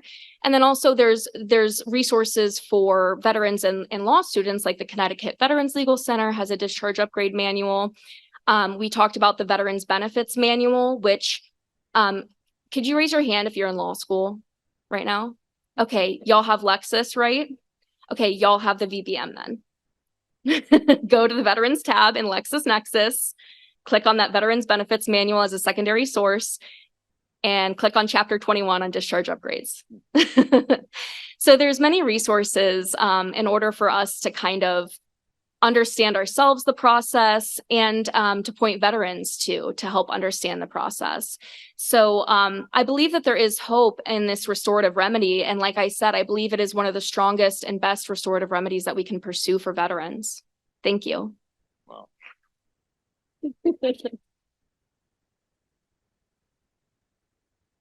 Whenever you decide to run for office, I'm voting for you. That was amazing. I'm sitting here learning so much. Thank you, Chief Nuss and Mr. Shea for having me here again, and all of you who are distinguished guests and willing to listen to some veteran that's going to talk about their own story. I remember a long time ago, it was right before deploying to Iraq, that I was sitting there and I was clearing the tents before my guys went on. It was a pass to Thanksgiving. Everybody came out, all their families came out to visit them where we were demobilizing from, or actually mobilizing from. And I remember that I put them all on pass and I started clearing the racks, making sure that they left, you know, if anybody left a wallet or whatever else stupid thing that they left, that I picked it up. And as a first sergeant, I was the last out. I was walking around with my operations NCO, another E8 master sergeant. I was the first sergeant E8 of a rifle company. And I remember that this major came up to me. And for those of you who are in the military, you know that we have a kind of a joke in the military that when you get major, that's your first field grade position, that they somehow like drill a hole in the back of your head so your brain seeps out. And I remember that this major came up to us and he was like, "First Sergeant, where's your commander?" "Well, sir, the commander's putting troops on pass. Say go with their families." "I need your whole company to come back over here and get in formation." "No, sir, that's not going to happen. My unit's going on pass. We're going to war right after this weekend. It's the surge into the Lombard province, and I'm expected to take casualties, sir. Nobody's coming back." "What do you need them to come back for, sir?" "You guys broke my flashlight." So now I'm starting to get a little bit upset. "We broke your flashlight, sir? This flashlight has been through 6 rotations of training and you guys broke it. It's a matter of principle. Get your commander and get everybody information out in front of me." And I remember sitting there thinking, that's not going to happen. And this major and I have an issue. And I started thinking, how many people are around me that might witness the issue that this major and I have? He's a commissioned officer. I'm a non-commissioned officer. I'm a senior non-commissioned officer. I'm a first sergeant. I get to keep that title according to Congress for the rest of my life. And the major said, get your commander over here now. I said, negative, sir. It's going to take an act of Congress to get my commander and my troops over here now. We're going to have to figure out a different way. How about you and I get in a grocery getter, go down to Walmart. I'll buy you 6, 10, 12, 18 flashlights, whatever you want. It's a matter of principle. As a matter of principle, sir, I respectfully reject your order. Well, then you and I got to figure something else out. I'm like, whatever you want, sir.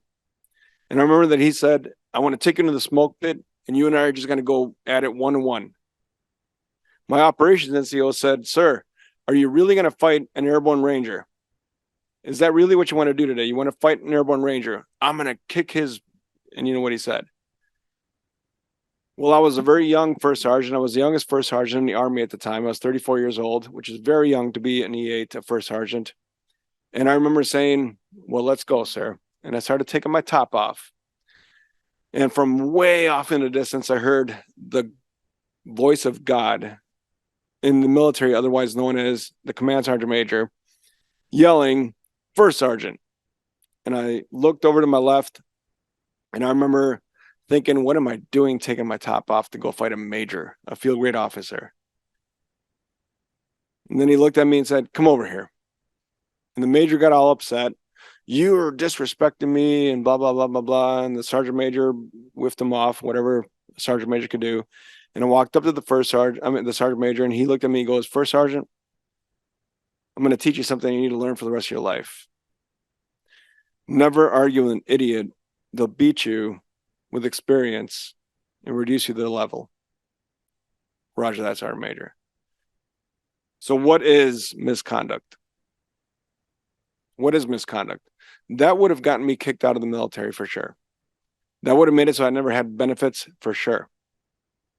Now, you might be thinking, you could walk down to whatever nearby bar there is and somebody says something stupid and somebody else slaps them and you get a misdemeanor, or maybe not even that, you just walk away from each other. But in the military, just talking back to the major could have been a severe reprimand. I know that as a first sergeant, you can talk bad about me out of earshot, but you can't talk bad about no officer. Period. So you might not like somebody in your class and go outside of earshot and talk bad about them, and that's okay. You might even be within earshot, and in the military would say that could merit a bad conduct discharge. As I was thinking about this, I remember the history as I was learning it through social work school at the Augsburg University. And I remember learning about social welfare, social organizations, and pre-Revolutionary War in the United States. I don't know if you know this or not, but we were a collectivist culture. We looked out for each other. So if somebody was sick in your community, everybody would kind of push their resources into like a basket, if you will. And then that person would go to that home, and then everybody would take care of them there. And then they would go to the next home, take care of them there. And they would just bounce around from home to home, whether it be what we now know as autism or a veteran that fought in the King Philip's War. Other little known fact, the Smithsonian recognizes the Ranger Corps is the oldest military presence, colonial, in the United States.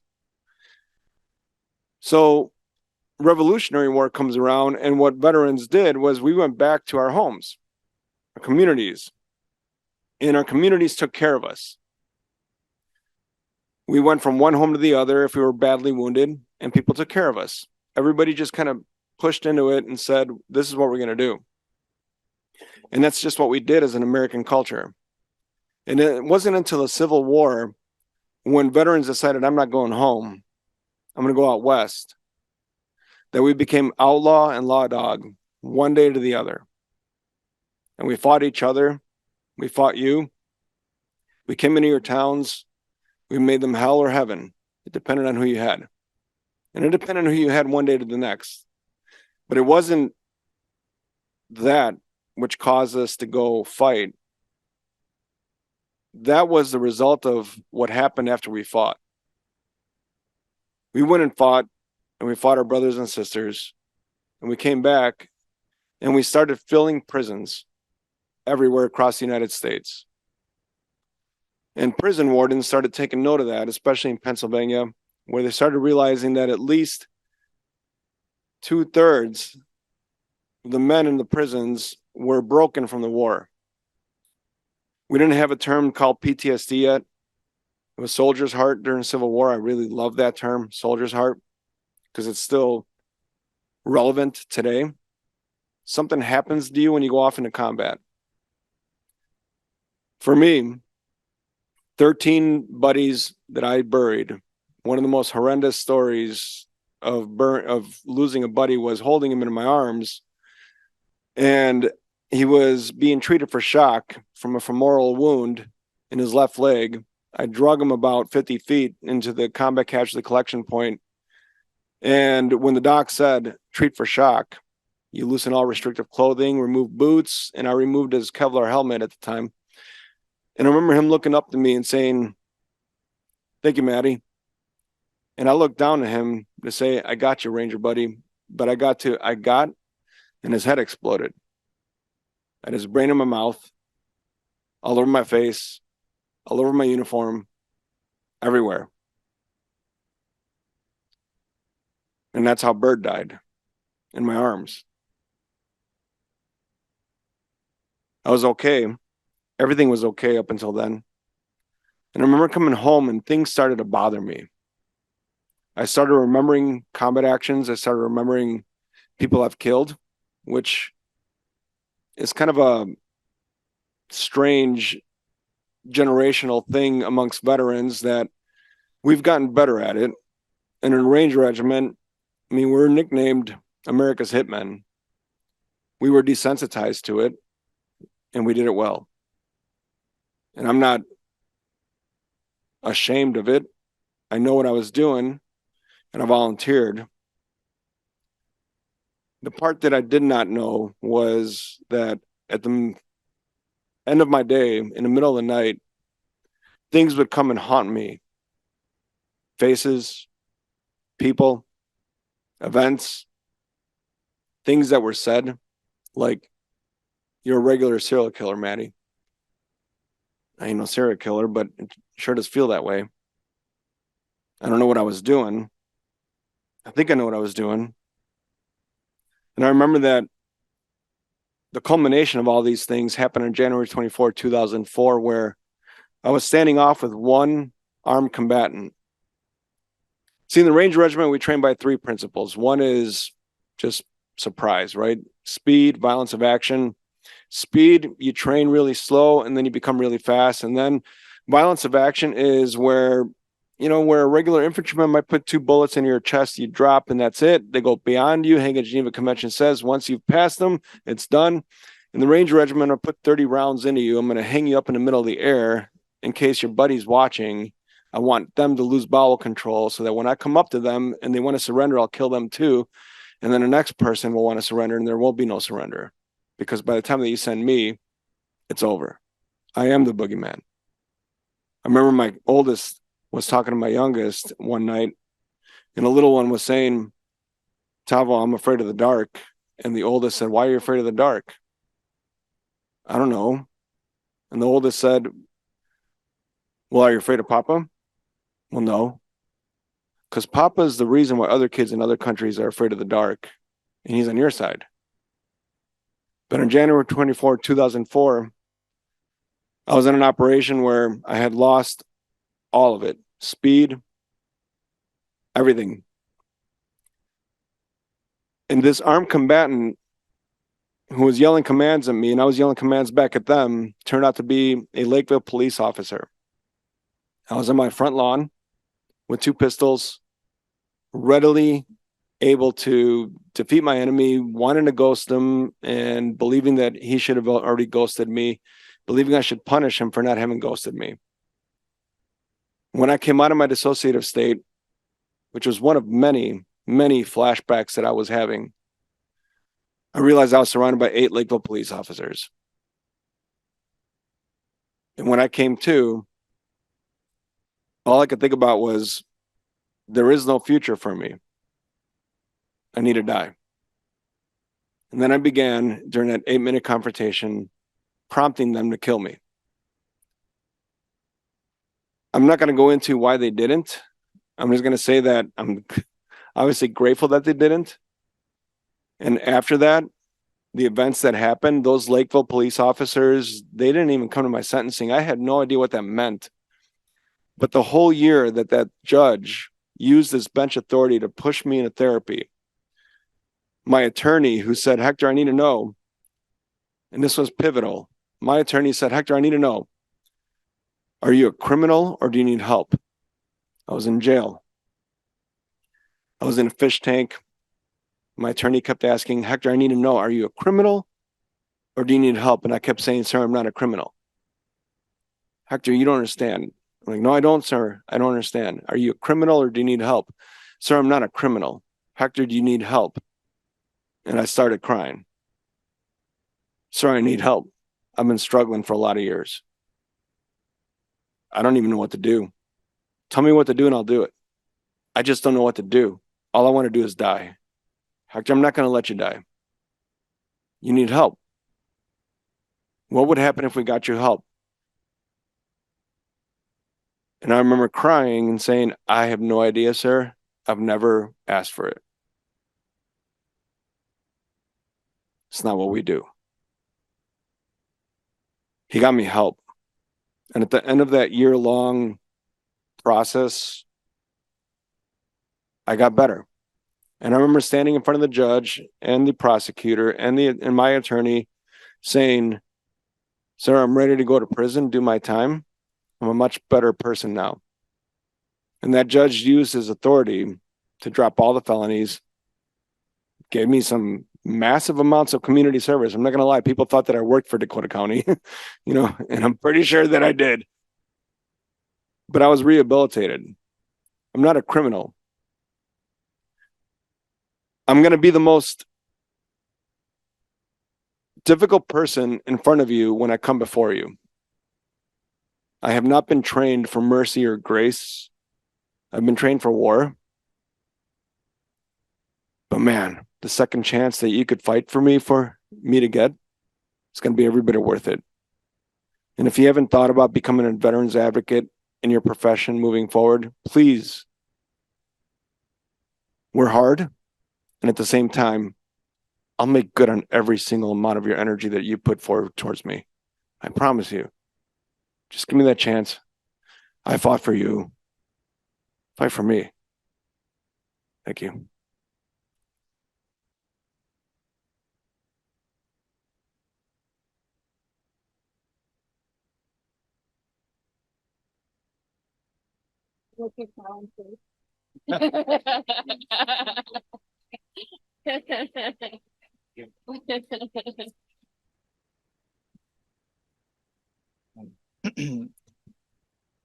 Yeah, so thank you both for that. I'm looking at Marshall just to see if we have 10, is that 10 minutes or are you giving me okay, we'll have 10 minutes for a Q&A. Does anyone have any questions? If not, I have some. Yes, there's one, the man in the blue. Hold on, sir. We're getting you a microphone so you don't have to utilize your voice too much. This is after that. Thank you for sharing your story. This is going to seem almost mundane, but I just have to say that before I ask my question to Professor Christian. Not really understanding this. I'm just curious. When we're talking about discharges that are not honorable, how large of a proportion are we talking about? How many people does it affect? It's the first part of my question. And the second part of my question is, do you have any theories about why, when you're saying the boards were not following the policies laid out for them for what the criteria should be? I assume that's a cultural reason, or how did that come about? That's a good question. I wish I knew the answer so that I could try to solve it. As far as to the first, and I will address it, but to the first point of your question about how many veterans are returning with bad paper. Let me just look to my slides here, but I don't have a specific number, but I know that in 2016, it was about 5.8% of veterans were receiving other than honorable discharges. And then about 1% were receiving punitive discharges, meaning bad conduct or dishonorable discharges. So it is a decent amount. And I would say maybe 20% of my caseload is discharge upgrades for individuals who had other than honorable discharges or bad conduct discharges. And then for why the boards don't listen to DoD guidance. Do any other veterans law professors know why? I've seen in board decisions before where they'll address something like, if it's almost, and I'm paraphrasing here, and maybe I'm not being as judicious as I should, but I've seen board decisions where the writer of the decision said, basically, if I give you an honorable, that dilutes the veterans who did have perfect, flawless service who received honorable discharges. And that's I've seen that written in various ways in different board decisions. And so maybe that's part of it. I mean, also there's two different boards. One you apply to within 15 years of the date of discharge, and one you apply to after 15 years of date of discharge. And it varies board by board, but one of the boards, it's high-ranking civilians is the 15 years old or older, and then one board, it's high-ranking service members. So maybe that carries weight as well in the decision making, but those are all just conspiracy theories. I mean, to add to what Professor Christian has said, I think part of it has to do with the feature of the process. The decision makers tend to be officers who have had responsibility for issuing decisions earlier in their career. So they're inclined to give deference to the original decision maker. They're inclined to say, we don't know all of what happened, but we're inclined to defer to the people in command. So that's one sort of human, not necessarily positive, but human feature of it. The other thing I would say is that most veterans who apply for these are not represented and don't necessarily know how to put the case together in a way that will take advantage of the rules to the best extent possible. And that becomes an argument, echoing the argument we've heard before. Take these cases, help veterans to present these cases as clearly as they can. I guess that's why it's especially important to represent Army and Marine, because, we write with crayons. So, well, in all fairness, there is a typo on, I believe it's the DD 293. There's even the Department of Defense has a typo on one of their forms. Good. I thought that's how it was spelled. So Hector, thank you again. I mean, some of the students were here last night. Most, I think, were not. Hector spoke last night at the event. He spoke again today. I think people will never forget either of the times you've spoken. Thank you, sir. These are future lawyers here for the most part. Brock Hunter spoke earlier this morning. He spoke last night, as you know. Can you tell them the importance of a lawyer based on your experience and Brock and Ryan, if you want, but tell them why they should be representing veterans every chance they get. Yes, sir. I guess the first one was how I ended, I fought for what I believe to be just and right. Otherwise, what's the sense in doing it unless man I social? And I came home and things weren't right and they weren't just. And the system isn't set up to allow me the opportunity to be able to voice that. When I come back, I don't want anybody to fight for me. I remember my attorney back then was the first person that I ever believed fought for me. And when he said, Hector, you're not going to believe this, but I am here to fight for you. I'm here to protect you. And it shocked me that a civilian would protect me, that a civilian would want to fight for me, because I am the warrior. I am the one who, but the difference is that the battlefield that I fought on was carnal, and the battlefield here, just transitioning into civilian life, is psychological, it's legal, and I can't figure it out. The most difficult thing that I ever did was transition to civilian life, and it was a culture shock. It was a maze. And when my attorney started taking the reins, I remember saying many times, and he told me, no, don't worry, that's not what's going to happen for the rest of your life. And I said, just tell me what to do and I'll do it. Just tell me what to do and I'll do it. I don't know what to do. I don't know how to do this anymore. I don't know what to do out here. I don't understand your laws. I don't understand anything that's happening in my life, psychologically, all of that. And the attorney was able to speak, even the prosecutor, by the way, the prosecutor, I'll never forget her, Nicole, went in front of the judge and said, DA wants me to drop 9 more felony charges, and I refuse to do so. We need to find a way to not do this. And then she looked at my attorney and said, I think I'm going to need a job. And my attorney said, I'll hire you. And I had no idea what was going on, but they were looking for justice. And the bench, Judge Carter, I'll never forget it, said, we need to do the right thing. I didn't understand anything that was going on. It was a completely different battlefield. And sir, if it wasn't for attorneys, I mean, I honestly, I'd be in prison today. They were saying something like 45 years in prison, and I had no idea how that all added up. I still don't know how it all adds up. And I was given a second chance, given what I did, where there would be no second chance. And it was because of attorneys, sir. Well, let's give a round of applause again for Hector and Holly today for their honesty and a great presentation. So, all right. And I will bring up the closing remarks, folks. So it's you and Marshall and Professor Shea.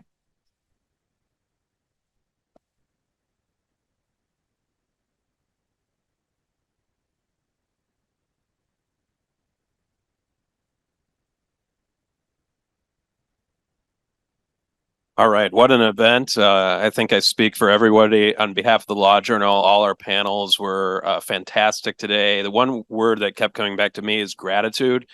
Gratitude for our veterans, Hector, Dominic, amazing stories that we heard from, and all the speakers, including Professor Shea, that have done and continue to do so much for veterans. So let's give them another round of applause. Professor Shea is so good at bringing people together. You even brought together a Florida Gator and a Georgia Bulldog for lunch on the panel, and they're still sitting next to each other, smiling. And yeah, they have a little distance between each other, but that is a big accomplishment in and of itself. Yeah, Professor Shea has been, as I said this morning, awesome to work with. He does it with a smile on his face, and he continues to do so much for us here at St. Thomas and for veterans in general. And none of this would have happened. All the speakers came because he recruited them to come here. And let's give him another round of applause. Also, thank you to the Symposium Committee. We had a couple members of the Symposium Committee who were moderators. TJ and Adam did a fantastic job. The Holleran Center was also a co-sponsor of this event, and Professor Granardo and Professor Shea are members of the Holleran Center, so thank you to them as well. And then a lot of people behind the scenes, some who couldn't be here today. Angela Diezik is an event planner extraordinaire. If she's watching the recording after this, I hope she is, so we can publicly thank her. This doesn't happen without her, all this setup. Lorette Hankum in the finance department, Michelle Huber, any of you who stayed at the Doubletree have Michelle to thank, and Xander Moser back there. In addition to the best head of hair here in the building today. We couldn't, none of the sound happens without him. So give a wave back there to Xander. And then finally, our security guards, some of you have interacted with them throughout the day. They've been a huge help. And then one more round of applause for all our veterans. Turn it over to Professor Shea to close us out. And obviously a big thanks to Marshall, who made all this happen. We're going to finish on time. So I'm just going to share with you another reflection. I read one last night, and this is a similar one. I like to use these in my classes, particularly around Veterans Day. This is authored by a Father Dennis Edward O'Brien, I believe U.S. Marine Corps before he became a priest, but he definitely want me to say U.S. Marine Corps with his name. And it's entitled, "What is a Veteran?" What is a veteran? He's the cop on the beat who spent 6 months in Saudi Arabia sweating 2 gallons a day, making sure that the armored personnel carriers did not run on fuel. He's the barroom badmouth, dumber than 5 wooden planks, whose overgrown frat boy behavior is outweighed 100 times by the 4 hours of bravery he exhibited at the 38th parallel. She or he is the nurse who fought against futility and went to sleep sobbing every night for 2 solid years in Da Nang, Vietnam. He is the parade riding legionnaire who pins on his ribbons and medals with a prosthetic hand. She or he is the career quartermaster who watches the ribbons and the medals pass them by. He is the 3 anonymous heroes in the Tomb of the Unknown Soldier, whose presence at Arlington National Cemetery must forever preserve the memory of all the anonymous heroes whose valor dies unrecognized with them, on the battlefield or in the ocean's deeps. She or he is an ordinary and yet an extraordinary human being, a person who offered some of life's most vital years for the service of their country. He or she is a soldier and a savior and a sword against the darkness, who is nothing more than the finest, greatest testimony on behalf of the greatest nation ever known. That's a veteran. Thank you all for being here.